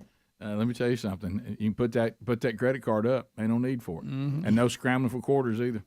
Do they still make you scramble for quarters for air? Yeah, 75 Some cents? of them. Most of them do. 75 cents? There's some out there with credit cards. Yeah, I know in some of them 2023 up we all got a $2. bunch of quarters laying around. Yeah, Yeah, that's just for that. let's go to Michael. Michael, welcome to the Rick and Bubba Show. 30 seconds. Go ahead. Hey guys, Rick, I know a lot of times you say things are cool or hip or mod. Yes. I know what cool and hip means, but what does mod mean, and is that short for anything? It means modern. Mod means that I am in with the times. It's happening. It's become popular to do this in the time in which I now live. Yep. That's what that means. Gotcha. Thank you, Rick. Do you remember the TV classic Mod Squad? I do. Mod Squad. It was even a word back then in Don't the remember a 60s. lot about it, but I remember. Yeah. 70s. Yeah, that is something that has become trendy, and it's become mod to do that in the current standing of the culture in which you now live. This has become mod for me to say this or to do that and to act like that. Squad. And it's become cool. Sandy, welcome to the Rick and Bubba Show. 30 seconds. Go ahead. Hey, y'all. I just wanted to tell you about a really interesting documentary I watched on Amazon Prime. Okay. And it is about communist dictators. Oh, yeah, that's a good one. And all they talk about is the indoctrination of students at the youngest age. Oh, no question. Oh, yeah. Yeah, they some of those that have freed themselves from communist rule have tried to tell us, and we just sit around, swapping one finger somewhere, one finger the other. Just acting like it's not going to happen. Top of the hour. If you leave us, have a great day. You got more Rick and Bubba. We'll be right back. Rick and Bubba, Rick and Bubba. Watch a lot of TV at all, very, very little. And every now and then we'll do the thing of, like, hey, you want to cut on some sort of news thing and, get updated on maybe some things. What we do for a living, the good thing is that we're able to get somewhat updated because what we do for a living, so it's not that necessary. And it was so funny because my wife, we're, like I said, we're not one of these people that watch the news every day. So we had some downtime last week when the boys were all gone, and we became, what it felt like to be empty nesters, and it was great. And so she said, "What are you doing? You come up downstairs and watch something or whatever?" And I said, "What do you want to do? You want to turn on, Fox or something and try to get updated on what's going on? And let's jump into a movie. You talking about let's just do something that's kind of noise in the background?" She goes, "Oh no, I'm not going on the news." She goes, "I turned on news the other day. You won't believe it. They got nothing new." They're still talking about Russia. And I said, I know, isn't that amazing? I bet if you go away and come back, it's almost like news has not moved forward at all. She goes, it's just the same old thing. They should talk about the same old thing all the time. She goes, can you believe they're still talking about Russia? And I said, I know, believe it or not, they're not letting that go. She was like, it's almost like, she said, I feel like I put time on pause. I went away for a long time, came back, did it unpause, and I'm right back where I was. Nothing's changed. And so, yeah. I got news for you. I feel like that we all like it, especially in sports, which is where there's been danger. I think the idea of having channels that are 24/7 anything is a bad idea, which is why I like the way we do our show. It's not one topic. We're not really a blank show, meaning not a sports show, not a news talk show, not even always a comedy show, not always a Christian spiritual show. We mix all that in based on what's going on, and I think that's better because I don't think on one topic there's that many stories. And what happens is you just keep repeating the same stuff all day over and over and over and over and over, and it almost gets where it just grinds on you. There's not enough new things happening. You know what though? You say that, and I would almost agree with it. But then I think back, the only thing that my TV stays on at the house is the tennis channel, the golf channel, or Fox News. Well, I guess when I go back at it, but I mean, there's nothing new there. You're just checking into it. You wouldn't sit down and watch it for a long period of time because it would start getting repetitive. I don't know. Well, unless it's a game. They do different shows. Yeah. But they all talk about the same thing. Like when you go to ESPN, they got how many ever shows, but all the shows talk about the same 5 things all day long. Well, I think they would have different programs. Like in golf, they might give you an update on the tournament coming up, recap what happened, have a guy give you a golf lesson, a guy talk about equipment. Well, all that and I stuff. think Rick, same with to tennis. your point too, I can't sit there and watch it all day. So what I'm seeing in the time in which I'm spending doing it is new to me anyway. Well, I guess what I'm saying, sense? you've given some exceptions, and I guess they've done pretty well. But you even look at like MTV, CMT, the Learning Channel, History Channel, National. We were talking about that. They couldn't even pull it off. They had to get away to start doing other things because them staying on the same topic wasn't enough to keep them going all the time, 24/7. So there seems to be. I mean, the thing that really, honestly, is maddening to me, and is to go to. Of course, ESPN's become maddening anyway, but to go to ESPN and look up, and we do it sometimes on the show, and we'll look up, and one story will literally go on for 4 and 5 hours. And then here comes some sports guy who has some arrogant attitude like we don't know about it yet because he hadn't weighed in on it yet. You know what I mean? But it's still the same story we've been watching. It has its downfalls, Rick. I agree, but I remember the old days where all we got was on Saturday we had ABC Wide World of Sports, and you didn't see it, and man, we were starving for stuff. No, I have no issue. I'm glad that now it is funny, and I think Bruce Springsteen wrote a song about it one time that said 300 and something channels and nothing's on. but what I'm saying is I'm glad to have all the different choices. Don't misunderstand me. I'm talking about these, like when you get into news and sports channels, I don't think there's enough happening if all I'm doing is cover. I'm not talking about running programming. No, I got you. Like even you said, they do other things, like the NFL channel. I mean, it's going to show me, some old ball games. Yeah. It's going to take me behind the scenes at a camp, and it's going to show me a coaching quarterback camp. But it's a variety even within the sport. I get it. But these ESPNs and these Fox News and these CNNs, they're trying to say we're doing live, current, right now. Yeah. And there's just not enough stuff. I mean, it just gets repetitive throughout the day. And you go, okay, so now I'm going to hear Hannity talk about the same 5 stories. Now I'm going to hear Tucker talk about the same 5 stories. Now I'm going to hear Laura Ingraham, and they're all doing the same stories. Yeah. It's just their take on it, and then they're interviewing the same people that were just interviewed on the show before me, but now I'm interviewing them. I mean, it just doesn't seem to be enough to keep you. You're not getting any new information. They cover a lot, 24 hours, that's for sure. Oh, Bubba. Which is why I think you find us creating news now, because we know that we got to do something to get your attention. Look, if you don't believe that, look at Fox right now, and I certainly like Fox. Do you even pay attention to them saying news alert anymore? Oh, no. Because it's not. It's not even close. It runs all the time. It's not a news alert. Bubba.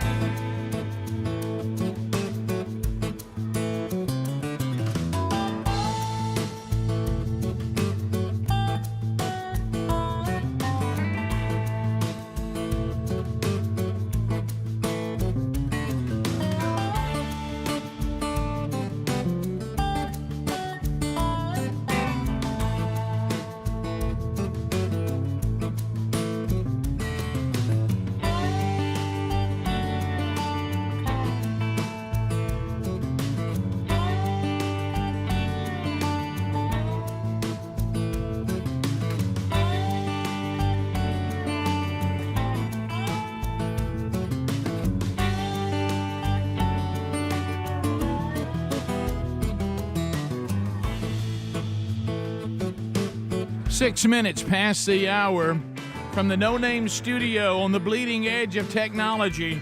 Another hour is here. From Sweet Home, Alabama to the world. On all sorts of platforms. If you can't get the Rick and Bubba Show now, you just don't want it. Options to catch us live include, but are not limited to, the Rick and Bubba Radio Network. Bold stations all over America that say, yes, I'll carry this show. No matter what anybody says, I'll carry it. And we thank them for that. But you may not have that. So you might need our TuneIn app 24/7, streaming anywhere, including Jolly O England. You can hear the show live, or you can catch one of the archives that spins on the Rick and Bubba 24/7 channel. You have a YouTube option, live or archived. Eddie Van Adler has that handled for you. You can also catch podcast archives every day. Go back and catch the show on your own time, including a best of hour on the YouTube channel and the podcast channel that's pulled out every day by Mr. Adler for you to enjoy. The gang's all here. Speedy, the real Greg Burgess, Helmsy, I mentioned Adler, and let's welcome back Bill Bubba Bussey. Rick, glad to be here, and thank all of you for joining us at the little party we call Rick and Bubba. Bubba, we start the hour with a big Bubba hello. Hello, Jacksonville. Oh, wow. Okay, there you go. Rick, back to my hometown. Well, a big shout out to the Jacksonville High School Golden Eagles. They're in the state basketball Final Four competition and play tonight, as a matter of fact. Oh, well, congratulations. As they go for back-to-back state championships in the 4A classification. Well, how about that? How about you, Golden I'll Eagles? tell you one thing. You know, you had quite a run there, of course, in the church lead. But, I mean, let me tell you something. They sit the bench for a lot of other Well, that's things. all right. Yeah. So did Michael Jordan for a little while. So there's Bubba's high school fight song, and also the theme for Henry the Horse. So we start this hour. We'd like to introduce you to two new friends of Rick and Bubba, Pastor Nathan Howard and also Pastor Gareth Skirm. They come from the motherland. They come from England. And from the UK, they are here with us. They are church planters. So Nathan, Gareth, welcome to Rick and Bubba. Thank you so much. Good morning. Thank you for coming and visiting your cousins. Yes, the Americans. Well, it's our pleasure. Yeah, a couple of rowdy Brits that said we're out of here. Yeah. Yeah, so, but we are all friends again now. It's been many years since our revolution. Absolutely. That's all behind us now. Sure, you burned our White House. We You did. You did. You came back in 1812. You were angry. Yeah, you meant business Yeah, that time. you really did. And you subsequently made a musical of it, which has hit our streets with absolute joy. So, You know, it is interesting. People always talk about the revolution, and Bubba's made this point, and you are right. The victory in 1812 is more impressive. Oh, yeah. Because there was no surprise on that one. The British came back and they meant business, and I think God had to intervene on that one because that was that was quite a victory. But it is great to have you back. Couple things I want to cover right out of the gate. yeah. And that is that you are the guest in our home right now. Yep. Attempted to pick you up at the airport. Bless your heart. Bless your heart. Attempted to pick you up at the airport last night. Now, I will tell you what gets in the way of a smooth airport pickup. That is if I can remotely remember Nathan and what he looked like because he caught his first fish last year. That was a high point. Yep. Yeah, and Gareth, I couldn't place what you looked like, and I was trying to look at pictures, and neither one of your phones were working. And I finally said to the church and to my wife, let me get this straight. I'm here to pick up two guys that I can't quite remember what they look like that I can't communicate with. And they were like, yes. And I'm like, this is going to be difficult. So I just kept making the rounds to I thought maybe talk to English guys that looked kind of lost. And I never did see you. And it said on the board that your plane had landed. Yep. And I'm like, they're here somewhere. And eventually Patrick, who is, the missions pastor at our church, he finally said, I think I can communicate with them. What should I tell them? And I said, tell them that I am in a really large red truck. And he said, can you be more specific? I said, that's all you need. Yeah. Welcome to Alabama. I said, they will not miss this truck. There's no way. They may not be able to get in it, but they won't miss it. They said, that is Rick. So anyway. I'm sorry, that's my English English accent. That's one of the worst Sorry. attempts at an English accent I think I've ever heard. Welcome, by the way, guys. Introduce you, Speedy, man of 1,000 voices. Man of 1,000 voices. That's good. So I thought I'd gone home for a moment then. I was so good. So James Bond had walked in. So you know how sometimes when you immerse yourself in another culture, of course they're very familiar with America and the United States, but there's certain stereotypes that you may have, and stereotypes are always based what? On a little bit of truth. On a little bit of truth. So I had stopped to get gasoline near the airport. Now, we love our airport, and we're very proud of how it's progressed, and it's an international airport, which is a bit of a stretch, but it is. And but it has gotten much more beautiful. We've updated it. It's really nice. But the part of town in which she sits can be a little shady. And so I stopped to get gasoline near the airport in a rough part of town, and I am a licensed carrier of a handgun, and so I just kind of placed it on my seat because as I was pumping gas, I started being approached by people that maybe have meant me no harm, but like they were under the influence of something and were staggering around the lot, and I said, well, I'm going to go ahead and have this here just in case someone attempts to come over and pay me an unwelcoming visit.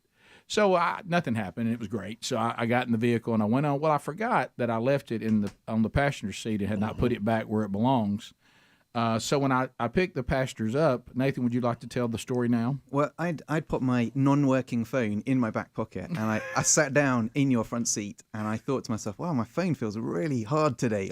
And then as I put my hand behind me, I pulled out your gun, and I said, I'm sitting on your gun. Welcome to America. Yeah, that's it. That was the intro. So not only were we looking for a big red truck, we were looking for a gun on the front seat as well. Yeah. And I thought he was joking, so he turned us on. I'm sitting on a gun. Then he turned around and showed me a gun, and I'm like, what? Oh no! I have to say that might have been a really unfortunate way to go. Well, if you don't know my history of hosting pastors and missionaries. It's not all good. I completely lost a family one time. Lost them completely. Wow. That we thought that they could drive. We thought they could maneuver around Alabama. We were incorrect, and had to go find them. I left one at the airport one time. He had to sleep in the airport because he told me he had a rental car. The rental car fell through. I went off and left him, and he had to sleep at the airport overnight. We couldn't find him the next morning for the church service. Oh, wow. Had to go find him. So I'm glad I didn't add to this. Pastor sits on gun, takes one to the gluteus maximus. But I did not have one. Y'all are way ahead of the game when you think about it. So, but it was funny because, the English are so kind. You're very kind people. You're very patient with people. You're very low key. Oh, I do believe I'm sitting on your gun here. And I'm like, oh, yeah, hand that to me. Let's put that back where it goes. Real nice like? Yeah, it was so nice. It was no panic, no anything. Oh, I do believe I'm sitting on a gun here. So handed that over to me, and you were very calm about it, and we put that up, and y'all felt safe, I bet. Oh, very safe. Yeah, once we put it back. Yeah, absolutely. Yeah. Well, it's kind of their fault we carry a gun anyway. Well, all right. Oh, wow. Well, the Second Amendment kind of revolved around this, we don't want to quarter any soldiers in our home. So, gosh, that's funny. It really does go back to that. I never really thought about that. Thanks, guys. Yeah, thanks a lot. Welcome to the studio. Yeah, we love you. You don't know how much you've cost us over the years. You're right. So I do want to come back and kind of jump into what you guys are doing, but also I would like to talk about, I know, Nathan, you got the downstairs bathroom. Yes, I did. And the downstairs bedroom. Yes. My sons over the years have warned me that room can lend itself to middle of the night noises. Yeah, I was going to ask you about that. Yeah. Given this is the first time I've seen you since I woke up. So, yeah. So we'll come back and we'll discuss that, and we'll also introduce you to these guys in detail and a very interesting topic, the state of the church in the UK. Because as we talked last night over dinner, a lot of times Americans, we look to you guys to see what's coming. So we'll talk about that when we come back. Our number is 866-WE-BE-BIG when the Rick and Bubba Show continues. Rick and Bubba, Rick and Bubba. All right, so I know that the kickoff hour, that's been a while ago, and I heard the guys talking. And we all know these things are fun. Somebody was sitting around. They said, it's been a while since we put something out on Facebook that would get people talking about it and looking at their hands. or their feet, or where their eyes are located, where their ears are located, or listening to sounds and names, right? And hear one sound and see another. The dress is green, the dress is gold, or whatever. So now they come out with another one that has absolutely no bearing whatsoever, but is a lot of fun to talk about. What your pinky says about your personality, and they'll go as far as to say your pinky says a lot about your character. So not your life choices, not the things you decide, not the spiritual rejuvenation that you may or may not adhere to. None of that really determines your character. It's your pinky. Yeah. So anyway, we will now dive in because we will take the bait. It is fun to talk about these types of things and to see if we think it applies to the members of the show and all of you out there that are driving. Get ready to look at your pinky. All right, so let me be sure I have it right. But do it with one hand on the wheel. Right. Let me see if I have this right, Speedy, Mr. Producer. The picture I'm looking at, the way these things print out and everything. So this is type A? Correct. And then as I go over to the next page, this is type B? Correct. Okay, and then this one is type Correct. And C, on the right? first page of your printout, A, B, and C are all side by side. It all has to do with where your pinky comes up to your ring finger. Does it come up to the last knuckle? Is it shorter than the last knuckle, or is it longer than the last knuckle? Okay. How about it's different on each hand of mine? Well, you know what that says, don't you? I'm type A in one and type C in the other. Put those beside each I didn't other. do that this morning. How far past the? You better Mine than both that. go past the top knuckle, so I guess I am type C. I guess it's right. I think I'm a A. I think mine are even. What's that last joint? Yeah, that last All right. joint. All right, who's A? I'm A. All right, let's talk about A's. All right, if your pinky does not get to the top knuckle or past the top knuckle, correct, on the ring finger? It's kind of even with it. Yeah. Okay. Yeah. All right, so you're say it's A? are you type A or type B? Speedy, look. That's an A in it. Yeah, that looks like an A. You're an yeah, A, though. yeah, because I mean, really, it's either A's the I would say the typical pinky, B being the really short pinky, and C being the really long All right. pinky. By the way, I will not. This Bubba's already dead on the first thing here. What? He does have an amazing heart, but then the next part, willing to lend a hand to those in need. And that is not a characteristic I've seen with you. That's not correct. I'm all about it. I'm always. Bubba, helping we've had people so out. many stories of people who were in need that you blew right past. No, that was one time, and that was somebody else making the call. I'm not Dawson gonna throw said anybody on the Dawson bus said here. it's happened again. No, I'm just kidding. Dawson did leave me hanging one time. We do remember that. Right, yeah. But remember, he was an evangelist, not a saint. All right, so Bubba, if type A's out there, this means the finger comes right up to even on the line of your last knuckle. That means you have an amazing heart. You're always willing to lend a hand to those in need. You hate lies, dishonesty, and insincerity because it goes against everything you believe in. Dang right. You carefully guard your feelings, and you do not open up easily to strangers. Maybe that one's not as close. You sometimes act stronger and more open-minded than you really are. However, once you get close to someone and trust them, you become much more open and expressive. You sometimes act stronger and more open-minded than you really are. But if you're acting that way, doesn't that mean that you are? It does not. That means you're fake. Yeah, you mean you're faking. Your eyes. No, it's not talking about faking. Well, acting means you're not sincere in it. You're not as strong and open-minded as you pretend to be. It's not sincere. You're not really open-minded, and you're not really. No, I'm not open-minded on a lot of things. I'm not talking Once about I decide what. But let me be clear. Let me be clear about this. I don't believe the pinky thing. I'm just saying that's what they mean by this. Please don't think that these things are what we think about you because your pinky's a certain. Well, I'm just trying to clarify. Right. Well, the last one on this list, Rick. But insincerity is what that's talking about on those two topics.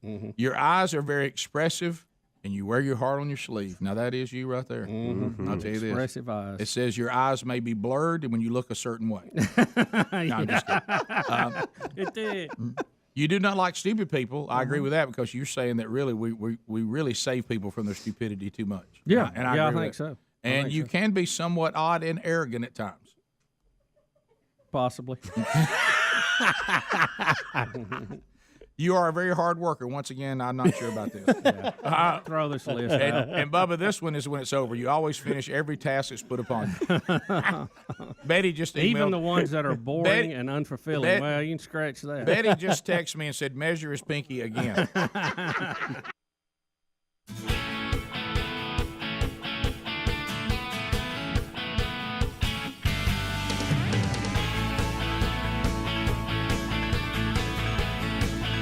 It is 21 minutes past the hour. You got Rick and Bubba. Thank you for being with us today.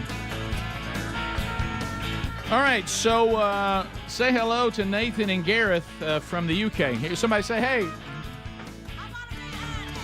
So, church planners, and last night, let's get this out of the way. You guys, we're honored to host you as our brothers in Christ, but you got the downstairs room. Yes. We do realize that we have one room, which is where our daughter's room was. And Sherry has kept that a guest room now that she is, a full functioning adult. And there was a little bit of humor the fact that Gareth got what we basically determined a girl's room. That's true. It's still, Sherry's kept it decorated, still kind of feminine in there. I mean, I slept really well last night. Yeah. And so I'll sleep in, if it's a girl's room and it makes me sleep well, I'll sleep there. Yeah. That's all Right. good. It's better than the sofa. Yeah. But I noticed, Nathan, you kind of copped a little bit of an attitude because you got the opposite end. Yeah. You've got the boys' room, and three sons have had that room at one time. Yep. It has the wood paneling. Yep. It has the deer heads. Yep. Did you feel like there was, that this was a room made for a man? Yes, I did. And it was the scurrying in the middle of the night, though, that made me think, what's going on here? Like, yeah. What was that noise? Well, it seemed that my youngest son was the only one who brought it to my attention. I don't know if the others just were deeper sleepers. They just didn't want to face Dad on this. But I was told by my youngest son, Dad, I don't know who designed this house, but this room in the vent is the same vent that is the master bathroom. Oh. So anytime you get up in the middle of the night to use the restroom, you can hear it in this room down here. Pop directly in. As if we are laying down in the floor of the bathroom.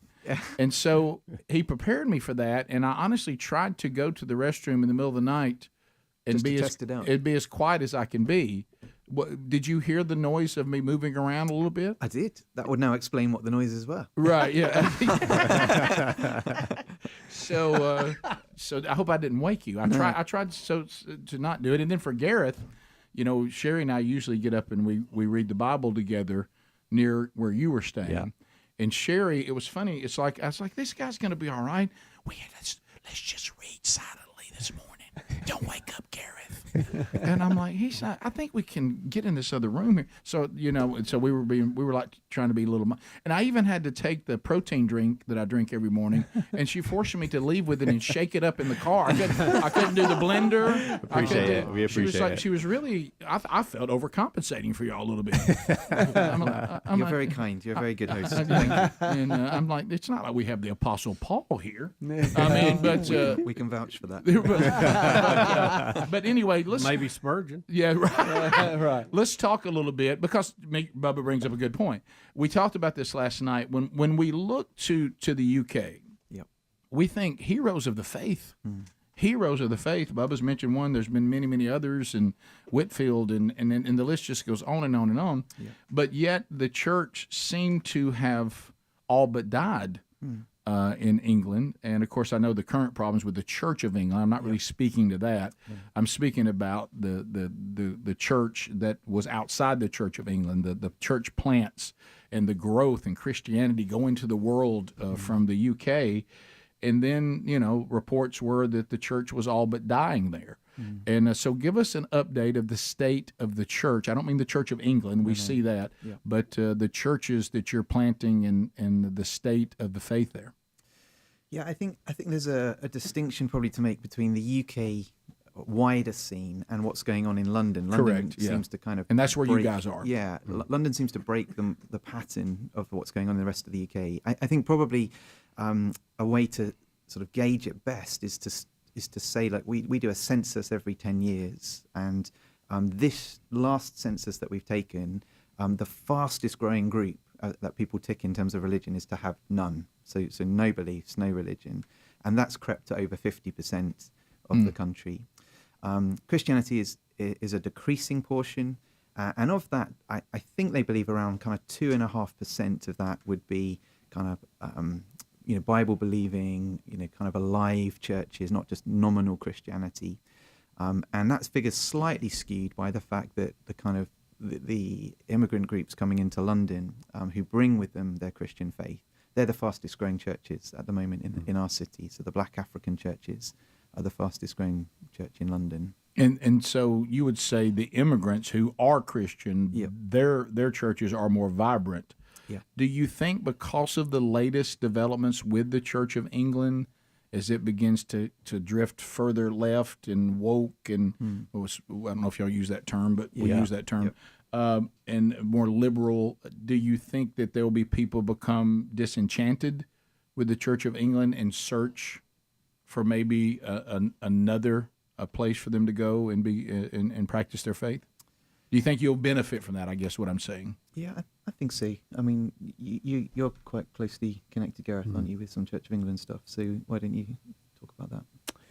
Yeah, I think so. I think people become disillusioned. People love Scripture. They love to follow the Lord Jesus. They love to believe the truth. And when people drift from the truth and from a church that's believing and teaching the truth, and they want to move away from that. And so I guess the big thing, particularly in London and where I am in Plymouth, which is a little bit further outside of London, is that the church is having to recognize that this is a drifting, and we need to provide opportunities from others coming from the drifting churches to become part of other churches. And how do we do that? How do we stand? How are we going to be gracious? And often it's across denominations, so it might be some people from the Church of England moving to another denomination, and that in itself can bring up barriers or issues. So just being gracious in how we do that is really important. Go ahead. Sorry, no, I was going to say as well that there's kind of two categories of people. So that if the immigrant churches are the thriving churches in the UK at the moment, the two groups that they need to engage with, because they tend to, the challenge for them is they keep themselves to themselves, but it's the two groups they need to engage with is the indigenous Brits who've kind of dismissed religion, and how are they going to engage with the British people?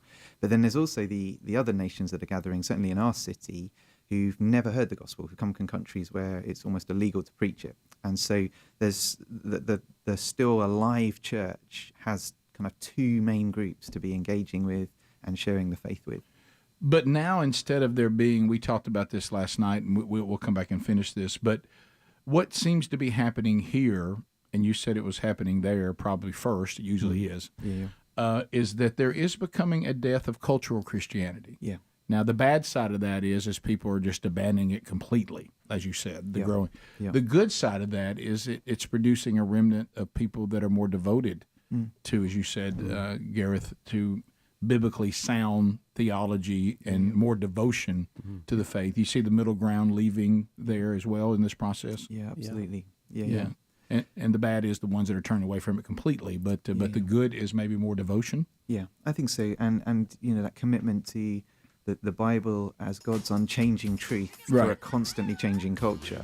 And so they're standing on that. We come back to, you were talking about, we want to talk about where you guys are and the churches that you guys have planted, and some of the things you face. And of course, as always, as Bubba said, your cousins can come alongside you and help, and because it is we are the church, and there are no boundaries. Rick and Bubba, Rick and Bubba.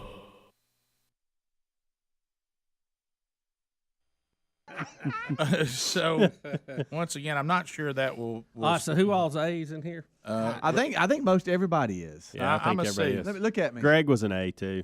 Turn it around. Look I'm at borderline. I'm a C. I thought Yeah, I was you're borderline on up there a little bit. Yeah, I'm a C. Boy, the B's, by What the am way, I? they got a weird looking pinky. We don't have any C's here, right? I mean, B's No, here. that's I'm a C, no. but we don't have a B. I don't think Adler. What are you? That's a little short pinky. That's probably ag. Let's see. You're an A. Yes, Guys, you are. I got news for you. If you're a B, I think your pinky got cut off. That's what I'm saying. It looks really strange. It does look amputated. Very unique. Halfway. Any B's in the golden ticket seats? Meaning your pinky's. Let me see. Come here. Let's have a look at that. See if that's an A or a B. Oh yeah, he's got a little Yeah, pinky. he's got a little pinky. All right, let's talk about you, sir. Here we go, sir. All right, if you're a type B, that means your pinky is shorter than the top knuckle, not even, but shorter, and it's not taller, which is a C. You're a B. Is this your wife with you? We're going to look to her and see if this is true, because nobody's sincere about themselves. We're all delusional. Mm-hmm. You easily stay calm and collected in the middle of chaos and disorder. Yeah. Okay. All right. Confirmed. All right. You do not approach new people easily. You are somewhat shy and aloof in the beginning. No, that does not match that's up. not that one. Your soul is very subtle, although you don't always show this. I don't even know what a subtle soul means. The wife's now laughing. Well, again, She's that shaking her head to laughing. me is a contradictory statement. If your soul is very subtle, but you don't always show it, well, then if you're not showing it, then it's not very subtle. Because that's how we determined if it was very subtle to begin with. It's how you show it. You are a dedicated and faithful partner in your romantic relationships. Okay. That one she likes. You always give your loved one 100% of your love and devotion and think about them constantly. Yeah. Okay. Don't laugh, man. Little giggle. But they did sit on the back row. They did. They did. When you set your mind on something, you stay dedicated to seeing it through to the end. Okay. Okay. She likes that too. You are well known for your ability to keep secrets. Yeah. Okay, she likes that. You will even play dumb when you know the truth in order to protect the feelings of another. She's shaking her head. Shaking her head on that one. Well, we're running around there. You are afraid of being hurt. You may act like you don't need anyone, but you always dream that you'll find your soulmate. That's just silly. I don't know that. He's already found her. Single. All right. I'm a top C. Who else is a top C? I think you're the only C in here, Rick. The only C? I don't know. Yeah. Well, this thing is off already. Oh, my gosh. Look at number one. That's what I'm saying. Look at number one. Hey, let me tell you about Let's just throw throw that this thing story away. away. That thing is useless. Number one is something that we know all Burgesses. This is a characteristic of every Burgess. You never hold a grudge against anyone who's wrong. Hell, I throw this thing away. Let me see yours again. Turn it around. Rick, I It's think you're more of an borderline. A. I think you're more of an A too, Rick. Is that not above the It's Go close. I like straight you. up with your hand though. I'm seeing some crookedness there. But look how See tall. right there, you look more like an A. Yeah. I don't know. I think yours is very similar to the way Rick, Speedy and Greg. I'm like you. One is an A and one is a C. Yeah. I mean, look That how may- tall the A pinky is. It's almost hitting the fingernail of the ring finger. Yeah, mine is just above the joint. I don't know what that counts. I don't know what that counts. I'm probably an A. Might help you a little bit. You often describe as easygoing person. You get along well with everyone. Are we going to just tear this up? Yeah, I think we got a bad read here on this. You remain respectful of opinions of others, even if you disagree with them. What is this? I got to measure my pinky again. I don't enjoy surprises. Now that is true. How about this, Speedy? Now this one's spot on. Oh yeah. You're very uncomfortable when you don't know what's going to happen. You don't like surprises. Don't like that. You do Boy, not. that's on the can't happen list. Big Bubba hates you that. what. I hate that crap. Learn the hard way. You try to keep your concerns and problems to yourself as much as possible. That's not good. Now the last. Now here we this go. one You're a wasn't straight one. shooter and you tell it like it is. Yeah. Now we're back to the Dang tall right. thinking. You do not sugarcoat your words. You prefer the company of those who do the same. That is spot on. I do. You want to be around those you consider honest and authentic. That is correct. I have an ego that can be domineering. well, now we're back to me again. We're back on. You can quickly become worked up when you get in an argument. However, you also are the first one to apologize after the discussion is over. Well, that's the end of this list. Wonder how long Trump's pinky is. Yeah.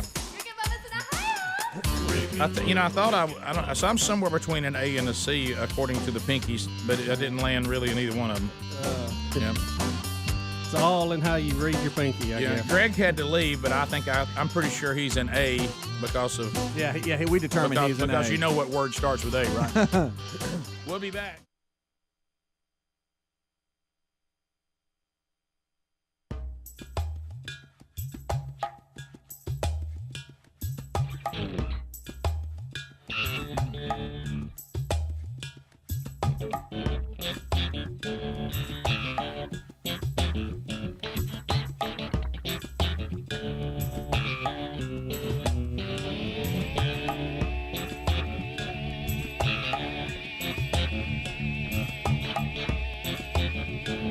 It is 35 minutes past the hour. The Rick and Bubba Show. All right, so I realize, Bubba, and you realize it is odd that the current administration keeps telling us that the economy is fantastic. Yeah, it's very odd. If you've been to the grocery store lately. Right. And you might believe that unless you go to the grocery store. Everything seems to cost more. Now more than ever, it's time to save money. Here's an easy way to do it. Upside.com. This is a free app. Go there now. Upside.com, or go to the App Store and get Upside. And then when you do that, I want you to take our code Bubba 25. So Bubba 25, use that code on your first tank of gas. You're going to get at least 25 cents back. You may get more per gallon on the first tank of gas. And then that kind of activates it. It's rolling now, Speedy. And that means that now you just go out and use it, pay as you normally do, and start getting money back. Did you know that last week, Nathan, Gareth, last week, so much money was going back to the users of Upside, it was $1 million of money going back. That's how much money was coming back to people. So if you would like to get money back on your purchase, go to rickandbubba.com under the sponsors, or go to upside.com and use that code Bubba25. So our friends, Bubba, from across the water, Nathan Howard is with us, pastor of Enfield Town Community Church in London, and Gareth Skirm, St. James Church, about to plant a new church. That's right, yeah. So I know we were questioning you guys about the state of the faith there. You gave us a forecast that looks very similar to what we're seeing here, is because the rise in our country is the worship of self, and we do have more Americans, just like you have more British, that are now identifying as having no religious affiliation of any kind. They might be spiritual, or they, or something like that, New Age stuff, but nothing that we would consider to be biblically sound. And they don't believe the Bible to be the inerrant word of the one and only living God. So you're saying, you guys are facing that too, but at the same time, there's always that remnant that God has always had. So when you can literally say this, we talk about missionaries a lot. You guys are church planners, you're pastors, but in a way, you also are missionaries, because when you're pastoring in London, the world literally comes to you from everywhere. So tell us, first of all, let's talk about the rise of Islam, I would think. And I know that, when you start talking about conversion from Islam to Christianity, that can get a little dicey. They're not big on that program. But you, where you guys are located, I know the Muslim population has grown big time. Massively, yeah. I think about 1 in 3 people in London, I believe, is Muslim. Yeah. So it's a huge rise in that community around us. I think there is a distinction. I certainly, in my encounters with people who are culturally Muslim, simply by the nation they've grown up in. We find that a lot amongst the Turkish community, and there are people who are Muslim by faith. They're building their life on this system, and we encounter kind of both those groups really. So how does that? Is it like you said? There's cultural everything. We have cultural Christianity. There's cultural Jews, there's cultural Muslims. Do you find that those are maybe not as close-minded about hearing something? Have you had people that come to you and say, tell us about this Jesus? You were telling me you're talking to some people, they've never heard the gospel ever. Yeah, absolutely. Well, I mean, the part of London we live in is predominantly a Turkish community, so 1 in 4 people is Turkish.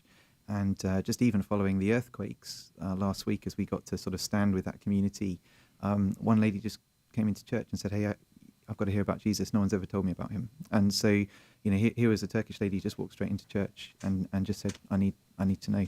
That's the kind of encounters we're getting, because they just haven't really heard. They've had snippets.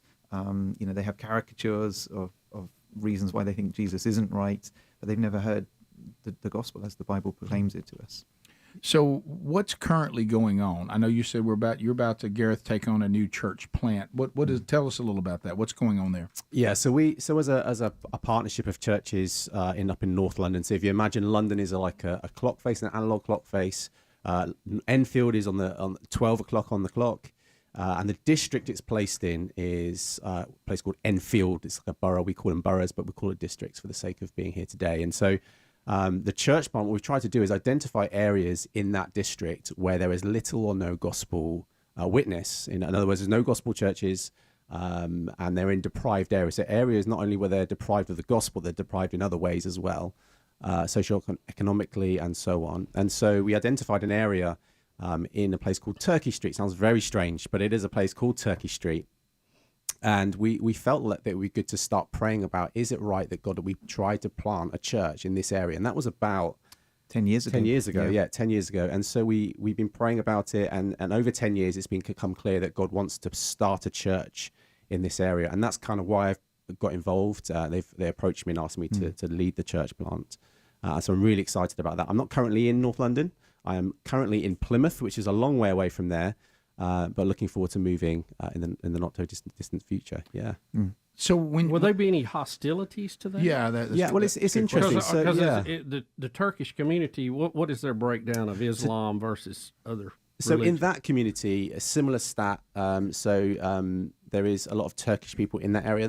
Some will be nominal Muslims. Some will be Muslims who are very deliberate about following their faith. But the interesting thing, it is an opportunity. So the change over the last sort of 10 years really is that you could say that lots of times when you have a conversation with someone, you're trying to convince them maybe 10 years ago that God exists. Whereas when you come to someone who is from another faith, you're not trying to convince them God exists because they believe God exists. You're trying to convince them that the God of Christianity is the one and only true living God. And so there's a different conversation there, and it provides great opportunities. The real sticking point is, well, there are two real sticking points when you talk to someone from a Muslim background. First of all, is they cannot understand. They believe that to get to paradise, to get to heaven, you have to earn your way into heaven, and that's completely opposite to what we believe as Christians. It's a free gift of grace through Jesus. And that blows their minds. And some of them have never heard that before. In the Quran, it teaches them they should read the Christian book, the Gospels. And so that blows their mind. So that's a great opportunity. And so we try to do it as much as possible. And the other thing is that they don't believe that Jesus is God. And that's another area where we try to teach them. And again, like Nathan was mentioning, the lady who just came to church to teach me about Jesus. I've heard that who Jesus is. Please tell me about him. And so that's the opportunities we'll have in those areas. Yeah. They come from everywhere. Yeah. You name a country and you'll find it in our community. I mean, we've, just to give you a flavour for this, so the church I pastor, we've got over 40 nations just in our church of about 300 people. And so there's 40 different nations represented among us. Do you have a lot of Americans living there? A few, yeah. Yeah, I know of some that live there. I didn't know how big that population is. I couldn't put a number on it, but there's definitely Americans who come to our church family. Well, and that's what I was going to ask you. So you've answered that. When we think of, do you have in London, because that's where you guys are, we'll get real specific. Do you have anything that would remotely look like a American mega church? Thousands and thousands of people going to a church? Or is 300, is that considered a big church? Is that considered about average, small? What would it be? Yeah, I think 300 is a fairly large church in our type of sort of network of churches. But there are some massive churches in London. So some of the big Pentecostal churches, Black African churches are massive. Up to 10,000 people. Some of them. Really? Okay. Oh, yeah. So you do have them. Yeah, and then Hillsong, they've got a big presence in London as well. HTB is a pretty big network of churches. So there are some pretty big churches, but not, I wouldn't say of the same scale, really, that you guys have here.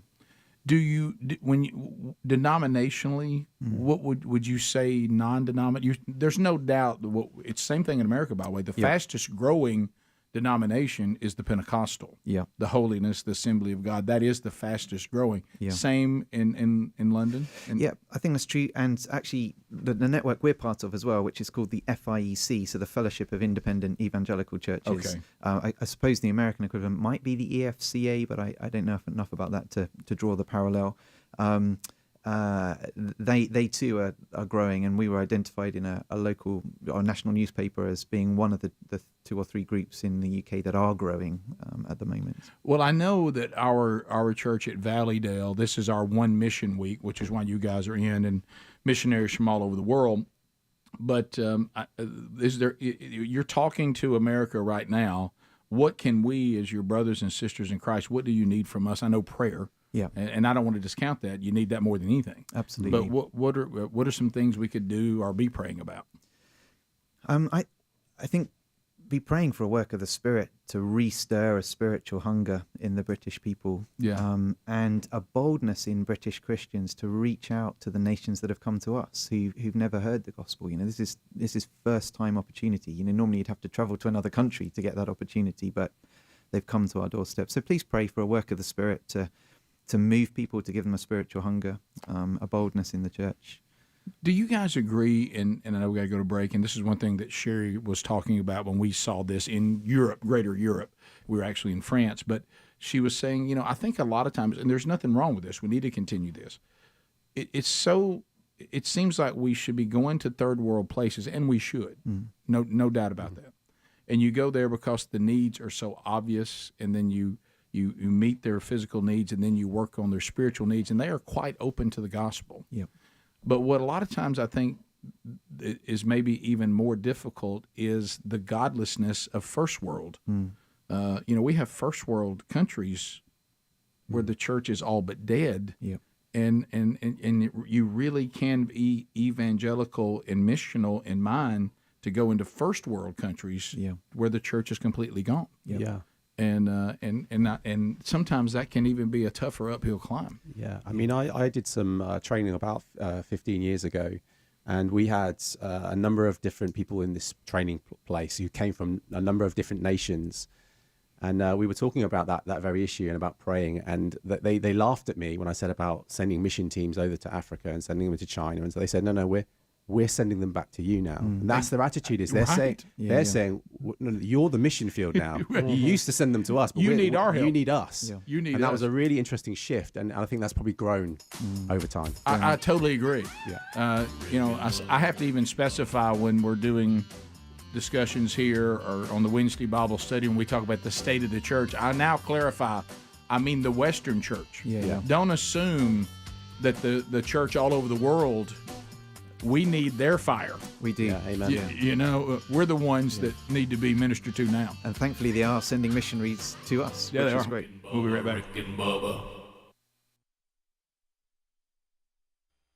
So we were told to go watch this video. Now, a lot of us, as a matter of fact, Babylon Bee has a really, really good time with the song Oceans by Hillsong. And they've got a lot of great headlines concerning it. So a lot of worship praise bands will do it, and it's not a hard driving song. No, but so we think that this is potentially the praise team drummer that maybe they've had words with him about this before. Maybe it's his day to fill in because the drummer's not here. Because this is not the song for him to show everybody how good a drummer he is, but he does it anyway. So, Speedy, you're going to let us build a minute to show the softness of the song. Right. Then we're going to have the first attack by the drummer. Yeah. And then we're going to fast forward to where he really gets going at the end. Is that correct? Yeah. Right. And this is a little concerning to us because it was published in 2014, which makes me think we've seen this again, but we just can't remember. We have, so I don't know. Yeah. But it's quite a moment. And you know what's sad now? When we go to things that we can't remember, we go to the younger members of the staff to see if they remember it. Yeah. Which means we no longer trust our memory on it. No. We go, like, we first of all, we'll start with Rick and Bubba, don't ask them. Right. Because we know they don't know. Let's now go to Speedy. Correct. He still doesn't know. All right, let's keep moving down. Let's go to Helmsy. And I think we're free and clear on this. I don't think this has been presented on the show at all. Adler, you being a drummer and you're young, have we ever played this before? I'm a maybe on this, guys. I'm a maybe. Okay. Once we see it, it could be off. Sometimes we get confused. I don't remember it. I don't remember it, but it owns me, and I suffer from secondhand embarrassment, and I'm enjoying it. Yeah. So does it look like he's trying to beat a squirrel with those drumsticks? just pay attention. Is that what we're talking about? Quite a moment. Let's join them. So I will call upon your name. She's a little flat. And keep my eyes above the waves. When oceans rise, my soul will rest in your embrace. Pretty funny right there. For I am yours, and you are mine. That's not real. Look at the singer's face. Wow. That can't be real. That can't be. That can't be real because we don't see it. That's a little hot. All right. So now we're going to go forward. She's calmed him down, and we're going forward. You ready? Okay. We're going to go forward a couple of minutes. Ever wander, and my faith will be made stronger in the presence of my Savior. He's ready. He's got his bandana on. Lead me where my trust is without borders. Let me walk upon the waters wherever you would call me. Take me deeper. Oh, wow. They're singing is enough. You're not ready. You're not ready. Does this band ever practice? In the presence You of ready? my Savior.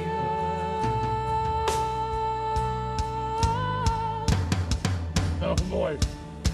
Oh, boy. He's doing a solo.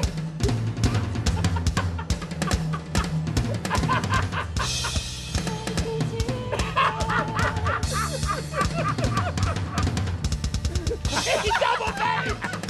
Double bass! I can't believe that. I can't believe that. It's better than I ever thought. I love when he gave me some double bass. Look, he's never messing with stuff like, yep, that's my part.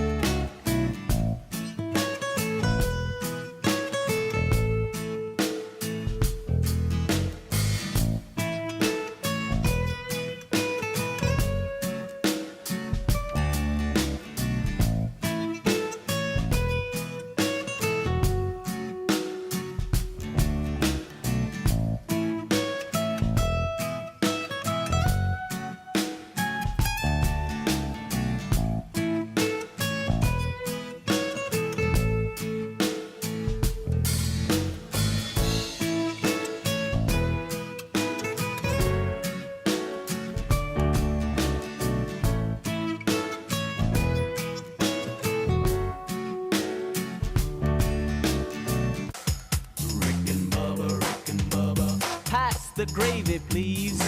All right, we're back. 7 minutes to the top of the hour. Yeah, phone calls, if you got them. 866-WE-BE-BIG. We'll hit so many stories. I do have one more question. Either, hey guys, the English guys, look at them up. Either one of y'all can answer this, a question, and you can come to one of the mics, either one of you. And we hit it going out. Is church planting, do you think, the best way to reach first world secularism? Do you think that's the best plan?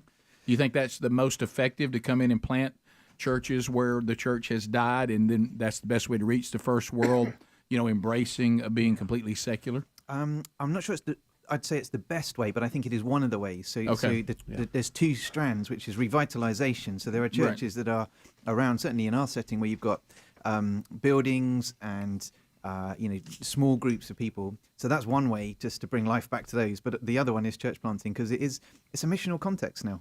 People haven't heard the gospel, and so you've got to go in and live like missionaries and do that kind of thing. Well, Greg, who's in there taking the calls right now, my brother, before he came here, he worked with the Southern Company, which was the power company. Yeah.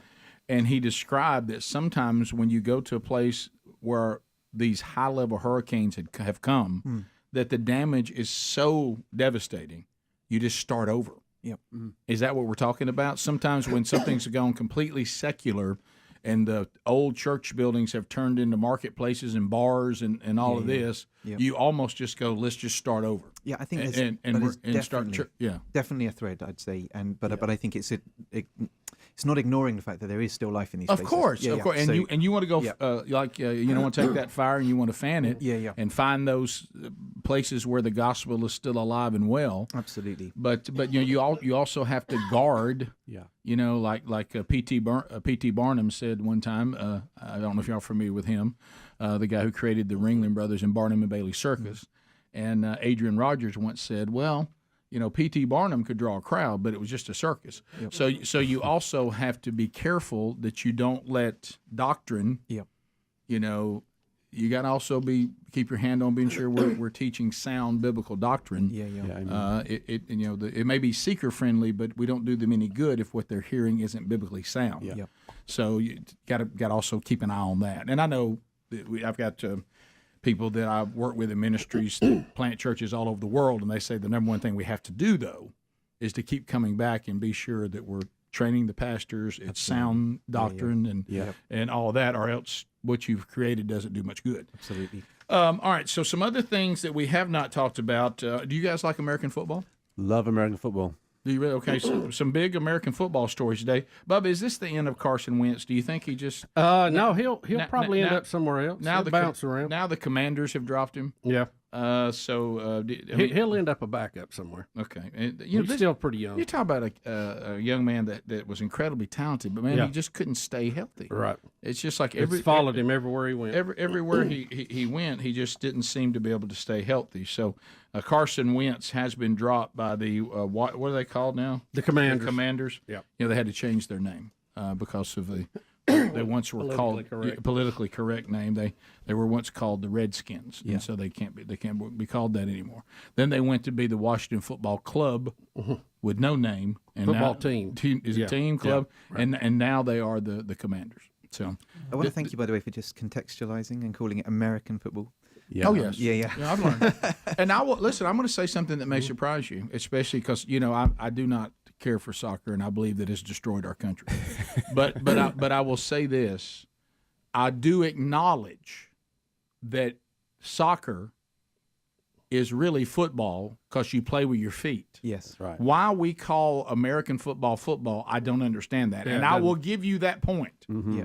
Yeah, we will take it. Yeah, okay, because you guys are playing a football. Yeah. We're not playing. I mean, we kick it every now and then, but it should be called handball, but that name's already taken. It's already taken. Yeah, so. It's kind of. I don't know what we should have called it, but football was not the right name. Rugby with pads. Rugby with pads. That's right. Do you like rugby? I love rugby. I love. Yeah. Well, that's a real man playing that. Yeah. Now. Those guys. Oh man. Yeah, and it's become pretty popular here too. We have rugby clubs and everything, and people love it. Yeah. And my son, who played college football, he was asked to be on a rugby team like one Sunday afternoon. Yep. And he's like, and they said, you played American football. It's close. You'll learn it. So he was able to pick it up pretty quick. Nice. We've never got into soccer because it just moves too slow. It's too slow. If they would score more. Y'all got to score more. The field's too big. Yeah. We've suggested doing away with the goalie or setting the ball on fire or something, to kind of pick it up a little bit. Do you agree the pitch is too big? Yeah. It's I'm way not a too big wide. soccer fan, actually. Okay, good. What do you like? I like it how it is, if I'm honest. Okay, you're a great purist. game. You're a soccer I'm purist. A Puritan a when it comes to football purist. Yeah, soccer. And what are you? I love rugby. Okay. Well, all right. He likes basketball too. Gareth, there you go. Let's go over to that's one. We created that. That's our thing. You did. So why don't we just kind of land where we can be together, and that's basketball. I like that too. Love that. How are you guys on baseball? I mean, that's like we have our version of that as cricket. Right. It's too slow. Takes a long time. Yeah, it takes a long time. I mean, it'll be like a week or something. Yeah. Right? And they try and speed it up with kind of one-day versions of it. Yeah. Still. I tried watching baseball on TV, and I noticed that lots of people in the crowd are just eating hot dogs and talking to each other. Yeah. Well, I think initially, they're trying to speed it up here too with pitch clocks and all that. But I think it was meant to be. I'm gonna take the afternoon off, and it's kind of like a picnic with something going on. Yeah. So it's almost like let's all get together, and then some people are playing something over here. That's right. You get that vibe. Yeah. Thanks for being with us, guys. Thank you so much for having us. Thanks to all of you. Have a good day. See you. Rick and Bubba, Rick and Bubba.